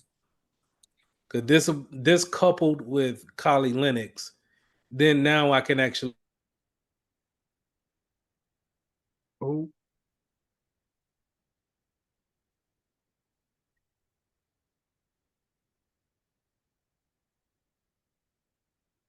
Yeah, you might have fritzed out there for a second. Yeah, I'm trying to. I like to do this when I'm not Yeah, online. it takes up a Like lot I of data. said, Zoom is such a resource intense program. Yes. Anything else that you try to do for a resource, man, you're just gonna have your computer working. But all right. Oh yeah. So we good to go. Can I ask my question? Yes, ma'am. I had my hand up, but I'm sorry. I'm so sorry. Two things for the test. When you came up with the IP config all, is that something like are they going to look for that as far as the IP config space / all, or for the IP or I guess I could say for the IP address, or could we just run the actual IP config, or did you want all because it shows everything like the MAC and everything else? Like, is that going to be something for test purposes? And why not use the get MAC in order to look at, I mean, I know IP config all will list the MAC, but the other version is just to say get MAC. Like, is it going to ask any of those type questions? Possible. And the reason why I say that is that so IP config will just show you the basics, right? But they may ask the question like, we need to know the subnet mask of the network. What command would you put in the command prompt in order to see that? And then that will, if I just taught you on just IP config, Okay. you might not see that information, but it is listed there. But what I'm saying is that they may try to throw a curveball in there to where we need to see more information, default gateways, IPv version 6, just giving more information for that. And quite frankly, this is all that I try to tell people. I always was taught like that. That's just me personally. So, do they have simulations on there? Will we have simulations on this test? Like, no, not no like a walkthrough lab. Yeah. No. Okay. No. But you would have kind of like drag and drops. They may show you a picture and then ask you to click on certain things to identify, but they won't ask you to configure a router. So it's not like packet tracer. No, you won't get that. Jonathan. Okay, so this will be only if we have a direct connection to the router, like I just said earlier about us having having our computers plugged into the box rather than just the Wi-Fi connection, because the Wi-Fi connection is going to give us a direct TCP/IP address that's actually the address if we was plugged into it. You talking about for Wireshark? See, like right now, I'm plugged into I'm actually connected to the Wi-Fi on my computer, but I'm not. I don't have a direct connection to the box. So would I still get the same IP address if I was connected to the box as opposed to me being on Wi-Fi? Okay. If you have a static IP, and that we'll just go ahead and talk about static IP. Static IPs is when your router sees you. It sees that. Hold on, let me go back here. It sees this particular physical address. It sees this physical address, comes in and say, "Hey, I want an IP address," and they say, "Okay, yeah, we seen you before. Here, you can get the 62 address." That's a static IP address. So when you drop and you go to the store, you come back and you drop from the Wi-Fi and you go and directly plug into the box. It says your physical address is going to say, "Hey, I'm back. I'm D2, 55 F9 D2. I'm back. I want to get on the internet." Okay, yeah, we seen you before. We trust you. You can have 62, but we understand that you're on the Ethernet now. But you don't necessarily have to get a whole new address just because you're on a wireless. Remember, going back to our slides here, Jesus Christ, going back to our slides that here, just because you can plug in with your laptop here, but you also have the opportunity to go over here and be on the same network. It just be on Wi-Fi. But your static IP will keep you there. Now, when you don't have a static IP and we have IPs from a DHCP server, a DHCP dynamic IP address is going to change from time to time based off of our lease that we get from the router. We get a lease from it. Hey, you can keep that IP address for a day. And then tomorrow I might give you another IP address. Even though I know that this is you, I know that's 55F9D2. You was here yesterday, but now you want another one. Okay, you're gonna get another one just because that's the way I'm built. DHCP. I'm going to give you another IP address. Because see, I did the IP config and put the address in, but it said that it didn't recognize. Put the address into where? When we went there, when you do the IP config, Mhm. you're at the prompt, and I put the address in of my router, like I said, because I'm connected to the Okay. I'm connected to the Wi-Fi. I don't have a direct You want connection. to go to the default gateway. You want to go and Default. log into your router. Yeah. Give me 1 second. We gonna get there. I'm gonna give you full opportunity to mess your network up. I'm just joking. Oh Lord. All right. Hold on. Let me make sure we show this real quick. So Wireshark, right? So we got Wireshark installed and we're ready to fire up. So imagine you just sat in Starbucks and we're about to capture people's information. This is how the packets look when you send that email and it's going down to the Ethernet or it goes out to your network card and goes to the router. This is what the computer sees and how the packets look going back and forth. This is how quick it goes. So if y'all can see how it's moving, I'm capturing all of that in just a matter of seconds. And this is capturing everything from y'all computer coming in via Zoom. My wife is watching TV downstairs. It's catching everything off the two phones that I got connected. It's capturing everything from my son's tablet. These are all the packets, and I'm gonna stop it right there. And so far we already captured 22,000 packets. Just over. Yep. And this is pretty much just devices talking back and forth. Hey, what's going on? Are you there? Lee made this request, send this back to his computer. All of those type of conversations are going down in this type of setting. So what does that say? If I was going back to Starbucks, right? If I'm just sitting in Starbucks at the corner, or I'm at McDonald's and they got free Wi-Fi and people just connecting, if you're doing anything insecure or not, in that tunnel that we talked about with the VPN, I could just double click on this, and yeah, it looks like gibberish now, but I can look at the different frames and try to figure out what things are we talking about. Who is that talking? Is there any kind of sensitive information I can get from it? Going back to what Daniel was saying, that this is how we can decide if somebody is worthy of further investigation or not.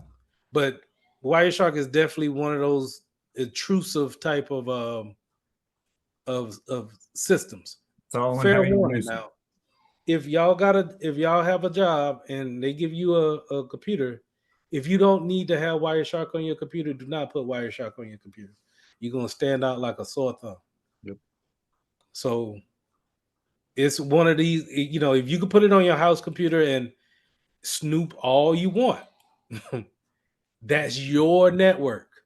Yep. But see, going back to what we were saying, where's the privacy at if I take this to Starbucks and I don't tell anybody and I'm just gathering information?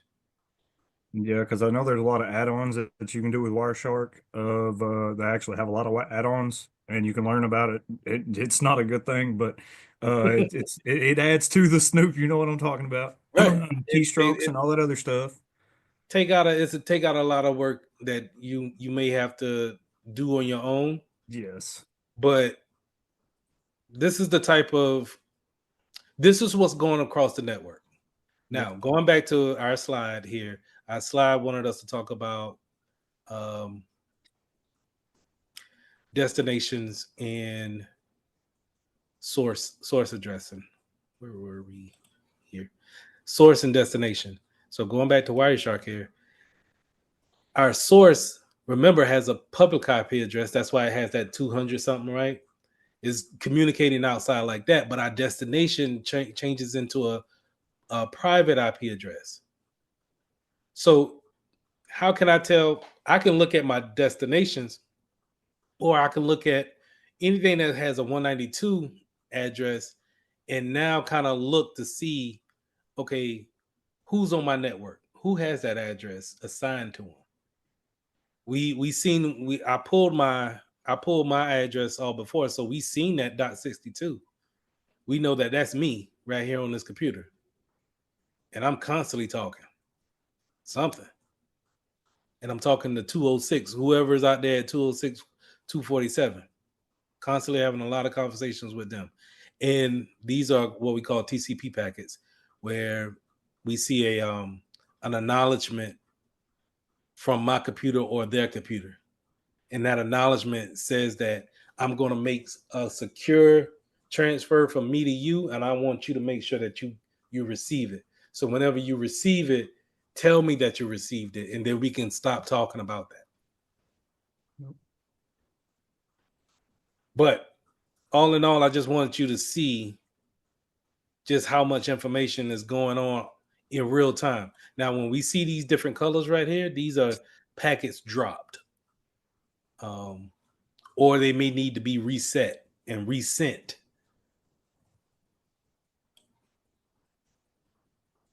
But this is what Wireshark does.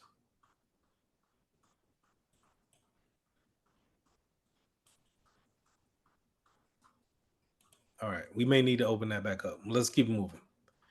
We talked about patch panels. Patch panels are going to be typically looking like this. Remember, if we're talking about cubicles, those cubicles going to plug into the Ethernet cabling at the bottom of the floor, but then they're ran back to the closet, the data closet, and this is probably where your patch panel is going to be at. That's then ran back to your router or your switch, mainly your switch. You also see these up here for your patches for your landlines for your telephone system. A Plus doesn't talk about punch downs for telephone systems anymore. I think it did, but nowadays we use soft phones or IP phones, where we can get a phone number based off our IP address. Hubs. So we talked about hubs a little bit. I look at them as being repeaters. So first of all, this is a star topology that you see here, where a star topology is where endpoints all are connected to a particular controller or a distributor. And so this is, you take away that distributor and then everybody's here is offline. So it's not necessarily great for redundancy. Now, a hub is going to be a repeater. It's going to plug up into that from a switch or from a router, and is going to just give the same signal off to each and every device, which is great if we needed more more Ethernet ports. It's not great if we want to do some more complex things. So if we had a particular signal that comes onto this hub and it says what we do, kind of like a ARP request, ARP. A ARP request will, in a computer world, will sound like, "Hey, are you there?" And it will say it again, "Are you there? Are you there?" The running joke with the ARP request is it sounds like a dog barking. ARP, are you there? Anyway, the thing on a hub is that it says that to everybody, and so everybody responds back at the same time, and that creates a collision. Which how you see a collision on your endpoint is the network is slow, is downgraded. We can't really get through.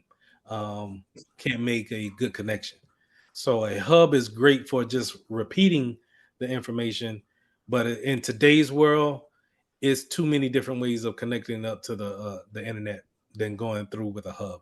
If anybody brings in a hub and it doesn't get checked in by IT first, find it and kick it off the network as quick as possible.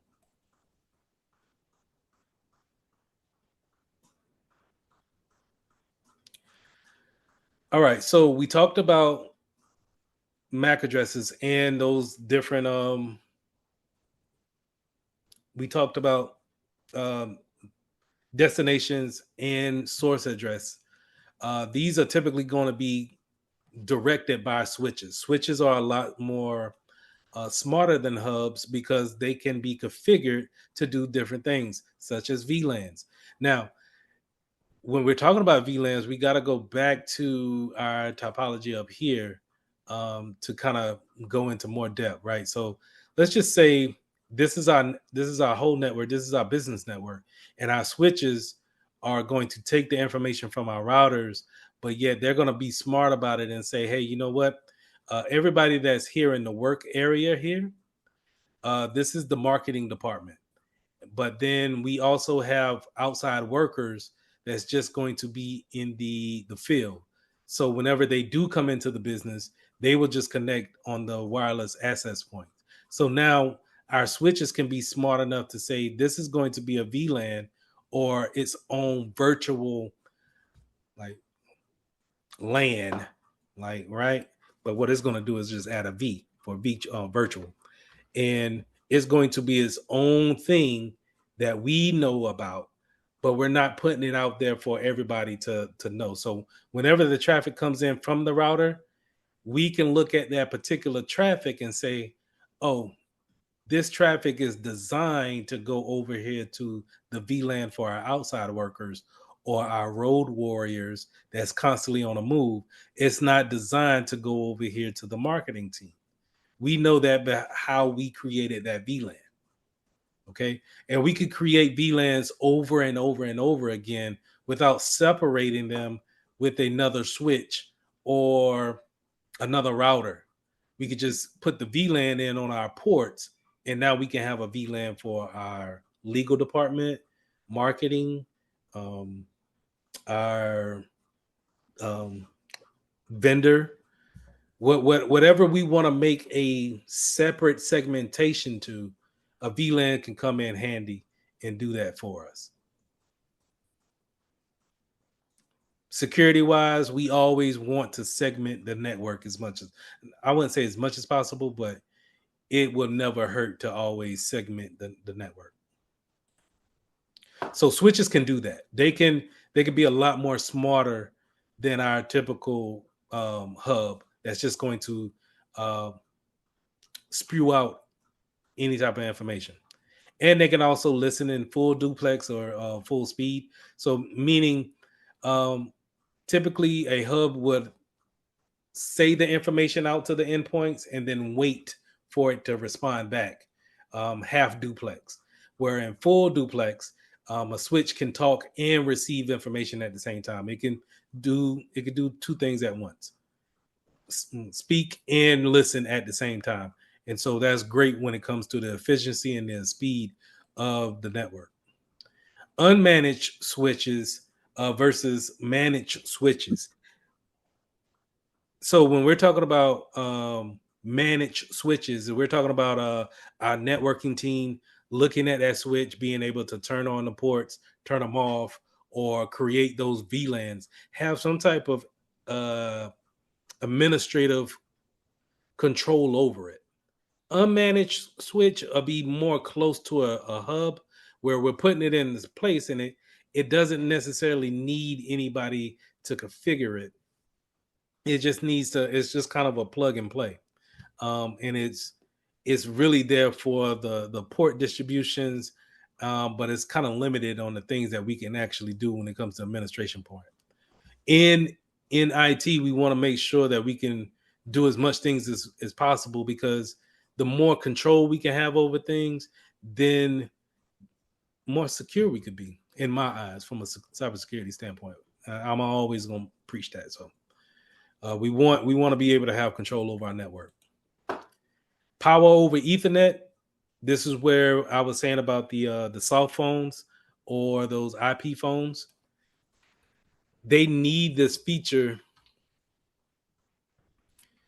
They need this feature in order to create these type of phones to work, right? So these phones right here, you see these a lot in Walmart, right? Or like in a hospital. They don't need landlines. They just need Ethernet cord to turn them on, and they don't need to be plugged into a socket to have power.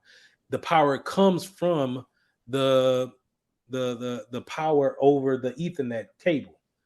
So I'm sorry, go ahead. Excuse me. Oh, so one, we need somebody to be able to configure these things, because this is not necessarily something that everybody can do. So if y'all want to, this is its own thing too, where this is not just. I don't think every network administrator knows how to configure IP phones. So this is its own silo of a skill that you can learn. But they typically, we just need a Ethernet cable to turn these things on, but we use our switches and our routers to give it its configuration. It still has a kind of like a web address to where we can configure it to that particular phone, but they use that feature in order to turn on. All right, power over Ethernet. You'll typically see it abbreviated PoE. That O will always be lowercase from what I've been seeing. So keep that in mind. If you just see a capital P and a capital E, they're talking about power over Ethernet.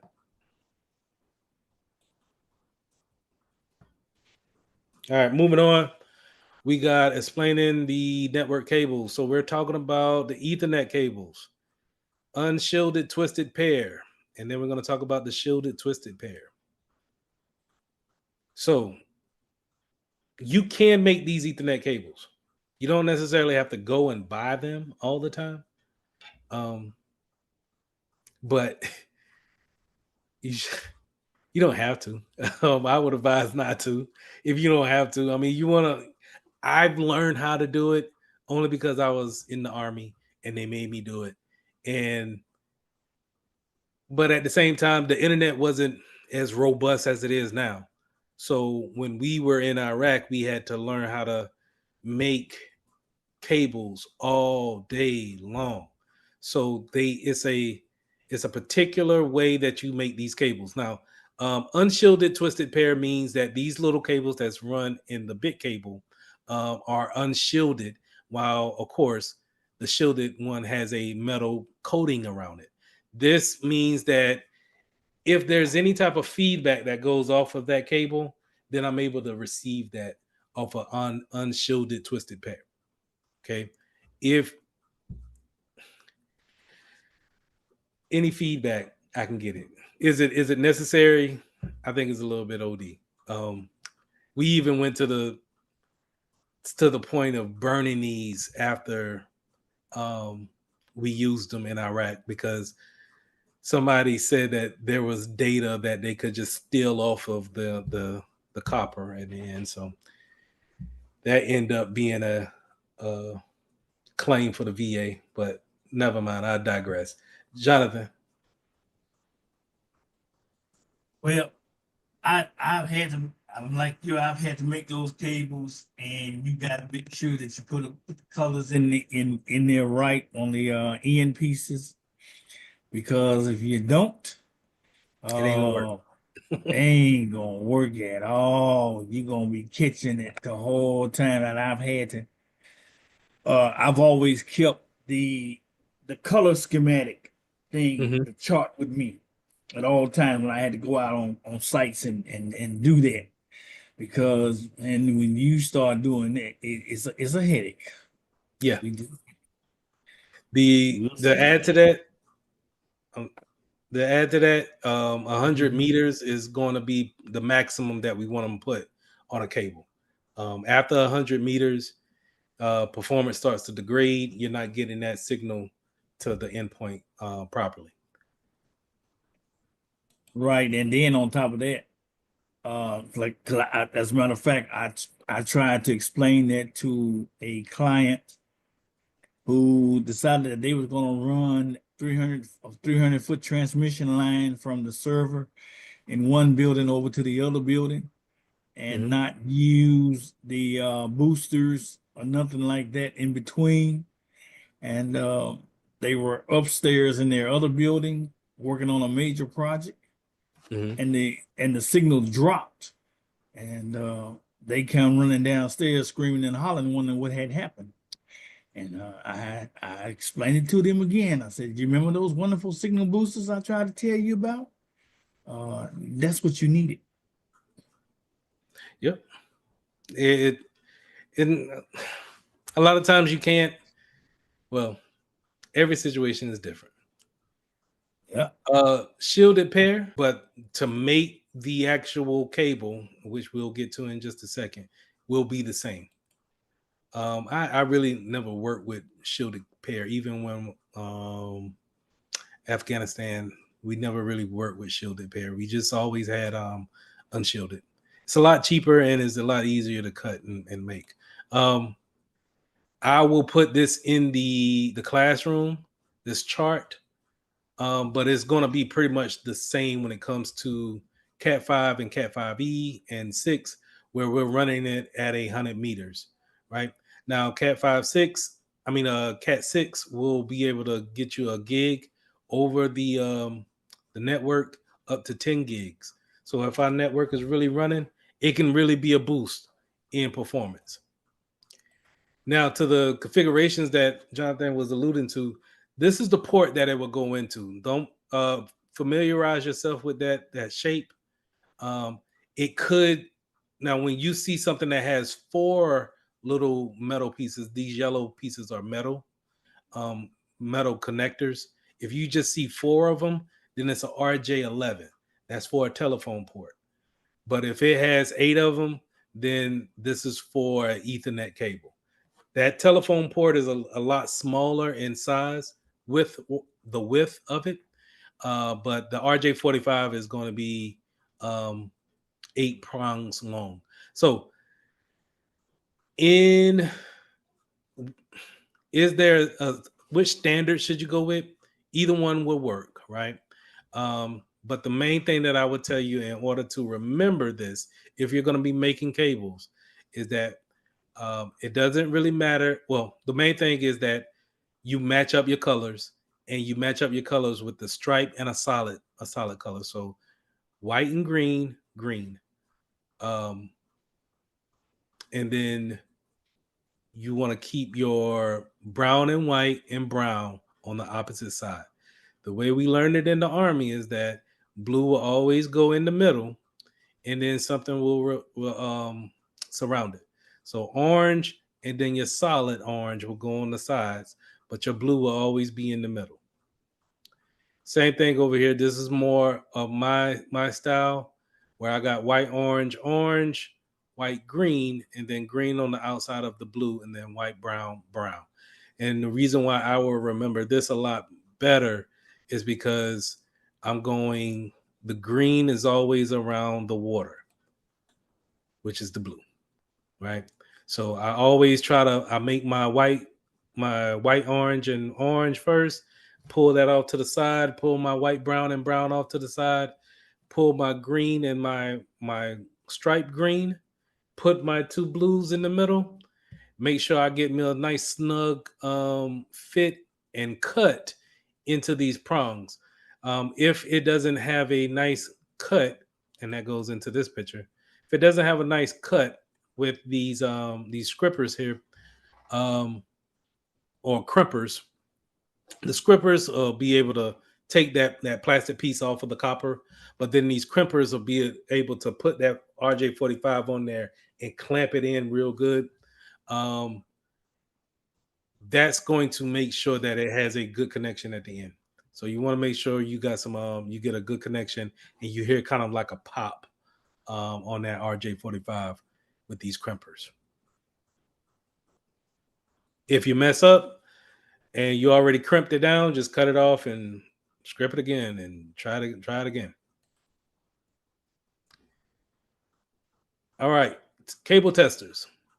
If you had a long cable to run, let's say if it was 50 meters long and you wanted to test it out before you actually run it, and then you realize you ain't got no connection, you can always have a cable tester right here that can allow you to test your cable to make sure that it has a good connection on both ends and it can actually go back and forth.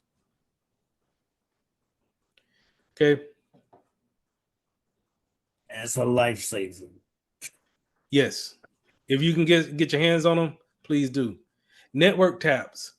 So going back to our logical, well, we can go here. Network taps are where we could put in vulnerability scanners.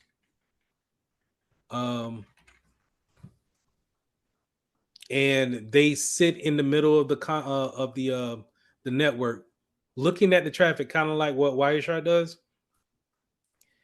And what we call this in the cybersecurity world is man in the middle. And it just looks at that traffic. It may proxy the traffic, meaning it may push it a different way, or it may flag it and not send it off. So these network taps, they just sit in the middle of the traffic.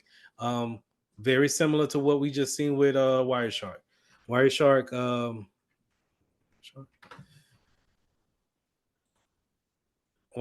just really, only thing it's doing is just doing the same thing. It's just sitting in the middle of the traffic, looking at the traffic, showing you the traffic as it goes by. Another way that they're going to try to trick you, another word for Wireshark is a packet sniffer. It's sniffing the traffic. So if you see something it refers to it as a packet sniffer, they're more likely talking about Wireshark. Okay.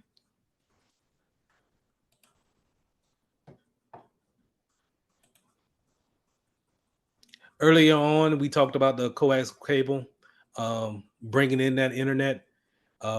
This is also a way that we can bring in video and audio too when it comes to the phones from your internet provider. So this is what that coaxial cable is going to look like if we are not familiar with it. If you look at our modems or you look at your modem, that cable that's typically can screw in the back of a TV and you can see the channels.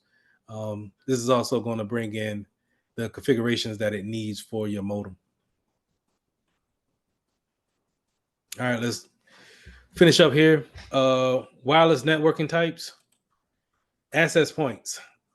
These are your routers or your modems. Now they can have other ones that you can connect to the ones that you have and boost that signal. Remember when we talked about it last week, how the router in your home needs to fight through other things that's making frequency waves like microwaves or TVs. It also needs to fight through the walls, floors, any type of congestions that will knock those signals off.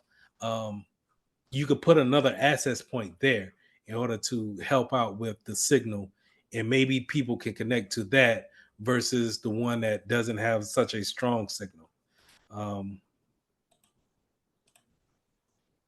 As you can see here, like my Mitchell main _ 5G is not so strong up here, but I have a repeater or another access point where you could just get onto the Mitchell router. Now I can name these the same thing, but I want them to act as different networks. Now that takes us to 2.4 and 5G. This is on the network. This is strictly on the network. I'm not talking about cellular here. 2.4 gigs and then 5 gigs when it comes to, as you see here, 802.11a, that's Wi-Fi. when we're talking about 2.4, it's a better connection as far as what you see. So you'll see it. It may give you more bars, like this Mitchell router. It 2.4 give you better bars. It might give you a whole 4 or 5 bars, right? But the thing that's the problem with 2.4 is that a lot of things runs on 2.4. And so when you throw on your microwave, it may degrade that signal because of the 2.4. The microwave is running on the same wavelength. And so it disrupts it. 5G, on the other hand, it's not as wide as a 2.4 reach. So you probably won't be able to go outside the house and still be connected to 2.5 because it's just kind of real short in width as far as what it can reach. But what it can reach is very strong in the connection. And so it's a lot faster and a lot secure as far as keeping that connection with you. 2.4, you may drop a couple of times. I didn't put my doggone picture up here. But I wanted to put this slide in here because of Wi-Fi 5 and then Wi-Fi 6. And Wi-Fi 6 is what we're looking to implement more into the home space. And I brung this up last week of ask your internet provider if you can have a router that can talk on Wi-Fi 6. And if you can, it may be their job to come out there and upgrade you for free. It's going to be a lot quicker as far as speed is concerned. But Wi-Fi 5 is also a good signal as well. But if you can call your cable company up to see if you can get that type of band, then or the equipment that can talk on that type of band, then why not? And it'll definitely show you some more performance in your network. Now, SSID. So let's talk about, first of all, I'm gonna do a little something different. I'm gonna go to this last slide, right? And I'm gonna talk about Bluetooth real quick, and then I'll jump into the last slide back in 28. All right, Bluetooth, RFID, and then the near field communications, NFC. Bluetooth and all of these type of frequencies, they operate at the same length, wavelength, and they're gonna be initiated by our mobile devices a lot of the times. Now, this is where your tap to pay comes into play. You tap in to pay with your watch. Bluetooth, we all know what Bluetooth is, but they're not as secure as they could be. And I think that's just by the limitations of what the technology is. So a lot of times you may see some commercials where people are telling you to get a metal wallet to stop the radio frequency from people stealing that information off of your cards. If your card has the capability to tap to pay, if someone gets close enough up to you with a radio signal that can snatch that information, maybe they can get that information off you. Now they still may need a PIN, or they may need some second verification to make something happen, but it's enough to make people not want to have that close proximity with them. I don't necessarily have anything that shields off that type of communication, but it's definitely becoming more prominent because of so many things that we use to tap and use that type of near field communication with a lot of things that we're using. All right. Now, last slide here. I'm going to talk about the SSID and our home router. So I told you guys that we're going to go and log into our routers if you wanted to. I would suggest if you're feeling apprehensive about doing that, don't do it. Especially if you got other people on the network, you don't want to on an eventful night. Let's not do that. But if we want to, all right. SSID. service set identifier. This is your SSID. So you'll see this on the test that the SSID is going to be whatever you named the internet to be, right? So in this picture we got here, we got the SSID, the wireless network name being CompTIA underscore WLAN. Here for me, it'll be Mitchell router or Mitchell underscore main. For you guys, it may be whatever your Wi-Fi name is, but that's your SSID. So whenever you see it on the test and they ask you what's going to be changed on the SSID, you'll know that you're talking about the Wi-Fi name. Marjorie. Yes, Professor. Hi, how are you doing? Good afternoon. Good evening. Good. I'm How are sorry you? I'm late again. I'm trying to work on that with the alarm. Mhm. I'm trying to get the alarm, the calendar for the dates and stuff that we're gonna have meetings and Zoom meetings and stuff like that. Okay. I'm trying to get it synced up to my calendar at the house and also with the alarm, my alarm system as well for my phone. Okay. So I may have the alarm sound off at 7 again. I was wondering if those RFID protecting things like self-authentication and stuff, if they actually work. Yeah, I think if they're close enough to you, they can pull some information off you. If it's, but again, like I said, if you need, it may need some extra material. So normally when you tap to pay, it just initiates that debit card movement of you sliding the card in, and then it asks you for your PIN number. That's why we typically want to have a strong PIN number, or we want to have some other factor to what you're trying to do. You just can't do one thing and get whatever your Right. desire. So we What I want to did make was, sure we pair that up. what I do is I have I always order online. You can order on Amazon for like as much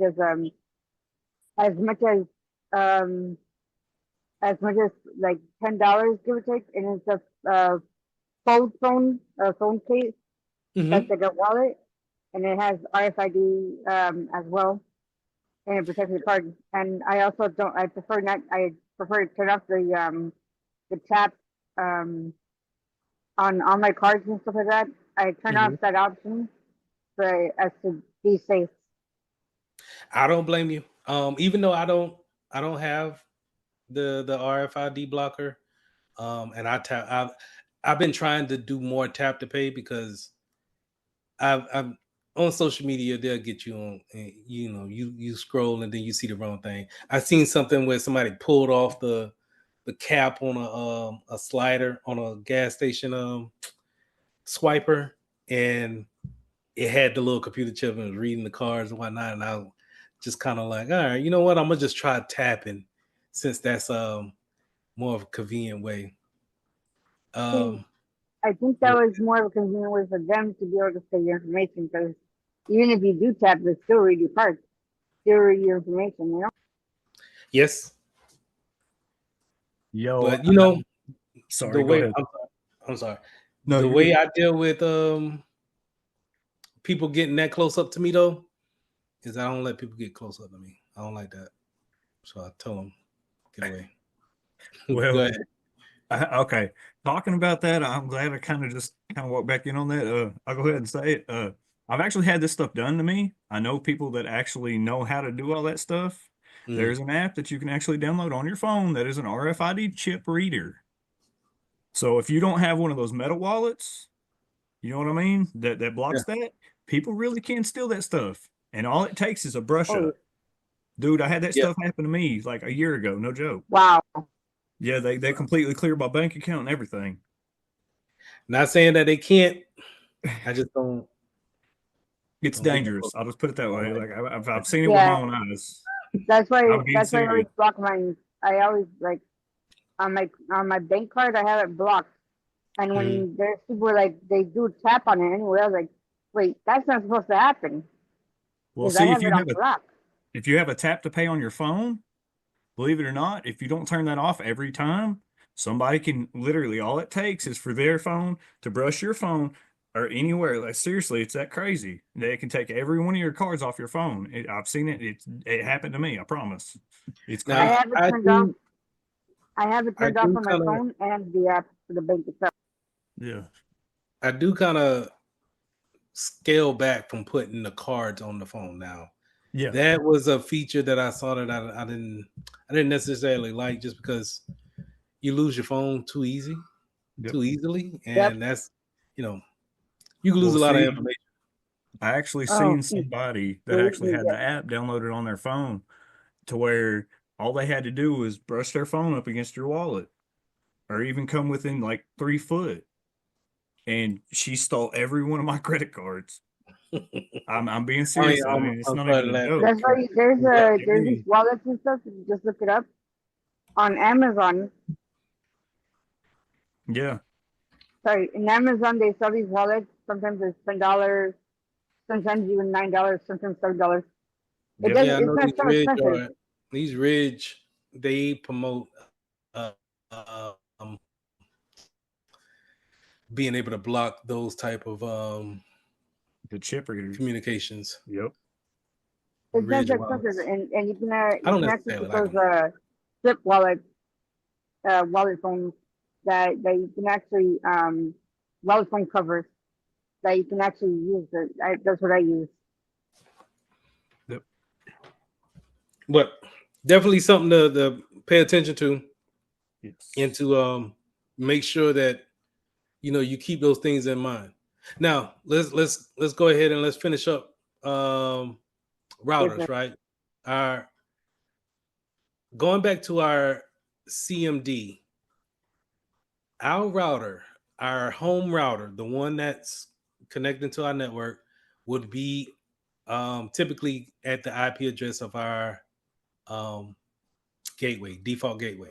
Now, what we can do is we can go into our CMD, get this default gateway address, copy it. How you copy it is that you highlight it and then you right click and it'll go away. The highlight doesn't give you a different option.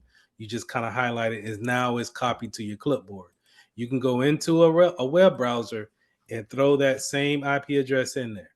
Now, I'm not going to go there, because once you hit enter, it's going to go to that particular address for your router. And that router should have a web page for you to log in. Yep. I'm not going to go there because I'm on a different network and I'll drop from the call. I tried this on the last class. It's not going to work for me. So that's why I got the lab pulled up and we'll go through it that way. But if you guys are feeling froggy, you can go there. Now, if you go there, it's not going to shut down your internet. It's just going to show you the web page of where you can log in at. If you if you never logged into it before, go and look at your router at your house and look on the physical box. There should be a username and password on that box somewhere. Take that username and password and then throw it into the login page that we got, that's going to come up on the internet whenever you go to that default gateway. The problem with that is that everybody has that. As far as we it's not just you. That's a protocol for a lot of these ISPs there, to just kind of have that information on the box. And a lot of us never go in there to change that password. So if I've just been working for Time Warner and now I don't work for them anymore, I might be able to still know somebody's default password to their home router. So that's a problem. I tell people to go in there and change it. At least do that. But if you go into that router, you may shut down your network, but it's only if you start really changing things around. Now, hold on. Let me put a cap on this. That's everything. That's our slides for tonight. Any questions?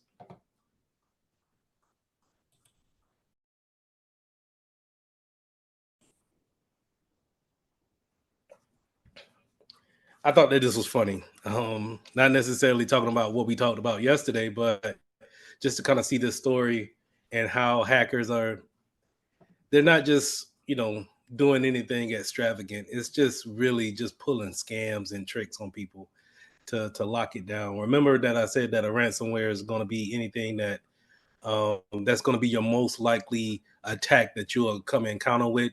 And how do we actually defend against that? Is that we got to have backups of our information.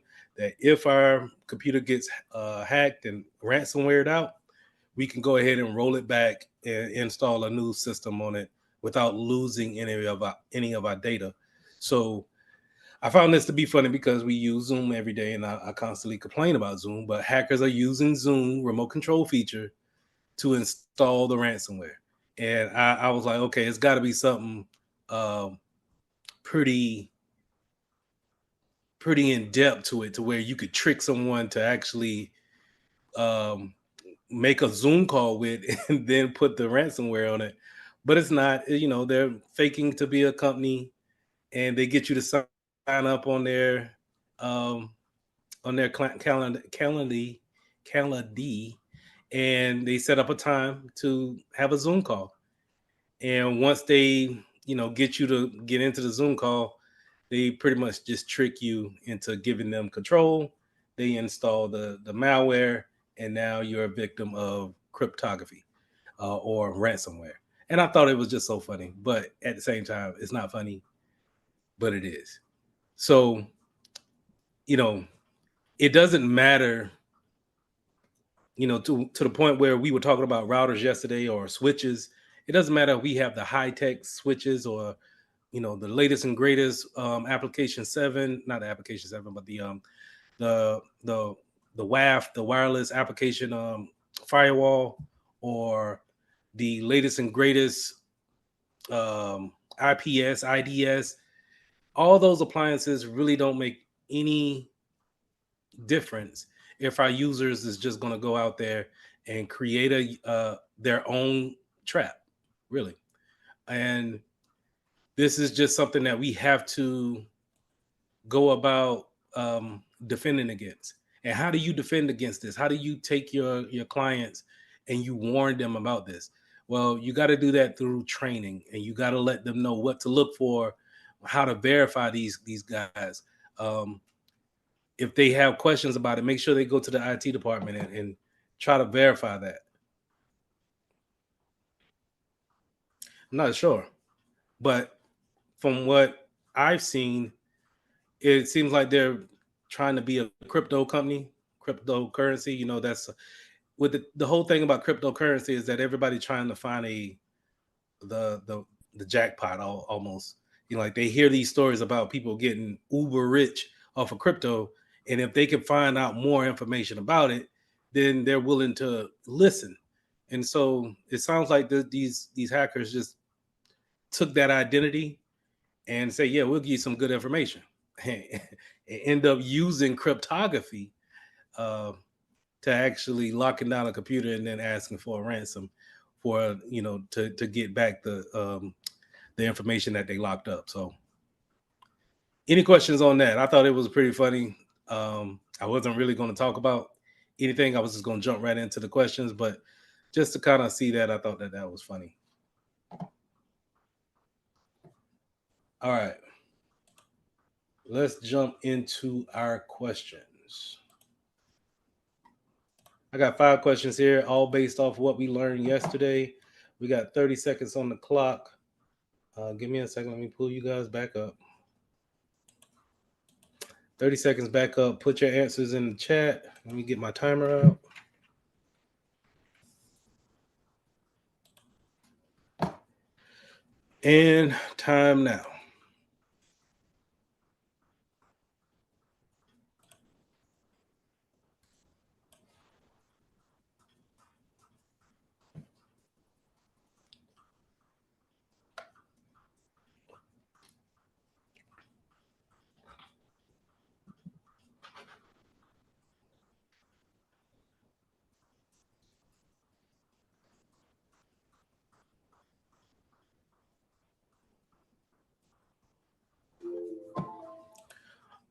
All right. A network technician uses a tool that energizes each wire in the cable. When the technician sends the energy to some of the wires, the LED on the tool did not light up. What tool is the technician using? Too easy for everybody. Cable tester is exactly that. Tone generator, we didn't go over that. But there's something called a fluke. And if you touch a hot wire or a wire that's sending data, it will make a sound. So that's what a tone generator will be in that type of field. Tone probe, toner probe is still the same thing, but not necessarily what a cable tester is. And a loop back plug will be similar to a cable tester, but it's designed to show a loop or a circle of data going from one end back to the other end, right? And it constantly have a revolving end, but it doesn't perform the same test as a cable tester. So too easy for everybody. Let's move on to question 2. 30 seconds.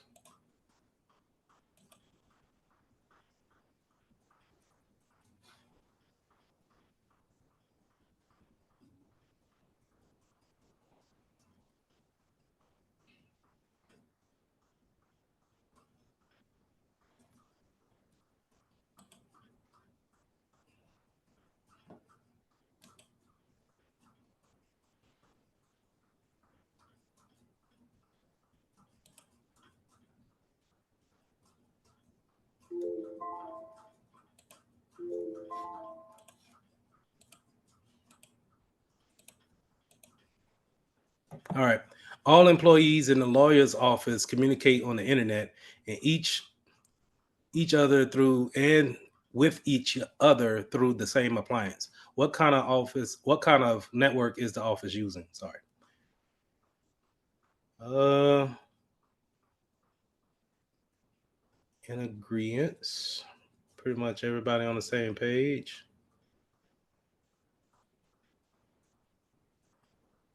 Yep.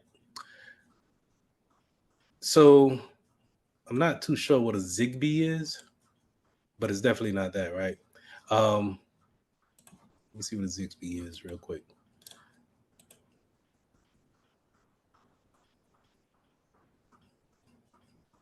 Yeah, never heard of this. Not even gonna lie to you. Never seen it either. Have y'all seen what a Zigbee is? All right, let's throw that out first.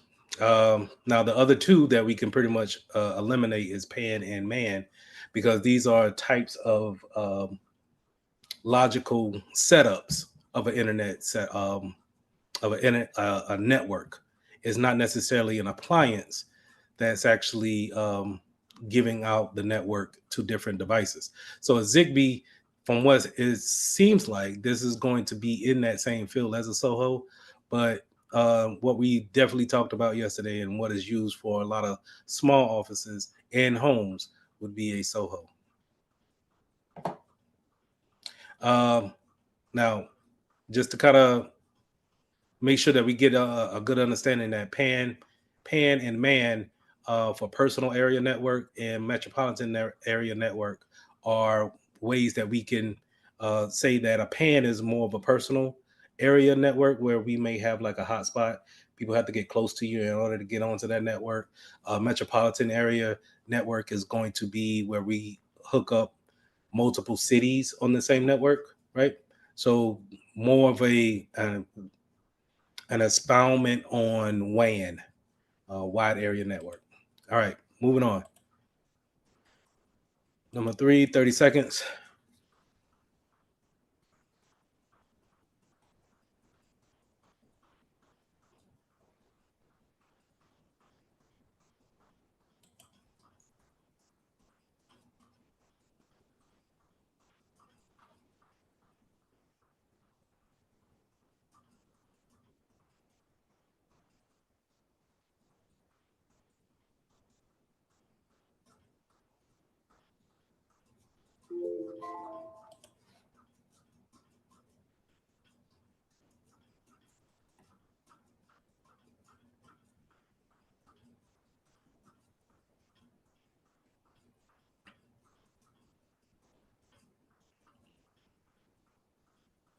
All right, let's go over it. A small company hired a network technician to upgrade the network. Surprisingly, the company was still using legacy hardware devices that configured a network to into a star topology. Remember what a star topology was or is. What device was that? A managed switch, PoE enabled switch, a hub, or a patch panel. So let's take out one. And I think we all agree. I don't think anybody said A. I think I did. I'm sorry. I didn't mean to call you out like that. My bad.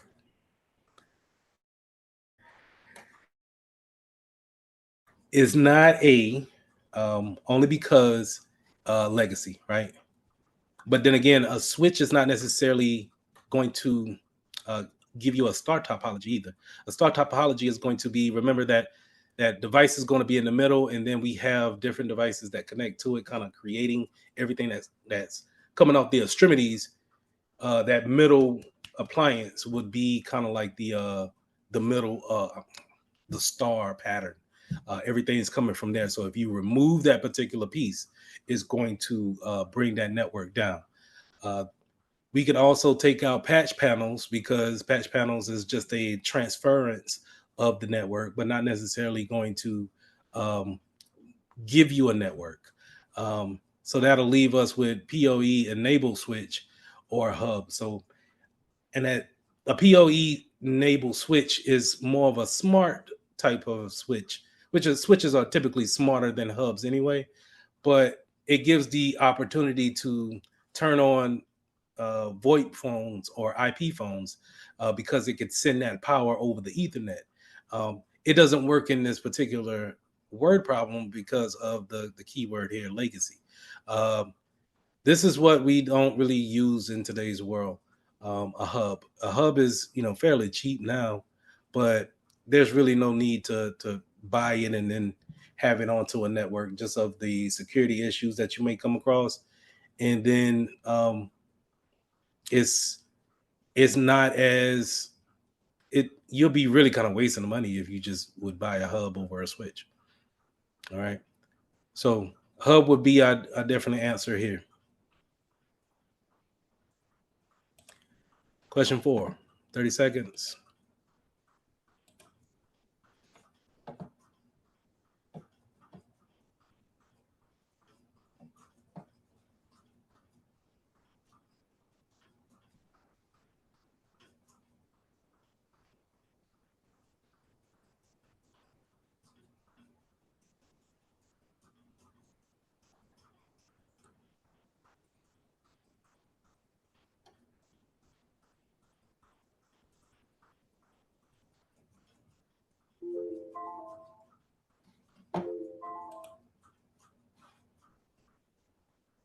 I give y'all credit. Y'all know how long it took me to realize 802.11 was what was the other name for it. Took me a while for me to stuff it in my head anyway.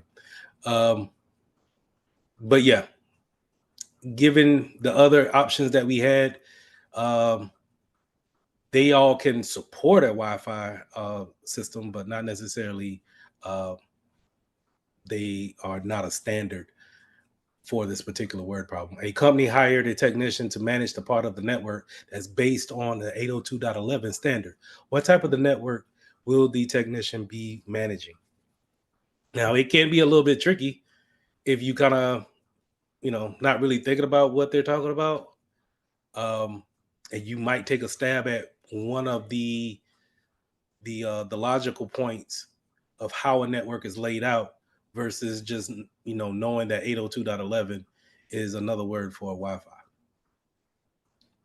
So we're rolling. So from what I'm seeing, we did make some connection yesterday. All right, let's get this last one in, and then we'll talk about IPs.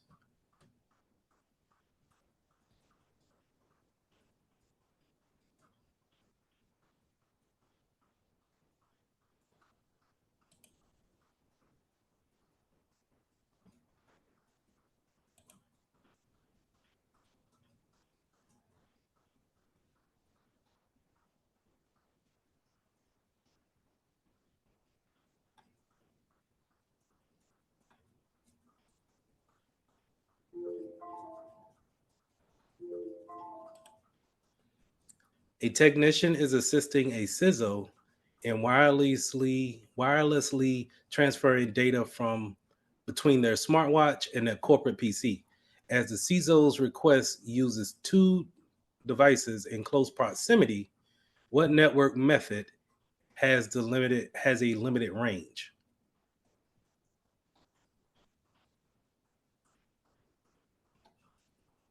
Anybody want to explain their answer?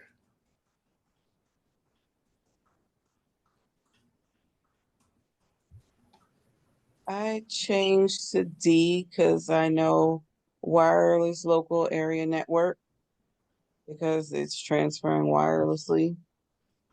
And it's also changing within like the network. He's using his smartwatch and the corporate PC that's in similar proximity. So that was kind of my reasoning to change it. Keyword was, I'm sorry, keyword is, and I'm not trying to dog on, my bad. Let me zoom back out. I didn't think it was going to do that. Close proximity. So Wi-Fi can work throughout the distance, right? But in this particular word problem, they need to have close proximity with each other. So close proximity would be that 3 to 6 feet that I was talking about. Oh, personal. So now, So Wi-Fi that could. would be the pan, Say it again, okay? the pan, Yes, ma'am. because it's a personal area. Yes, that would eliminate pretty much everybody else.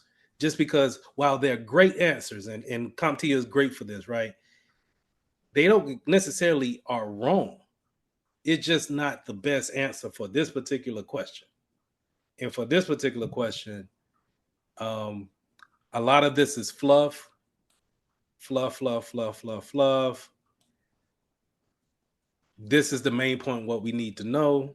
And then this is the question that they actually ask. But that's the way I want you guys to kind of look at these questions.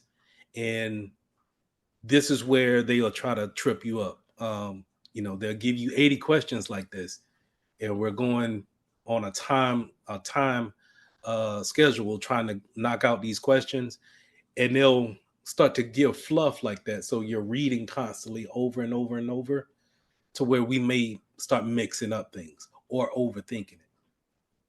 But we want to look for our keywords and what they're really asking. So remember when we talked about the close proximity devices, or the technology that we're really talking about is like Bluetooth, or what were we talking about? Like RFIDs, where we were talking about that last night, still in that information, being able to transfer that information from one device to the next. That would be an example of that. But overall, I think y'all did pretty good. I didn't, if you notice, I didn't ask any IP questions, because that's what I want to focus on next. And I want to get some of you guys' thoughts on IP addresses, or what questions we may have. So IP version 4. Do we feel comfortable with IP version 4? Yeah, somewhat. Anybody else want to comment on that? Yeah, somewhat. Can we have like a quick refresher? Sure. So every device is going to have an IP address, right? Every device that connects to your network is going to have an IP address. That's the way it determines who you are on the network. When it gives out a random IP address, that's called DHCP. Remember, where it's going to be a dynamic IP address. So therefore, when the router sees your physical address, remember we had a big thing about physical address being the MAC address as well. it's going to give you an IP address to associate yourself with. And now you can go out here and talk on the internet because, and if y'all remember my IP address from yesterday, you can see my IP changed on my desktop. I don't have it on a static. I just, whatever I get is what I get.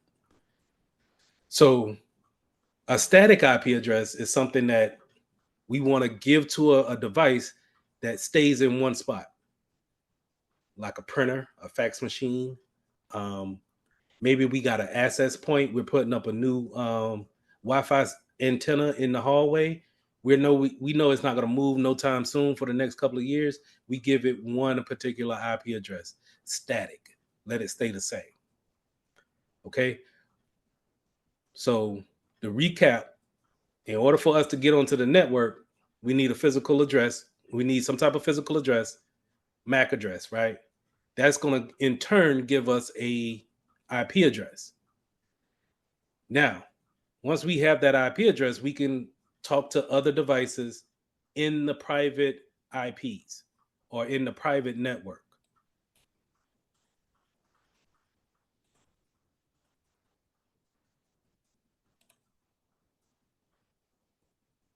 I'm looking for my picture. Remember, once we get that IP address, we could talk to everybody in this gray area here. Once we want to go to Atlanta, sorry. Oh no, you're fine. Thank you.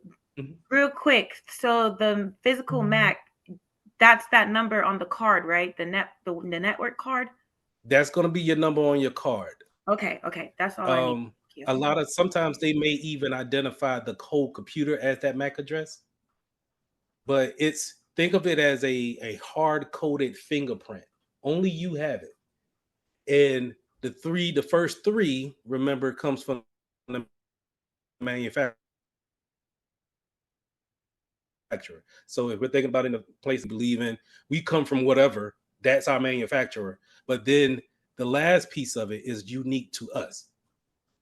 Is unique to that computer. This network card is unique to that. The MAC addresses never change. They will never change. It will never change. If you change out the NIC card, would it change? Yes. Okay. So it's attached to the NIC card. It is physically edged into the NIC card. Yes. Okay. Like you can open up the computer and see the it's almost like a serial number tattooed on like a the VIN. Mm-hmm. Like, yeah, exactly like a VIN. So if we change it out, we can have a different ID or we can have a different MAC address and we could be a different computer on the network. If from a security standpoint, if you see someone with the same IP address, that might not raise flags.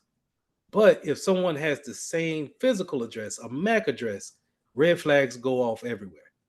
That's a known thing of no, we don't share MAC addresses. That should be unique to everybody. Okay. So in order to get that IP address, I need a MAC address to show that router. That router is going to give me one. And when it gives me one, it's leasing it out to me. It's going to say, hey, you can have this IP address for 72 hours. If I see you go to the store with your phone and then that phone comes back to the home network, I recognize the MAC address on the phone. You can have your same IP address back. Kind of think about it for you guys that got Apple phones. You remember when you log into a Wi-Fi network on an iPhone, it remembers that. And then whenever you go back to that place, it automatically connects back up. You don't have to necessarily go through that process again. But if you have been gone for a while, or if it kind of you erase that cache from that phone, you will need to authenticate yourself again, and it gives out another IP address. It's kind of like that when it comes to those leases. Okay. So Lee, let me ask you this. So IPv4 and IPv6, is the difference between them that one is 32-bit and the other one's 128-bit? Those are going back to the size of the IP addresses. That 128 bit allows us to have more range on that address versus what 4 has. So I'm sorry, the range on IPv6, since it's 128 bits, it allows us to have more IP addresses like this. And I'm thinking it's upward of trillions, if not quintillions or something like that. Something with the Q, of how many IP addresses we can have. But with the IPv version 4, we can only have maybe, I want to say, a certain amount of billions of IP addresses. So therefore, it's going to, with more devices coming onto a network, being made every year, iPhones being made every year, there's a new tablet being made every year. The more they get out here in this in the world, it's going to eventually run out of IP addresses to give everybody. And so we need to start converting a lot of our users over to an IPv6 to actually communicate. And so that's why you see those things there. But to answer your question, to go back to it and answer it, the IPv4, by it being a 64-bit, is only limited to so many different addresses. That 128 sends it out of this world. And you'll see that as we get into Security Plus, the more numbers you could put onto something, the more value you can give it, the harder it is to actually break into. You can go into breaking into cracking a password in a matter of seconds to adding 4 more digits onto a password, and now you can't crack it for the next 500 years if you brute force it. But I'm getting off track. Okay. So we won't really worry about IPv6 right now, especially for this exam.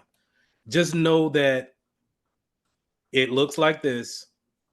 And remember, it has 8 different segments. And the first 4 are manufacturer driven. The last 4 are unique to that particular device.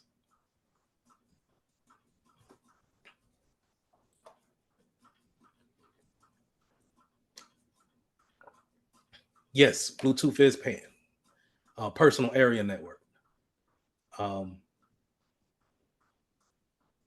Bluetooth can only work if you have like wireless headphones or any type of AirPods or anything like that. If you leave the device and walk away from it at least 30 feet, you'll hear that that disconnection. It'll try to connect, but eventually it'll just drop and won't be a part of it anymore. Same thing if you if you pay attention to the Bluetooth in your car and it connects to your phone, but then the car drives off and you still have the phone in the house, it'll try to keep connection, but then eventually it'll drop. So for that Cisco technician, was he just swapping over from Wi-Fi to Bluetooth then? In the question? Mm-hmm.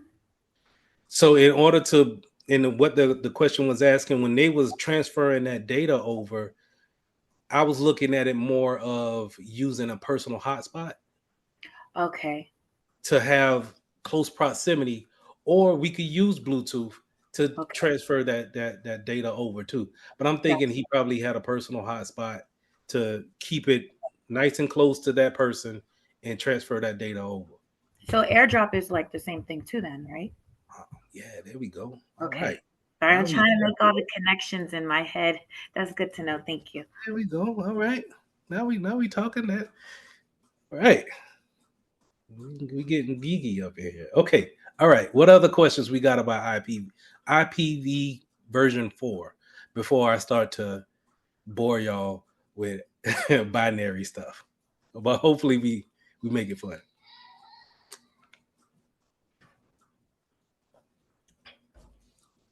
All right. Let's get this out of here. Well, I have a quick question. So yes. Okay. And not to muddy the water, but on the A plus, do they delve more into the IP config commands? Because, I mean, we have flush DNS, release, renew. There's a lot. So Yes. do we have to start learning those? I mean, well, is that going to be on the A plus or? I don't Yeah. say no, right?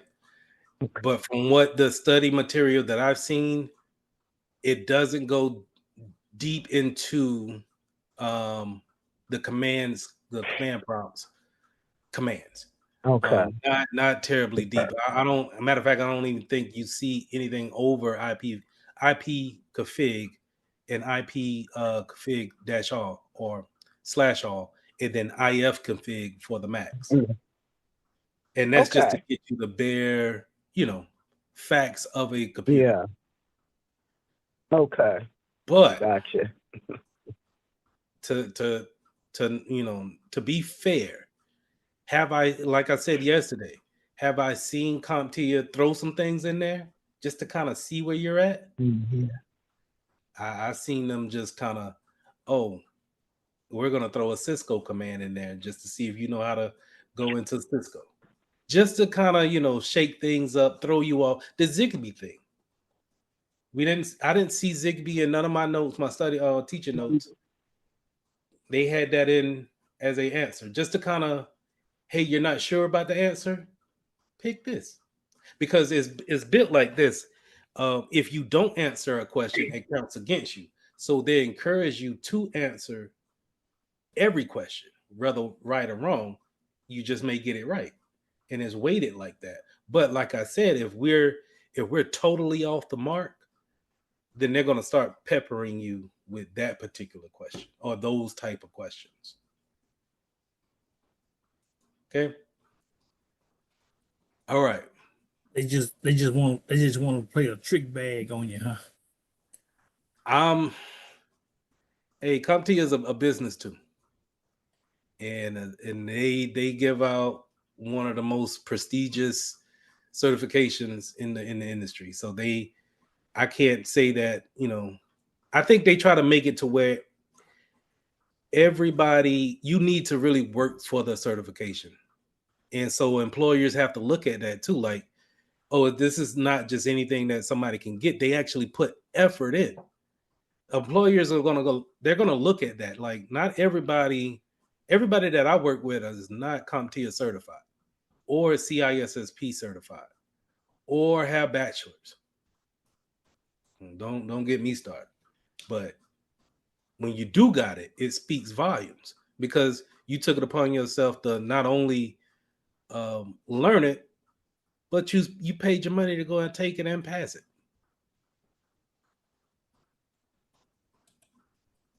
All right, now let's get into the fun stuff here. We need to take IPv4 and we need to take it and turn it into a binary. All right, so this is going to be on the lecture that I put in class. It should be in the classroom now, actually.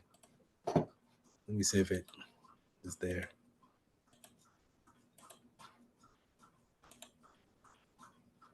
Yeah. So I recorded this earlier today, lesson 5, only because I knew when we start talking about this tonight, I want to make sure that we get everything that we need to get, and we understand 4 going into 5, and we'll pull it all together on Thursday. All right. So the main thing, like I said, we need to understand how do we take the 192.168.0.1 and then turn it into a language that the computer can understand. Remember, computers understands binaries, so they only understand those ones and zeros. So they can look at this and say, you know what? Oh, that's a gateway, a default gateway. That's 192.168.0.1. How do we do that? Because CompTIA is going to ask you to take a look at this and convert it into an IP address. So let's do that. Let's go to my trusty old whiteboard here and use this chart. So when you get let me set myself up so I can write. When you get your go and take your test, they're going to give you a whiteboard and a marker, so you can, or like a dry erase board, and you can make notes on it and write down anything that you want to write down before the actual test, which is good, right?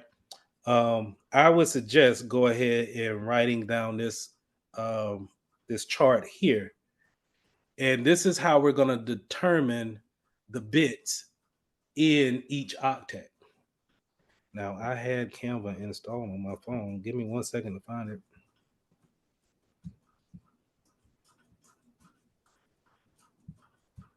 Canva. And how we come up with these numbers. So this is basically going all the way up to 128 on the bits. But how do we actually get there? We do that by starting with 1 and timing itself by 2.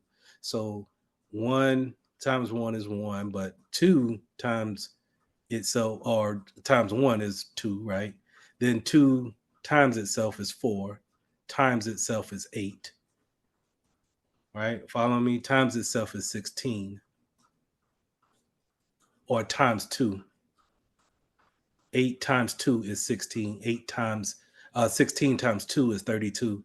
8, 13, 32, Jesus.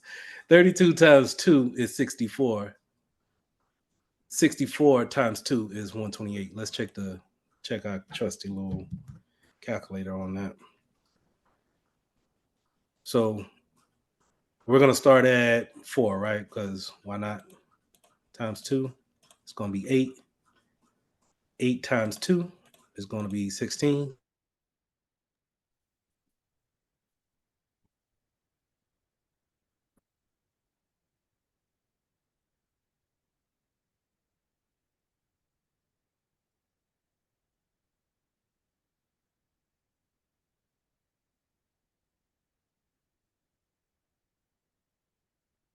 Itself and get our numbers that we need, and we'll see why these numbers are important. Jonathan.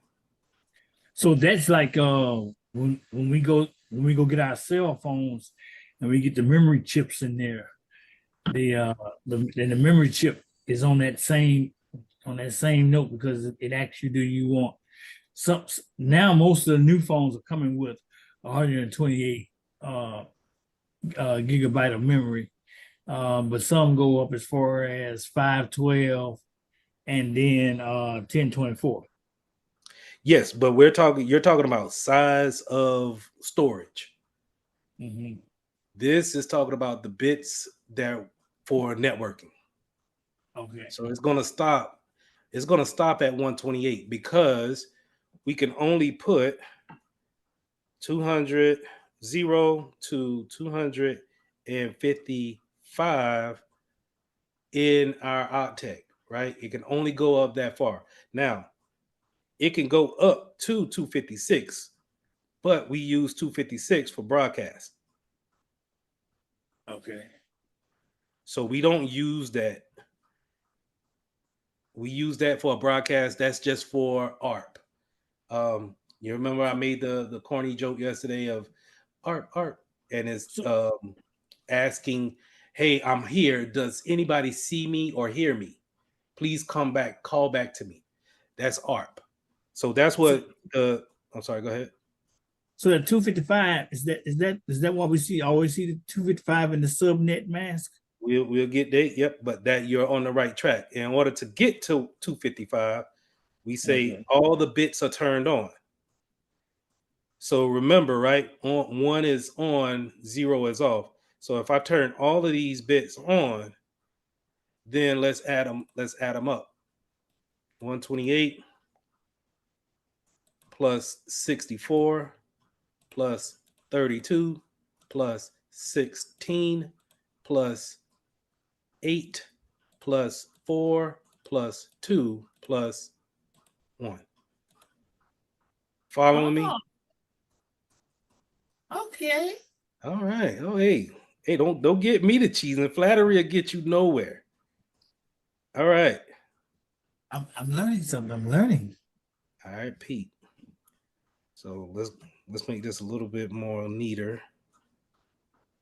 So if that's going to be If we see 255, that means in that particular octet, all the bits are turned on. We can fit no more address in here. It's done, right? So, for example, if we have 192.255.255.255, we cannot put any more, we can't put anything else on this network because we'll have to change this to 193, and we'll get to that in a minute. And we're not going to change it to 193. All right, because that's our network. But that means that everything here, Jesus, undo. Everything here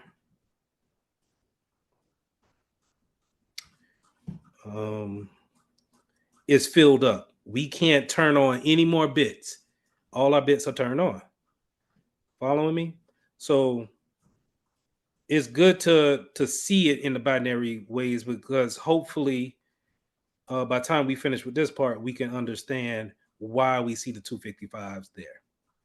So we understand that 256 is there, but it's not used. It's used for broadcasting. They probably, I'm going to go on a limb and say they're not going to ask you that. Now, let's go ahead and let's get our ones out of here. Create our lines once again. So let's convert some different numbers, right? So if we got a 10 network, right? So we seen that with our lectures here. Where was it?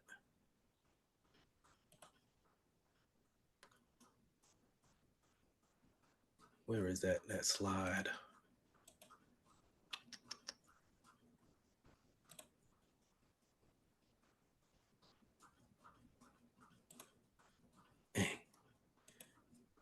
Give me a second. I seen it. You'll find it when you're not looking for it. No, I know it's here somewhere. It's got to be. I remember looking at it. I just don't want the silence. Anyway, I'm not gonna. Oh, I'll take this. 10 to. All right. Go back here. So the example is 10.1.0.100. Let's just say 100, right? So how do we get 10? So if we're going to get 10 in binary, how do we go about doing that? If 0 is 1, when you're saying broadcasting, you're referring to. Oh, let me go, address that. Broadcast. So when you're doing a broadcasting, let me bring up my elements here. A broadcast will look like this. You have this computer here, right? And you'll have a server over here. And let's put a router out here. Now, I'm not going to put the cables that connects everything. We're just going to know that it is connected, right? Because we can connect through Wi-Fi. And then let's put a printer. Now, an ARP does this. An ARP, Chat, can you do a favor for me if you hear me? Oh, the ceiling fan is messing with my vision. I'm sorry. I'm sorry. Kind of catch me off guard. But the ARPA happened like this. So you'll get on to the network via Wi-Fi, right? And when you get your IP address, Wi-Fi, you will call out to the router as and kind of broadcast yourself to the other devices on the network, and you'll say, "Hey, I'm here. Give me a second.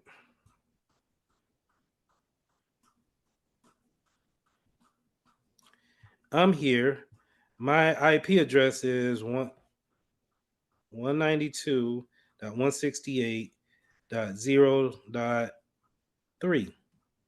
And you're broadcasting to these other devices and you're saying, does anybody hear me? If you do, just acknowledge that you see me. And when you acknowledge that, is not necessarily a big thing. It's just the fact that they know that, okay, we have dot three on the network. It's saying that it's there, and that's the only thing it wants to do is just kind of acknowledge that it's there. Now, an art may happen every now and again. It may happen every 10 minutes, 20 minutes. It may just call out and say, hey, I'm still here. If y'all want to communicate, just know that I'm here. It doesn't, because these particular devices, these are not going to check in with the router and say, hey, is there anybody new on the network that we should be contacting to?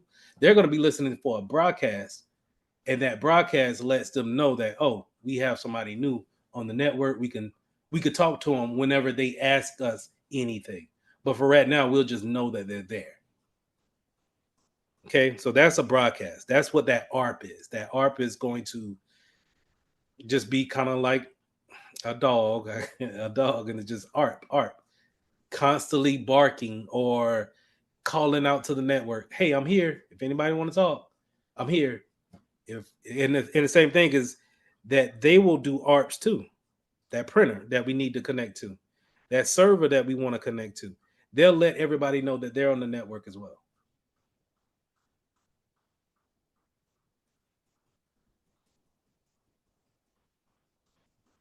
Yes, kind of like a Bluetooth device that's trying to look for new devices. Exactly. I'm not too sure about how the emergency weather alerts work, but they are so intrusive that they turn off any kind of programming that they have. So I don't know. I'm not sure. I would have to research that to know how that works. Just because, like I said, when you get like an Amber Alert, the Amber Alert takes over phone calls and any and everything. Even if you have the phone on silent or you ain't even got service on the phone, the Amber Alert will turn that device on almost. So I don't know if that's the same thing. That's more intrusive to me. Well, you know that because I'm an emergency responder, the government has programmed. They have a they it is required by law for them to program the emergency alert system into your phones so that in case something ever happened, like an Amber Alert or some type of emergency, that they will be able to alert the masses at some point. But then they also have additional apps. Like we as emergency responders, we have various apps through FEMA, Red Cross, and everything that a lot of the general public does not have access to, but they have the majority of the alerts come through the government app that they require all phones to have just in case something happens. Because if you go into your phone settings and see the alerts that's on there, it will show you where there. If you notice that the government alert one is blurred out, it's already checked, but it's already blurred out where you can't uncheck it at all. Yeah, I just don't understand why would it, unless they got it programmed like that in the code to overtake certain signals. And I just find it to be intrusive, very intrusive. I understand the emergency part of it, but I just find it to be kind of weird that, for all other notifications, they could be subdued, but that one doesn't matter what time of the day or if it's on silent, or I want to say if it's even on airplane mode, it still may go ahead and alert. But I digress. Yeah. So, Lana, what do you mean satellite? Like the satellites that orbiting the Earth?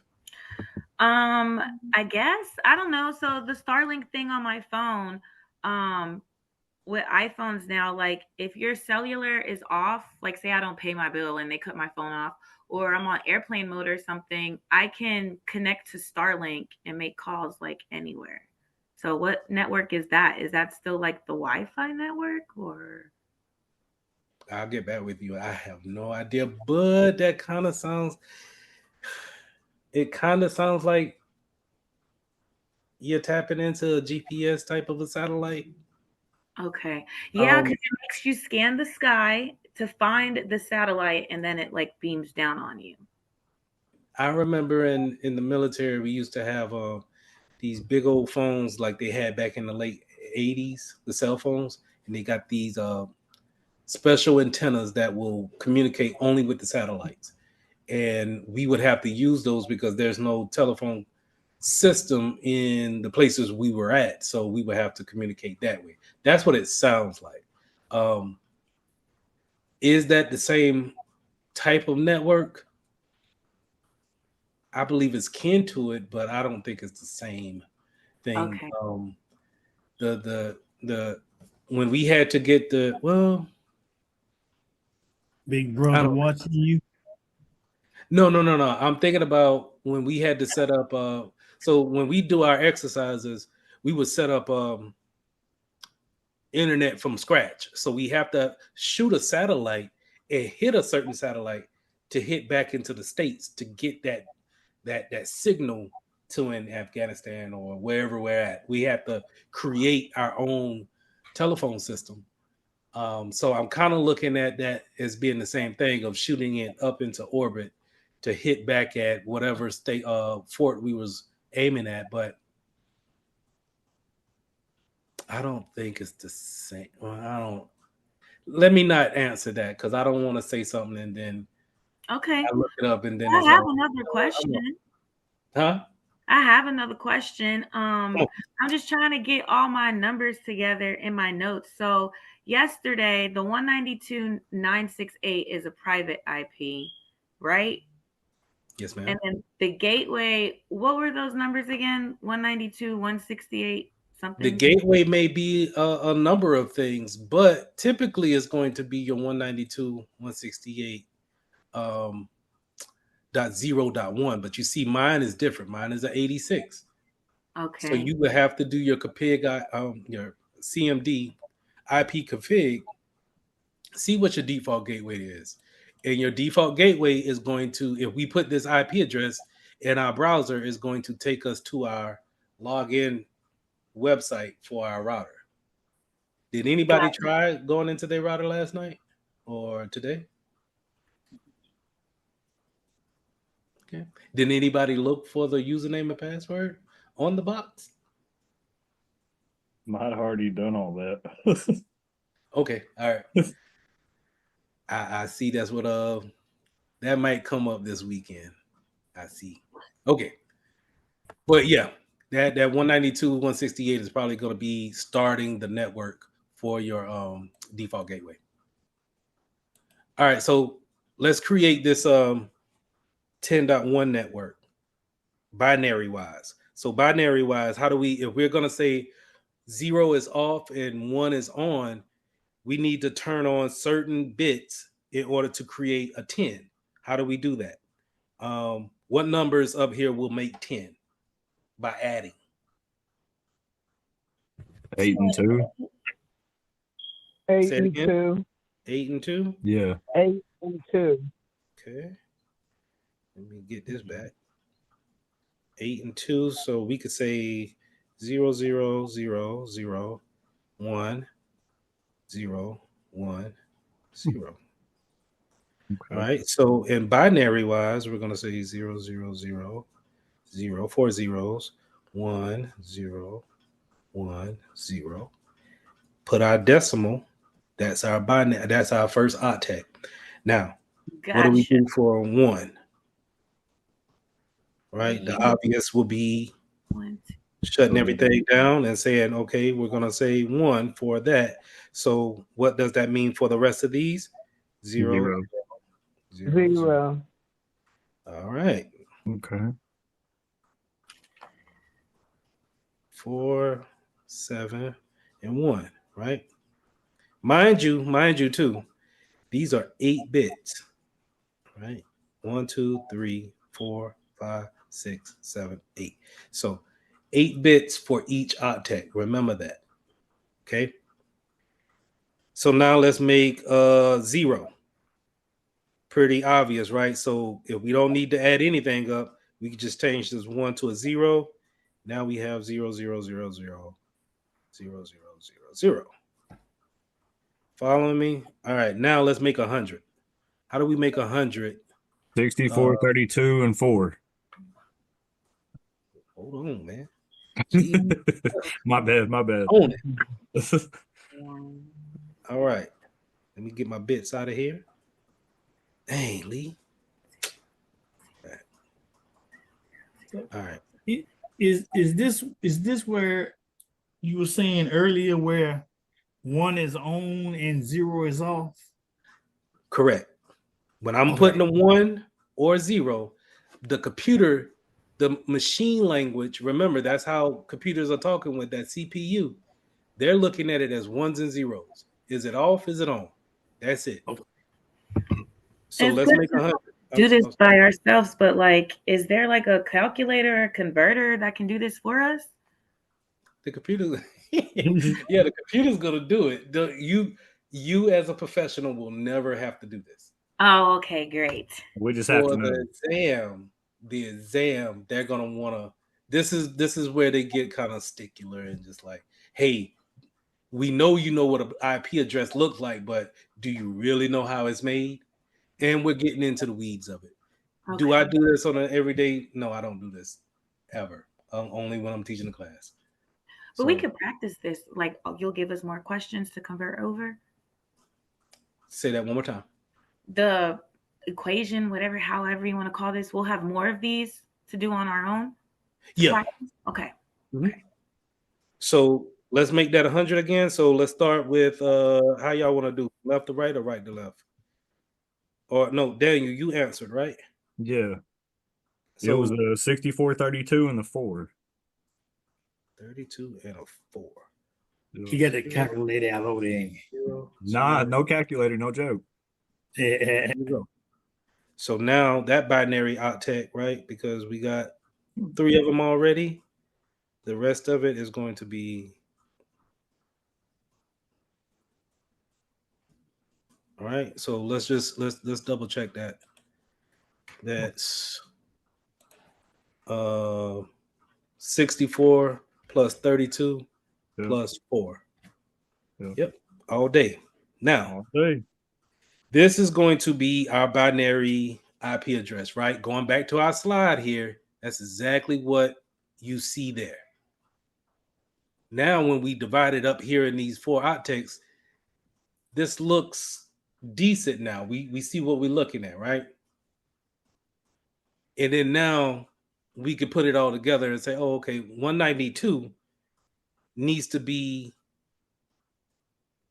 these first 2 octets turned on, or these first 2 bits turned on. So 128 and 64 be turned on here. So you see that. And then So we could you cut the say rest of them off. you say octet, that's 8 numbers, right? 8 digits. 8. Correct.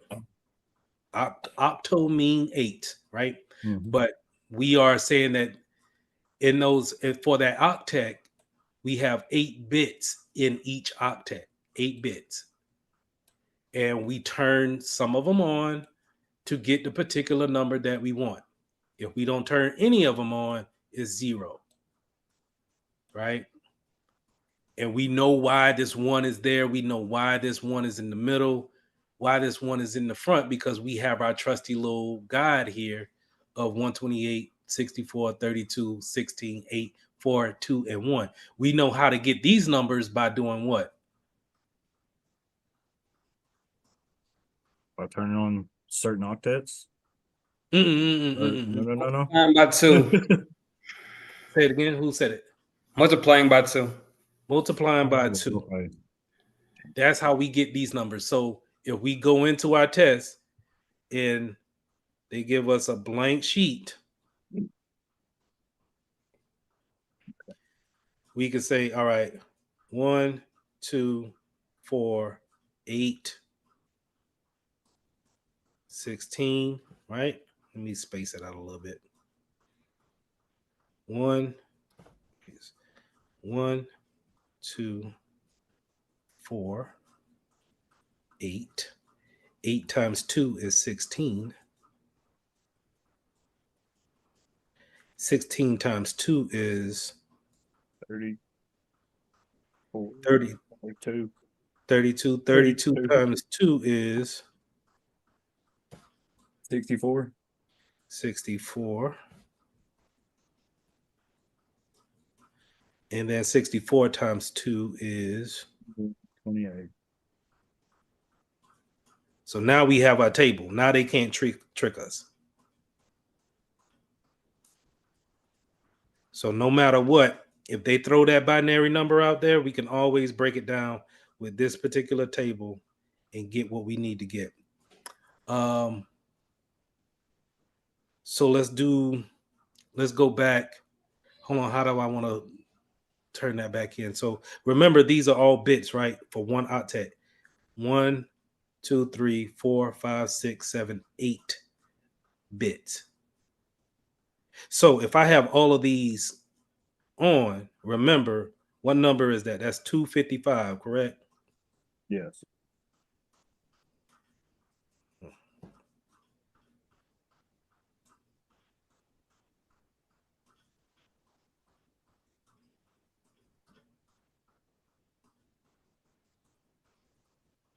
Following me. Follow me real quick. Bear with me. My stuff is not acting right. And then, oh my God. I'm left-handed, y'all. I'm sorry.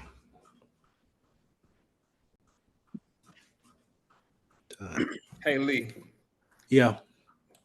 question. So what is a bit again? A bit is how a computer is going to see how to read that information that you put in.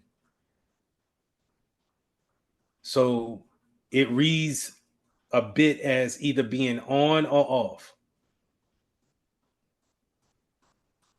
I got you. Simply that. For this particular exam, that's simply what a bit is going to be. It's either going to be on or off. If I can get this doggone thing to give me a 0, I'll be all right. So we got a subnet mask here, right? Because we see this all the time when I do my IP config. The subnet is 255, 255, 255, 0. So how many bits are turned on in the first octet? All of them. And the second and the third? Same. All of them. So if that's the case, then we got 8. Oh, geez, come on. We got 8 bits here, 8 bits here, and 8 bits here. You seen this yesterday, but that's how you get a cider, because it's showing you how many bits we have turned on, but it's also showing you how many bits we can, or how many IP addresses we can have here in this particular set right here. So in that lab we had,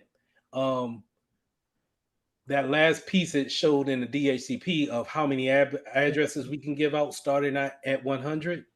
Well, if we're looking at it from this standpoint, let's just say our IP address is 192.168.0.1, but our subnet mask is 255, 255, 255.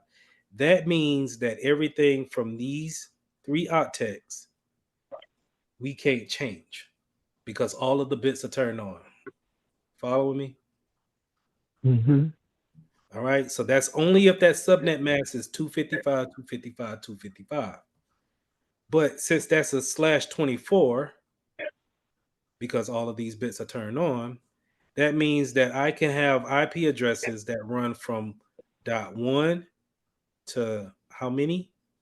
255. Right. Okay. Everybody follow me on that one? Yes. So if we go here and we erase that and we erase these and we say 255.0.0, what's the CIDR here? The slash is going to be slash 16. perfect. Why is that? Because there's only two of the octets that are at 255. So it's 8 and 8 times 2 is 16.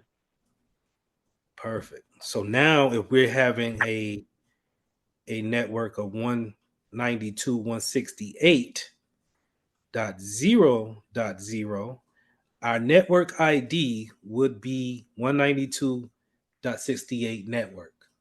But our host now can be here. So that means that all of the different devices that we get bought in by our budget, we now can give them IP addresses that can now run from all the way up from 192.168, which needs to be there, to 255.0, and then we can run this one up to 255 as well. So we get over what, 400, 500 different IP addresses that we can give out. So is that what I asked you about last night with the like if we plugged in a switch to our router or a hub to our router and then plugged in several computers, would it issue out different the different static IPs? That's a feature in the router for DHCP or static IPs, but Okay. it will be based off of this math here. Okay. More than likely, your internet provider is going to give you a subnet mask of 255, 255, 255. Right. So what does that mean for my local and my home network? Is that I can only put how many devices on my network? How many devices on my home network based off of this subnet can get an IP address? It's 255 times 3.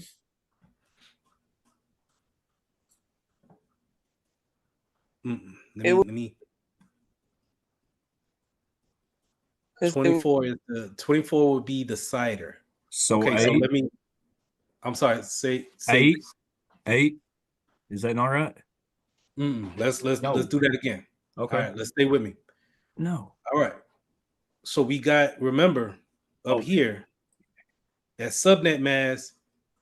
We turning on all the bits here. So it would be 255. That's say it again. 255, because if it starts at 0 on the very last, the 255, 255, 255 would come out to what, the 24, and you can have the 32. So that would leave, if it starts at 0, it would leave 255 that you can put on your network, right? Perfect. That's exactly what I'm talking about. Okay. So it's 8 for each one of the 255s. Hold on. What? 8?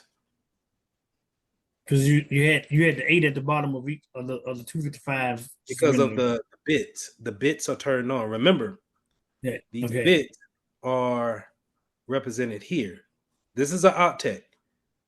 Okay. 128, 64, all of these are octets. That's how we got the binary numbers. But each binary number is represented by a bit, 1 bit. Question again? Could you say it one more time? Because I'm trying to rationalize what Daniel just said. Okay.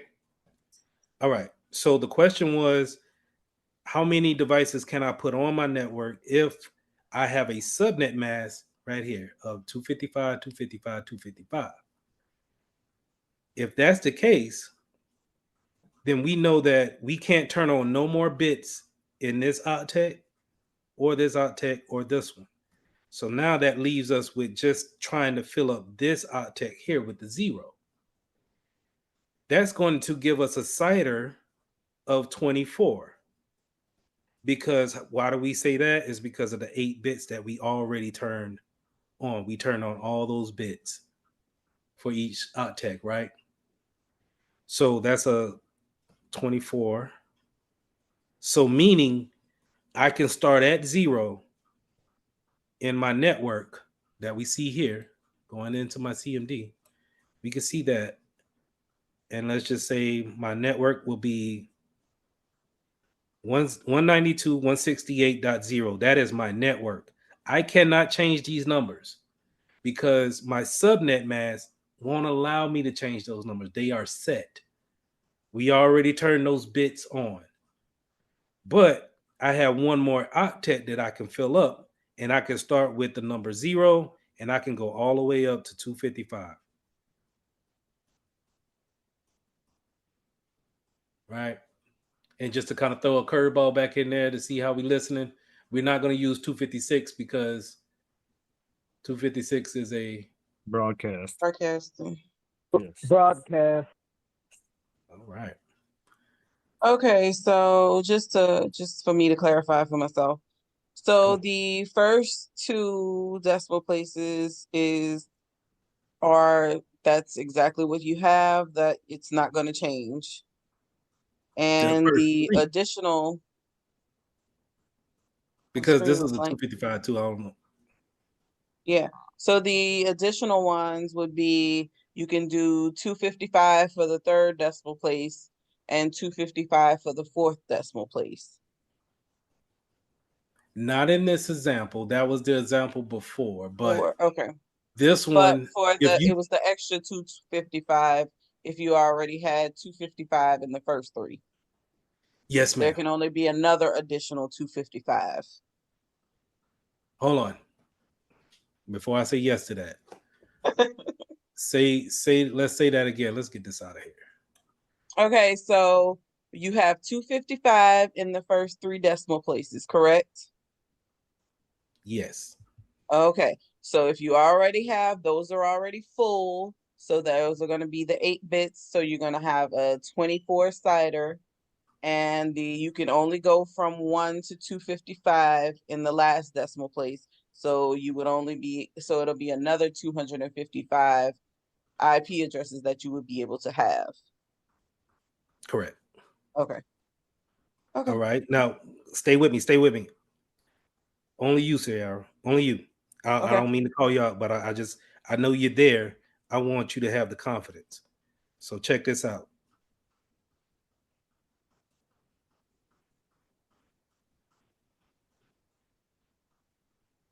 Only you.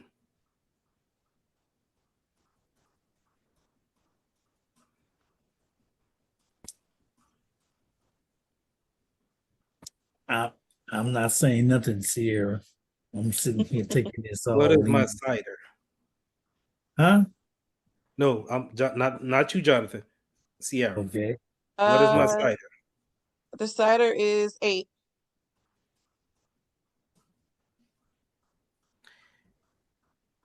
Just, you don't have to get the number right, but just give me a rough estimate.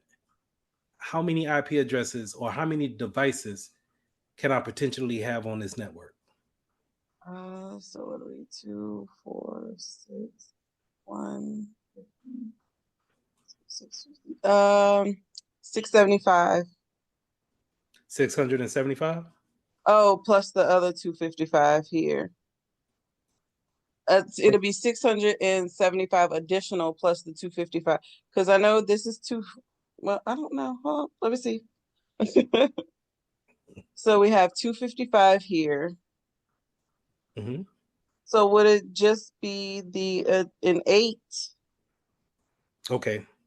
Let me help you out a little bit. So if we got all of these turned on, we're not changing anything in this particular place, but we can turn all of these into 255s, these 3 zeros. Yes. Right? So now that means that I can potentially have 255 IP addresses here and then here. and then here. So I would essentially want to do, and this is just kind of like shorthanding it, 255 times 3, and then that'll be my IP addresses, what I can potentially put out there, because I can fill up all of these with different IP Okay. addresses. So that'll be okay. All right. I think I understand your concept now. Okay, check this out. Check this out. Let me put it a different way. So those bits are turned. This bit is turned on, and let's just say that number is 10, right? Because we just Okay. worked with this 10, but now I have a 10 network. I 10 can't network. change this, Mm-hmm. but now I can say, starting at 0, I can Mm-hmm. say 0.0.0 to 255. Mm-hmm. That could be my first. That could be for the HR department. Okay. And then I can say 10. Oh, Jesus. I could say 10.0.0 to 255 Mm-hmm. dot to 255 again. Okay. You get what I'm saying? Mm-hmm. And I could fill up that third octet. But then I could turn right back around and say 0 to 255 in my second octet and fill that up to 255 in my third octet as well as my fourth. Okay. So I think I get what you're saying now. Each decimal point can be up to 250. 255. Yes, ma'am. Going back, if we go back to the how we started. Hold on for a second. I hear my son crying. I want to see if everything cool.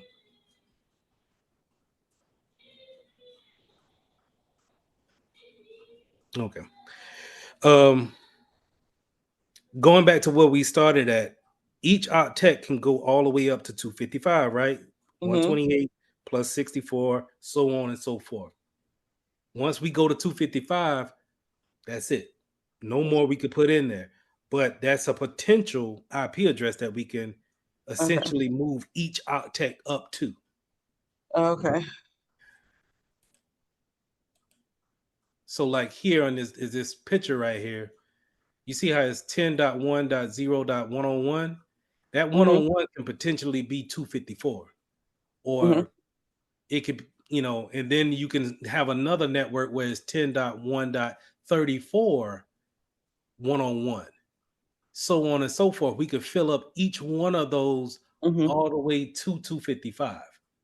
Okay. But it gives us potential to have well over 100, 500 to, I want to say 500 to close to 1,000 IP addresses that we could potentially get out there. Okay. So in the real world, what we would do is say, if we're working for a major, let's say, healthcare provider, we want to make sure that we have a 10.0 network to Mm-hmm. make sure that we have enough IP addresses to give out to all our computers and our medical equipment. Okay. And anybody that's coming into an emergency room, want to get on the Wi-Fi, things of that nature, we can all give them a 10.0 address.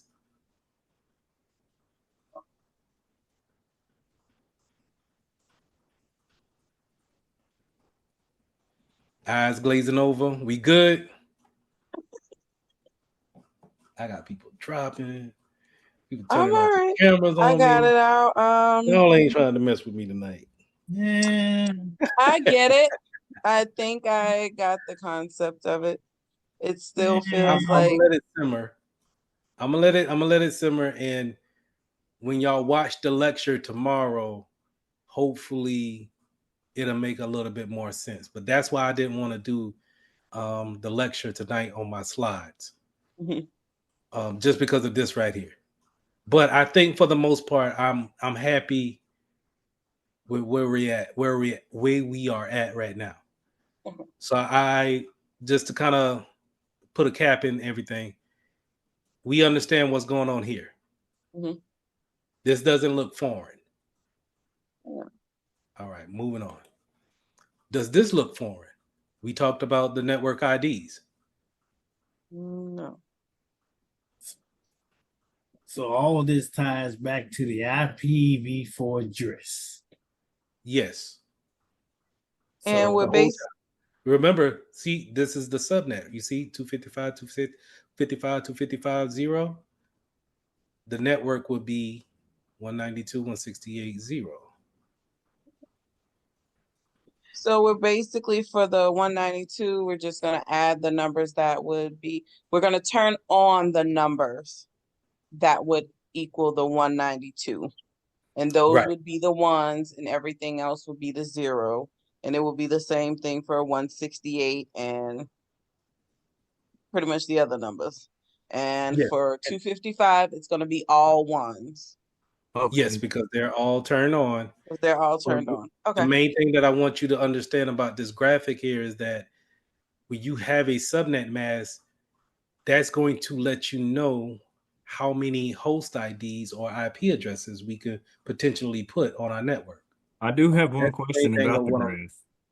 to say it again. Okay, I do have one question about the graph. Okay, you're 192 and then the 168. Okay, I understand that. But the 0 on the top, how is it 0110000? How does that equal out? You see what I'm saying? I Yeah. do. None of those should be on, right? Should be all zeros. That is correct. Okay. Okay. I was making sure I was correct. I'm not claiming this graphic, Sorry about but that. come on, I wasn't trying to call that out. because that's what that's 64. That's Yeah, 64 plus 64, 30. 32, and then That's 8. 100, right? Yeah.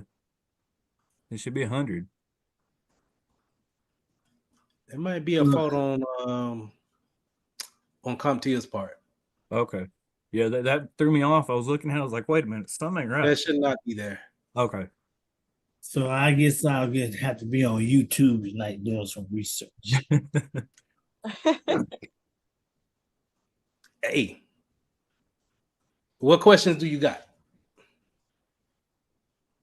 I really, it's like I got it, but I don't have it. Okay. It's more. It's complex with the number because I'm just used to putting in that when I go and program a computer, I'm used to just doing the 255, 255, 255, 0. I ain't never had to go through none of this and figure out the binary, all that stuff, and I pray that I And never have to. you might have to for the exam. That's the only reason why we're here. Yeah. Because what I don't want is, hey, they threw this at me. You never went over that. When you see this, if they say convert this number, just like how Daniel did, they say convert this number into a regular number off a binary. We know how to create our graph, and we know how to create that number. That's the only reason why I'm doing this. Yeah. Now, after you take the exam and you pass the exam and you want to forget this for life, be by all means. Sound like a plan to me. But if you decide to become a network engineer and you want to get into Which I don't think subnet, I am. and you wanna be in that field, subnetting, this is the basics of it. This is what, not saying that this what they have calculators for this, yes, but they are breaking it down way more than what I am. Yeah. Way more. So just to see what we're looking at, I just want this to be familiar enough to when you see 255, 255, 255, you get a spark in your mind to be like, oh, okay, I can't put that many devices on this network as if it was a 10.0 network. That's what I want. And I think I got that. I watch on Thursday. I think we'll be fine when we do some reviews. All right, so check this out. These are ports. These are well-known ports. Ports is what we use to communicate with each other. Different ways that a computer communicate with each other. So a port may be designed for just sending emails or showing a website, maybe sending a package of a whole document with FTP. It can do a number of things. The best analogy that I can give is that there's a number of ways that I can communicate with you. I can call you on your phone. I can IM you on your social media platform. I can text you. There's different types of ways of communicating to you and getting my message across. The same thing when it comes to ports. Ports are just different ways that applications can use to communicate with each other, with other computers. Now, overall, you have they're designed to be matched up with a number. So port 25 is always going to be SMTP, and that's going to be simple mail transfer protocol. It's going to always be that. No matter what the platform is, it's going to be that.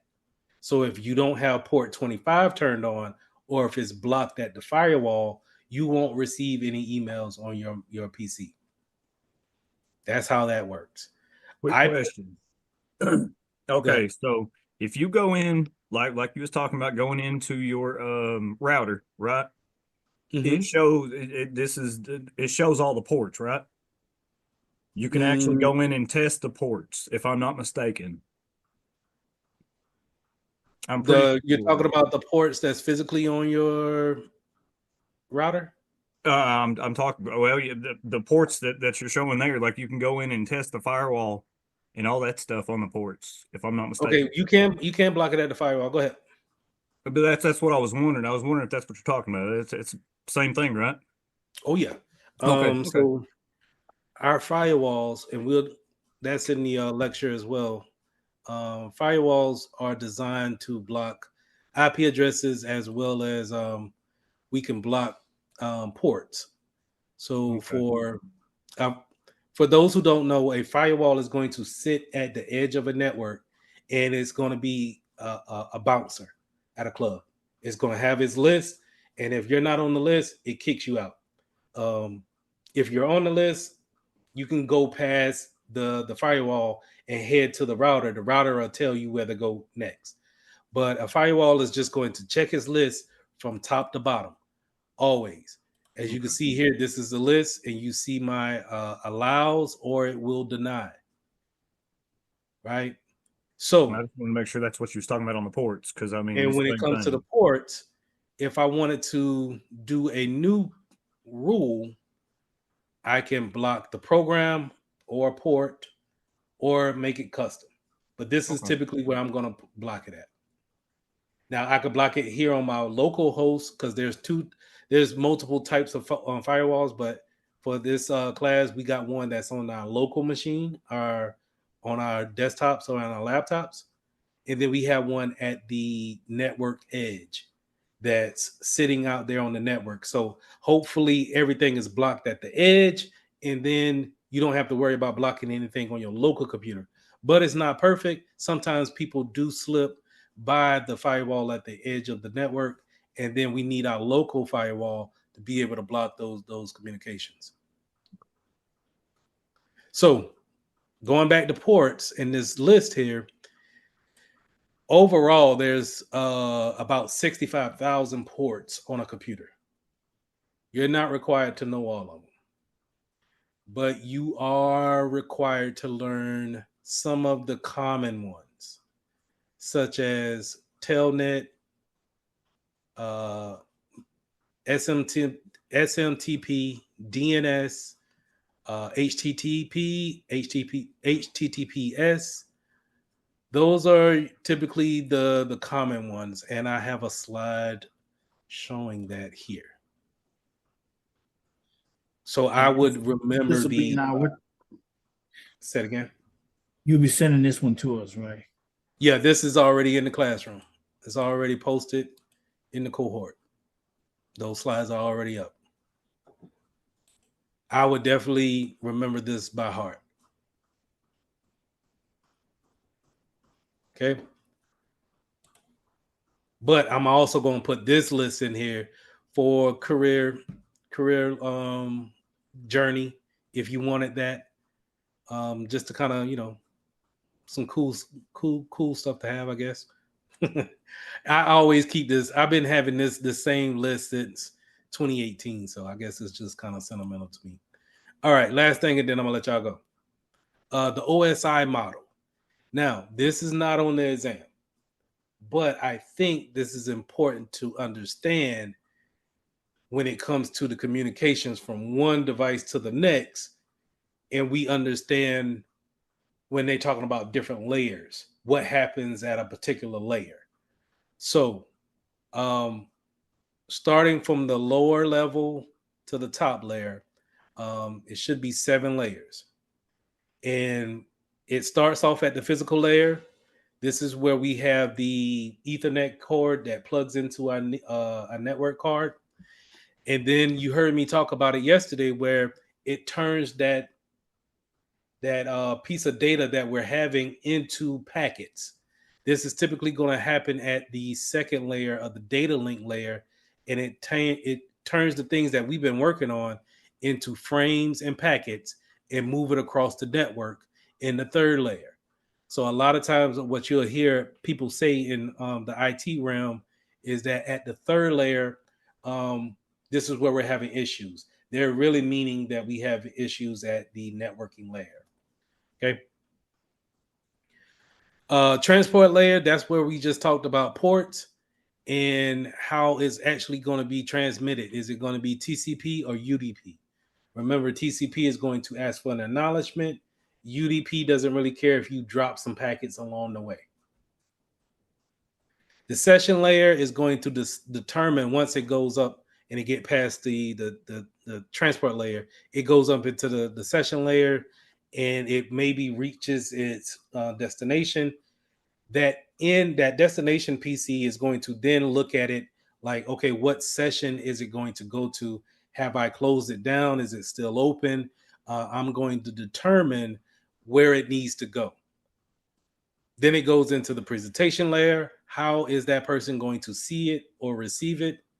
Is it going to be secure? Is it going to be encrypted with TLS and SSL? And then the application layer. Is it going to be in a website, in Microsoft Word? This is where we see it again. So it starts off here if we create a document. And then once we create that document and want to send it in an email, it goes through the process going down. Presentation layer, down the session, transport over the network, gets to its destination. The destination receives it at the physical layer and moves it back up all the way to your computer back at the application layer. Now, again, not needed to know for the A+ exam, but it is I think is good to know when it comes to if they're throwing layers out there and what is it actually talking about. All right. Any questions?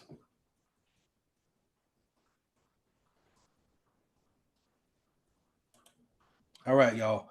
That's all I had. Give me 1 second.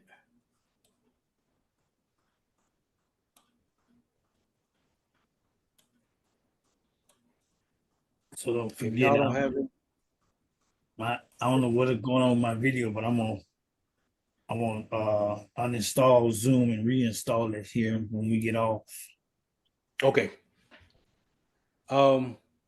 If we don't have any more questions, I'm gonna go ahead and let y'all sit with that. Remember, in the cohort, in the classrooms, we already got lesson 5 out, but I'm going to put this recording up tomorrow, along with our slides the small slides that we had here today with the questions.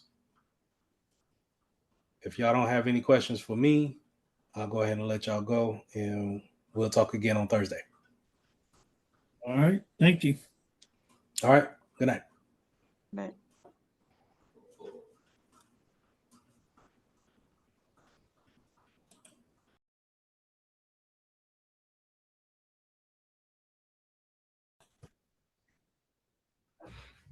A network technician must allow employees' computers to securely connect to the corporate network from an alternate location. What is the best method for the technician to use? VPN. All right. Does anybody care to explain their meaning, what they think a VPN is? It's not wrong or right. Just let me know what you think a VPN is. From what I would describe it as is like a kind of a backdoor tunnel. It's a secret tunnel, a secure secret tunnel that you use to get the information from A to B. It's you're taking an alternate route, an alternate means of kind of an alternate route to get the data to point B. A secure tunnel to point B. All right. Awesome. Hey, Lee. Virtual private network. Hey, Lee. Yeah. I know what a VPN is, but I don't know what the other three are, though. Should I know what they are? So a DMARC, I'll say that for last. DHCP scope. So you heard me say DHCP before, where we're giving out those IP addresses by request. Device gets onto the network. Hey, I'm new. I got my MAC address.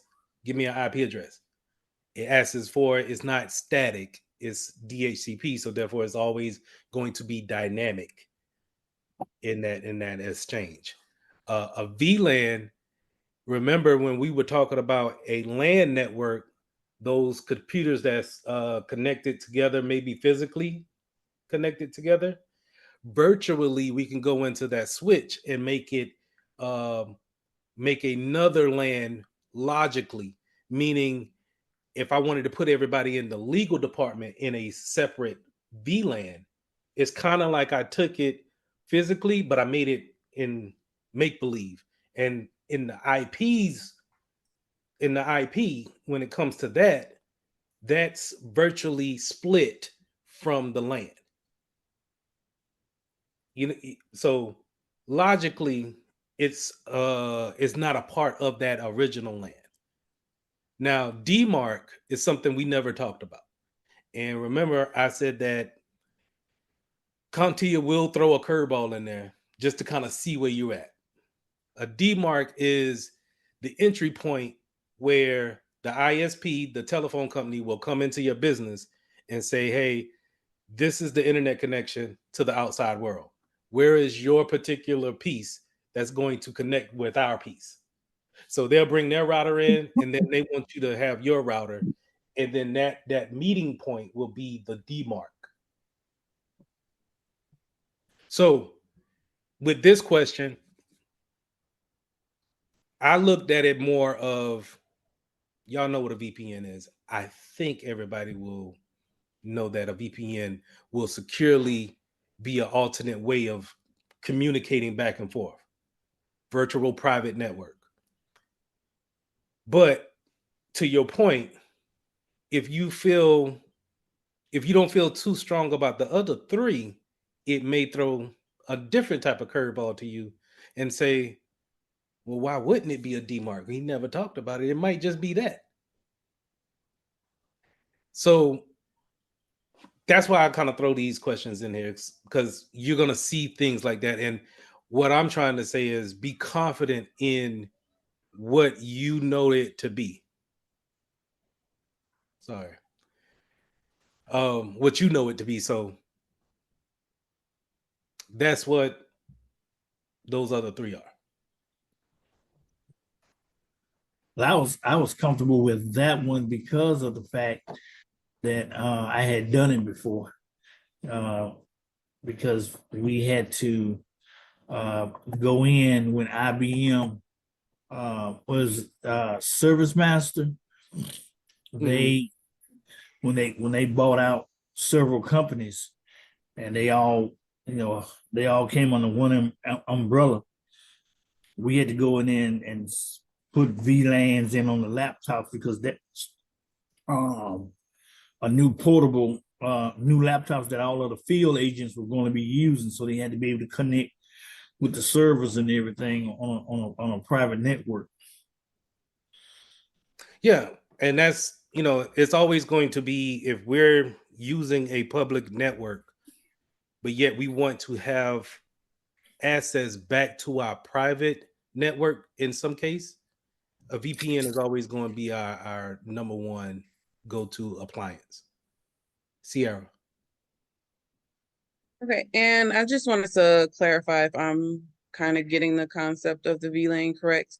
Okay, so basically you have everyone in the office, and VLAN would just be, okay, I want this department in their own little private virtual network. It's still connected to the main network, but they have their own separate private network that's specifically for that particular entity of the office. Correct. Correct. So Okay. y'all see I got the whiteboard up. All right. Let me make some duplicates here. All right, I'm gonna just do 2 over here, right? Give me a router. Put that joker right here. Give me that cloud. Remember what the cloud represents? The cloud represents the outside internet, right? This is where your DMARC will be, sitting here, or if you want to say here, but either way, this is where the ISP Time Warner is going to come and bring in that internet connection, and it's going to connect up right here. All right, now the LAN, physically, I might say, hey, everybody connect up to the router.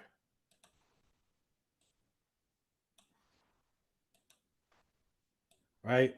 Bear with me. Doing my drawings. That's a LAN, right? We can, but the thing about this is that we're physically stuck to the second floor. But guess what? We just hired Avery, right? Avery just came to the office, and we ain't got no room for him on the 3rd floor or the 4th floor. But guess what? We're going to put him, well, hold on. This is the legal department. This is the legal department right here, right? So text.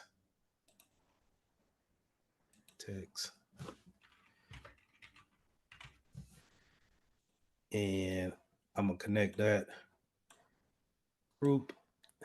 That's the legal department on the 2nd floor. Avery just joined the company. We don't have no room for him anywhere, so we have to put him on the 2nd floor as well. But guess what? Avery's part of the marketing department.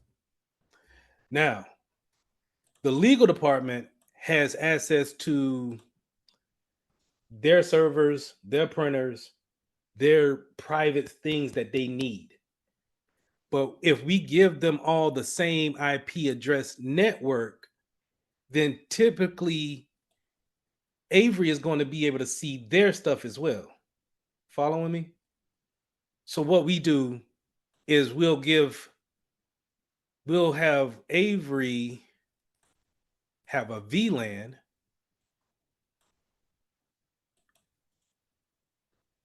and we'll make that joke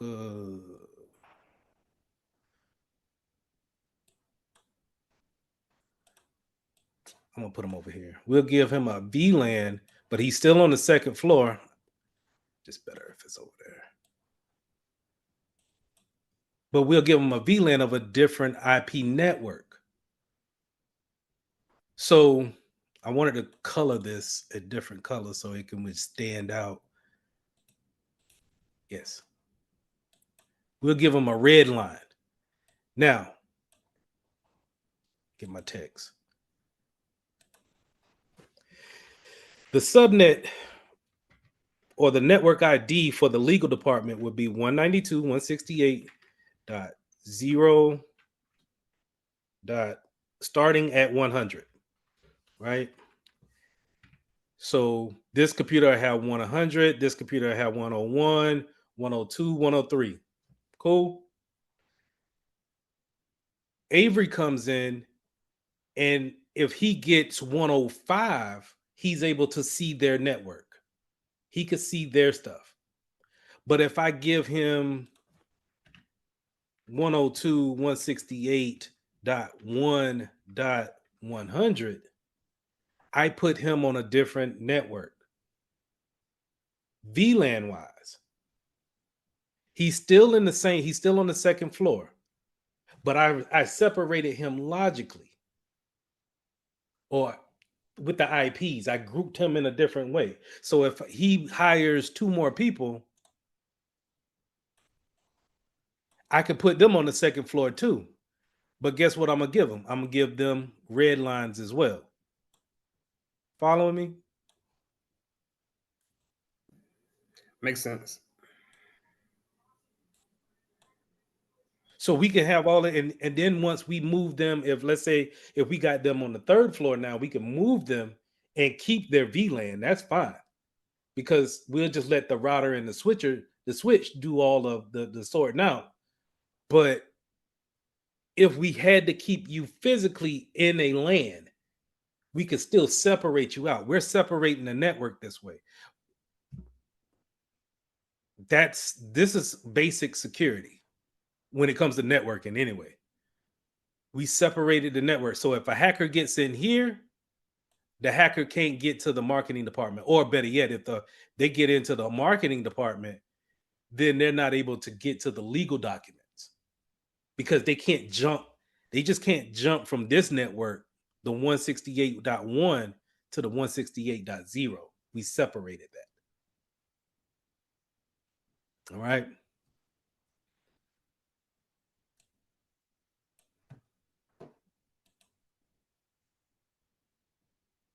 All right. But that was with the landline, right? Not the VPN. No, the VPN. Okay. So if we They're on keep, the- you want me to go into the VPN, or if in this scenario? Yeah, because I'm Okay. kind of confused. Because they're not using the VPN right now, right? No, we're in the Wait. building. Let me throw Okay, the building right. over here. Okay, okay. We on the 2nd floor. Okay. I just wanted to be sure. Now, if we were home,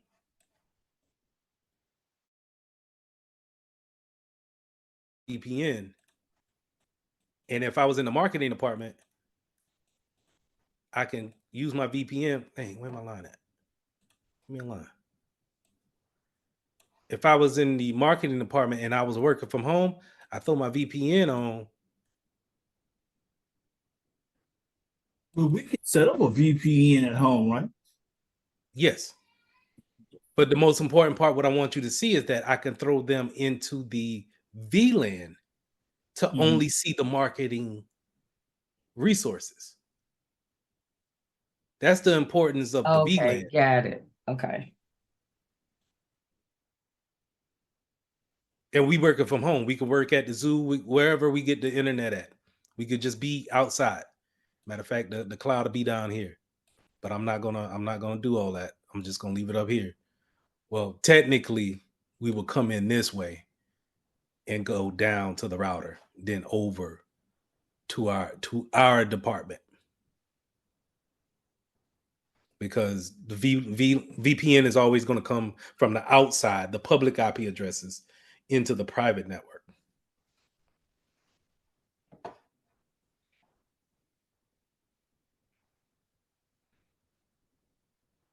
Okay.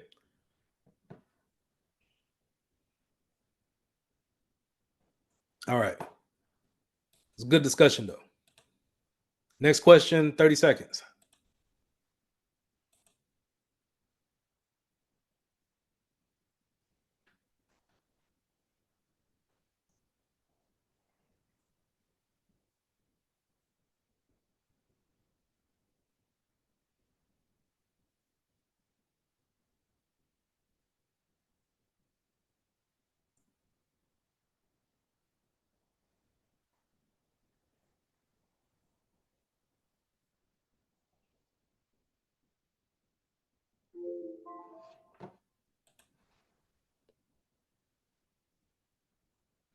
Anybody care to read and answer?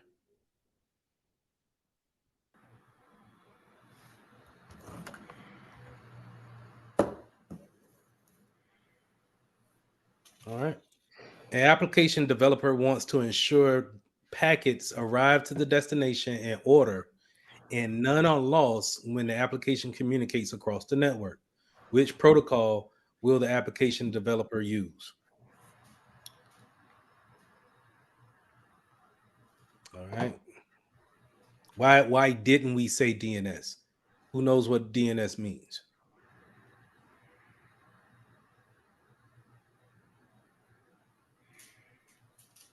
Denial of service. No. Direct network.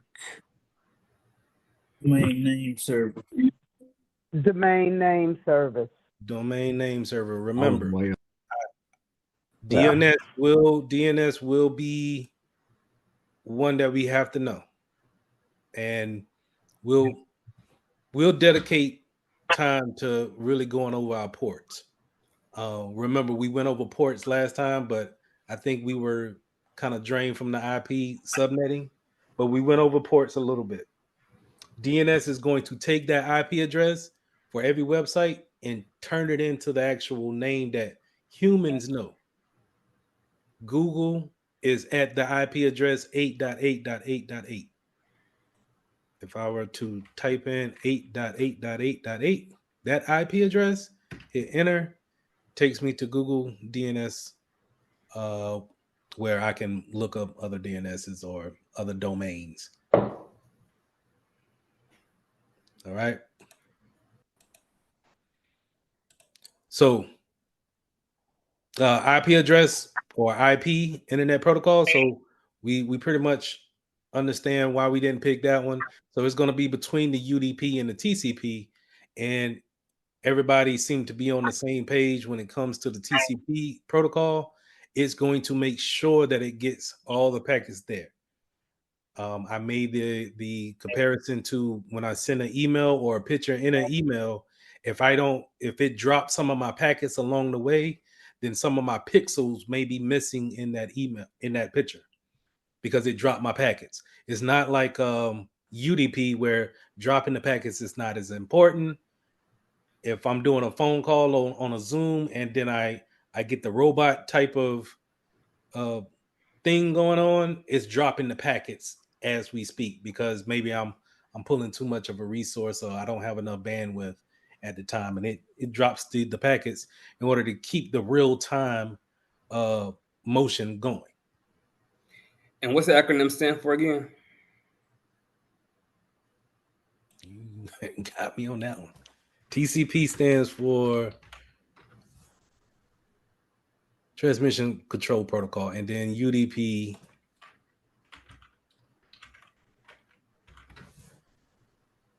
is User Datagram Protocol. Thank you. I actually have the list from CompTIA in a PDF if y'all want. It has like all the acronyms on it. Yes, please. I didn't even answer that one because I didn't know. Yes. I don't know. I guess that was Thank from the you. last class or I missed or something. I didn't even know what that was. I remember you discussing it, but I forgot what it was. But now you say you explained it. I remember what it was now. Oh, my bad. I feel bad on that. But no, they will definitely, they will either, they'll do one of the two things. They'll ask you give you the actual full name, and then a spec for you, especially if you know it for its acronym, such as DNS, SMTP, a lot of the ports. And I put that in the classroom, right? A lot of the ports they'll either spell it all the way out, or if you know it by the acronym, if you know it by the name, they'll just put the acronym. Or they may just come up with an acronym and we never really talked about it. I didn't put that in there. All right, so I need to put that. No, I put it in the slides right here. The common ports.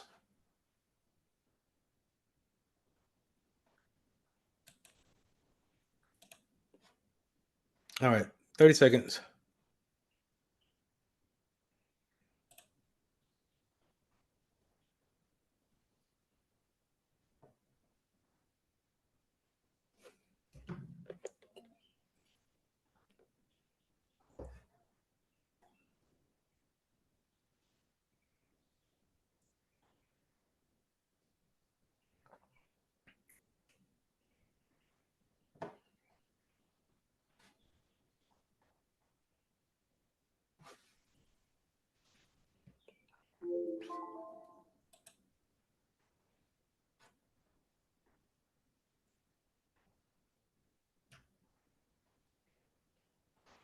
All right. A network technician is configuring host to request IP configurations from a server. What protocol is the technician configuring? HTTPS, SSH, DHCP, or TFTP? And no, we didn't talk about TFTP. All right. HTTPS. A network technician is configuring host to request IP configurations from a server. It's requesting that hey, I got my physical address and I want an IP. It's not static. Okay, so it's SSH. No, correction. DHCP. DHCP. So we have to, yes, we have to understand that these protocols are different ways that we talk to each other in computer languages. This is how they do different features. HTTPS is when we're going and we're typing in our favorite web address and it gets a secure web address. So I'll go to ESPN.com. NFL draft is tonight. It's secure because we're using HTTPS. And normally back in the day, well, not too long ago, they had a little lock up here, and you may still see a lock for secure web addresses. That's using HTTPS for these type of sites. That typically means that they checked in with a CA or some type of certificate authority to get this certificate to say, hey, we are ESPN. We are who we say we are. Now,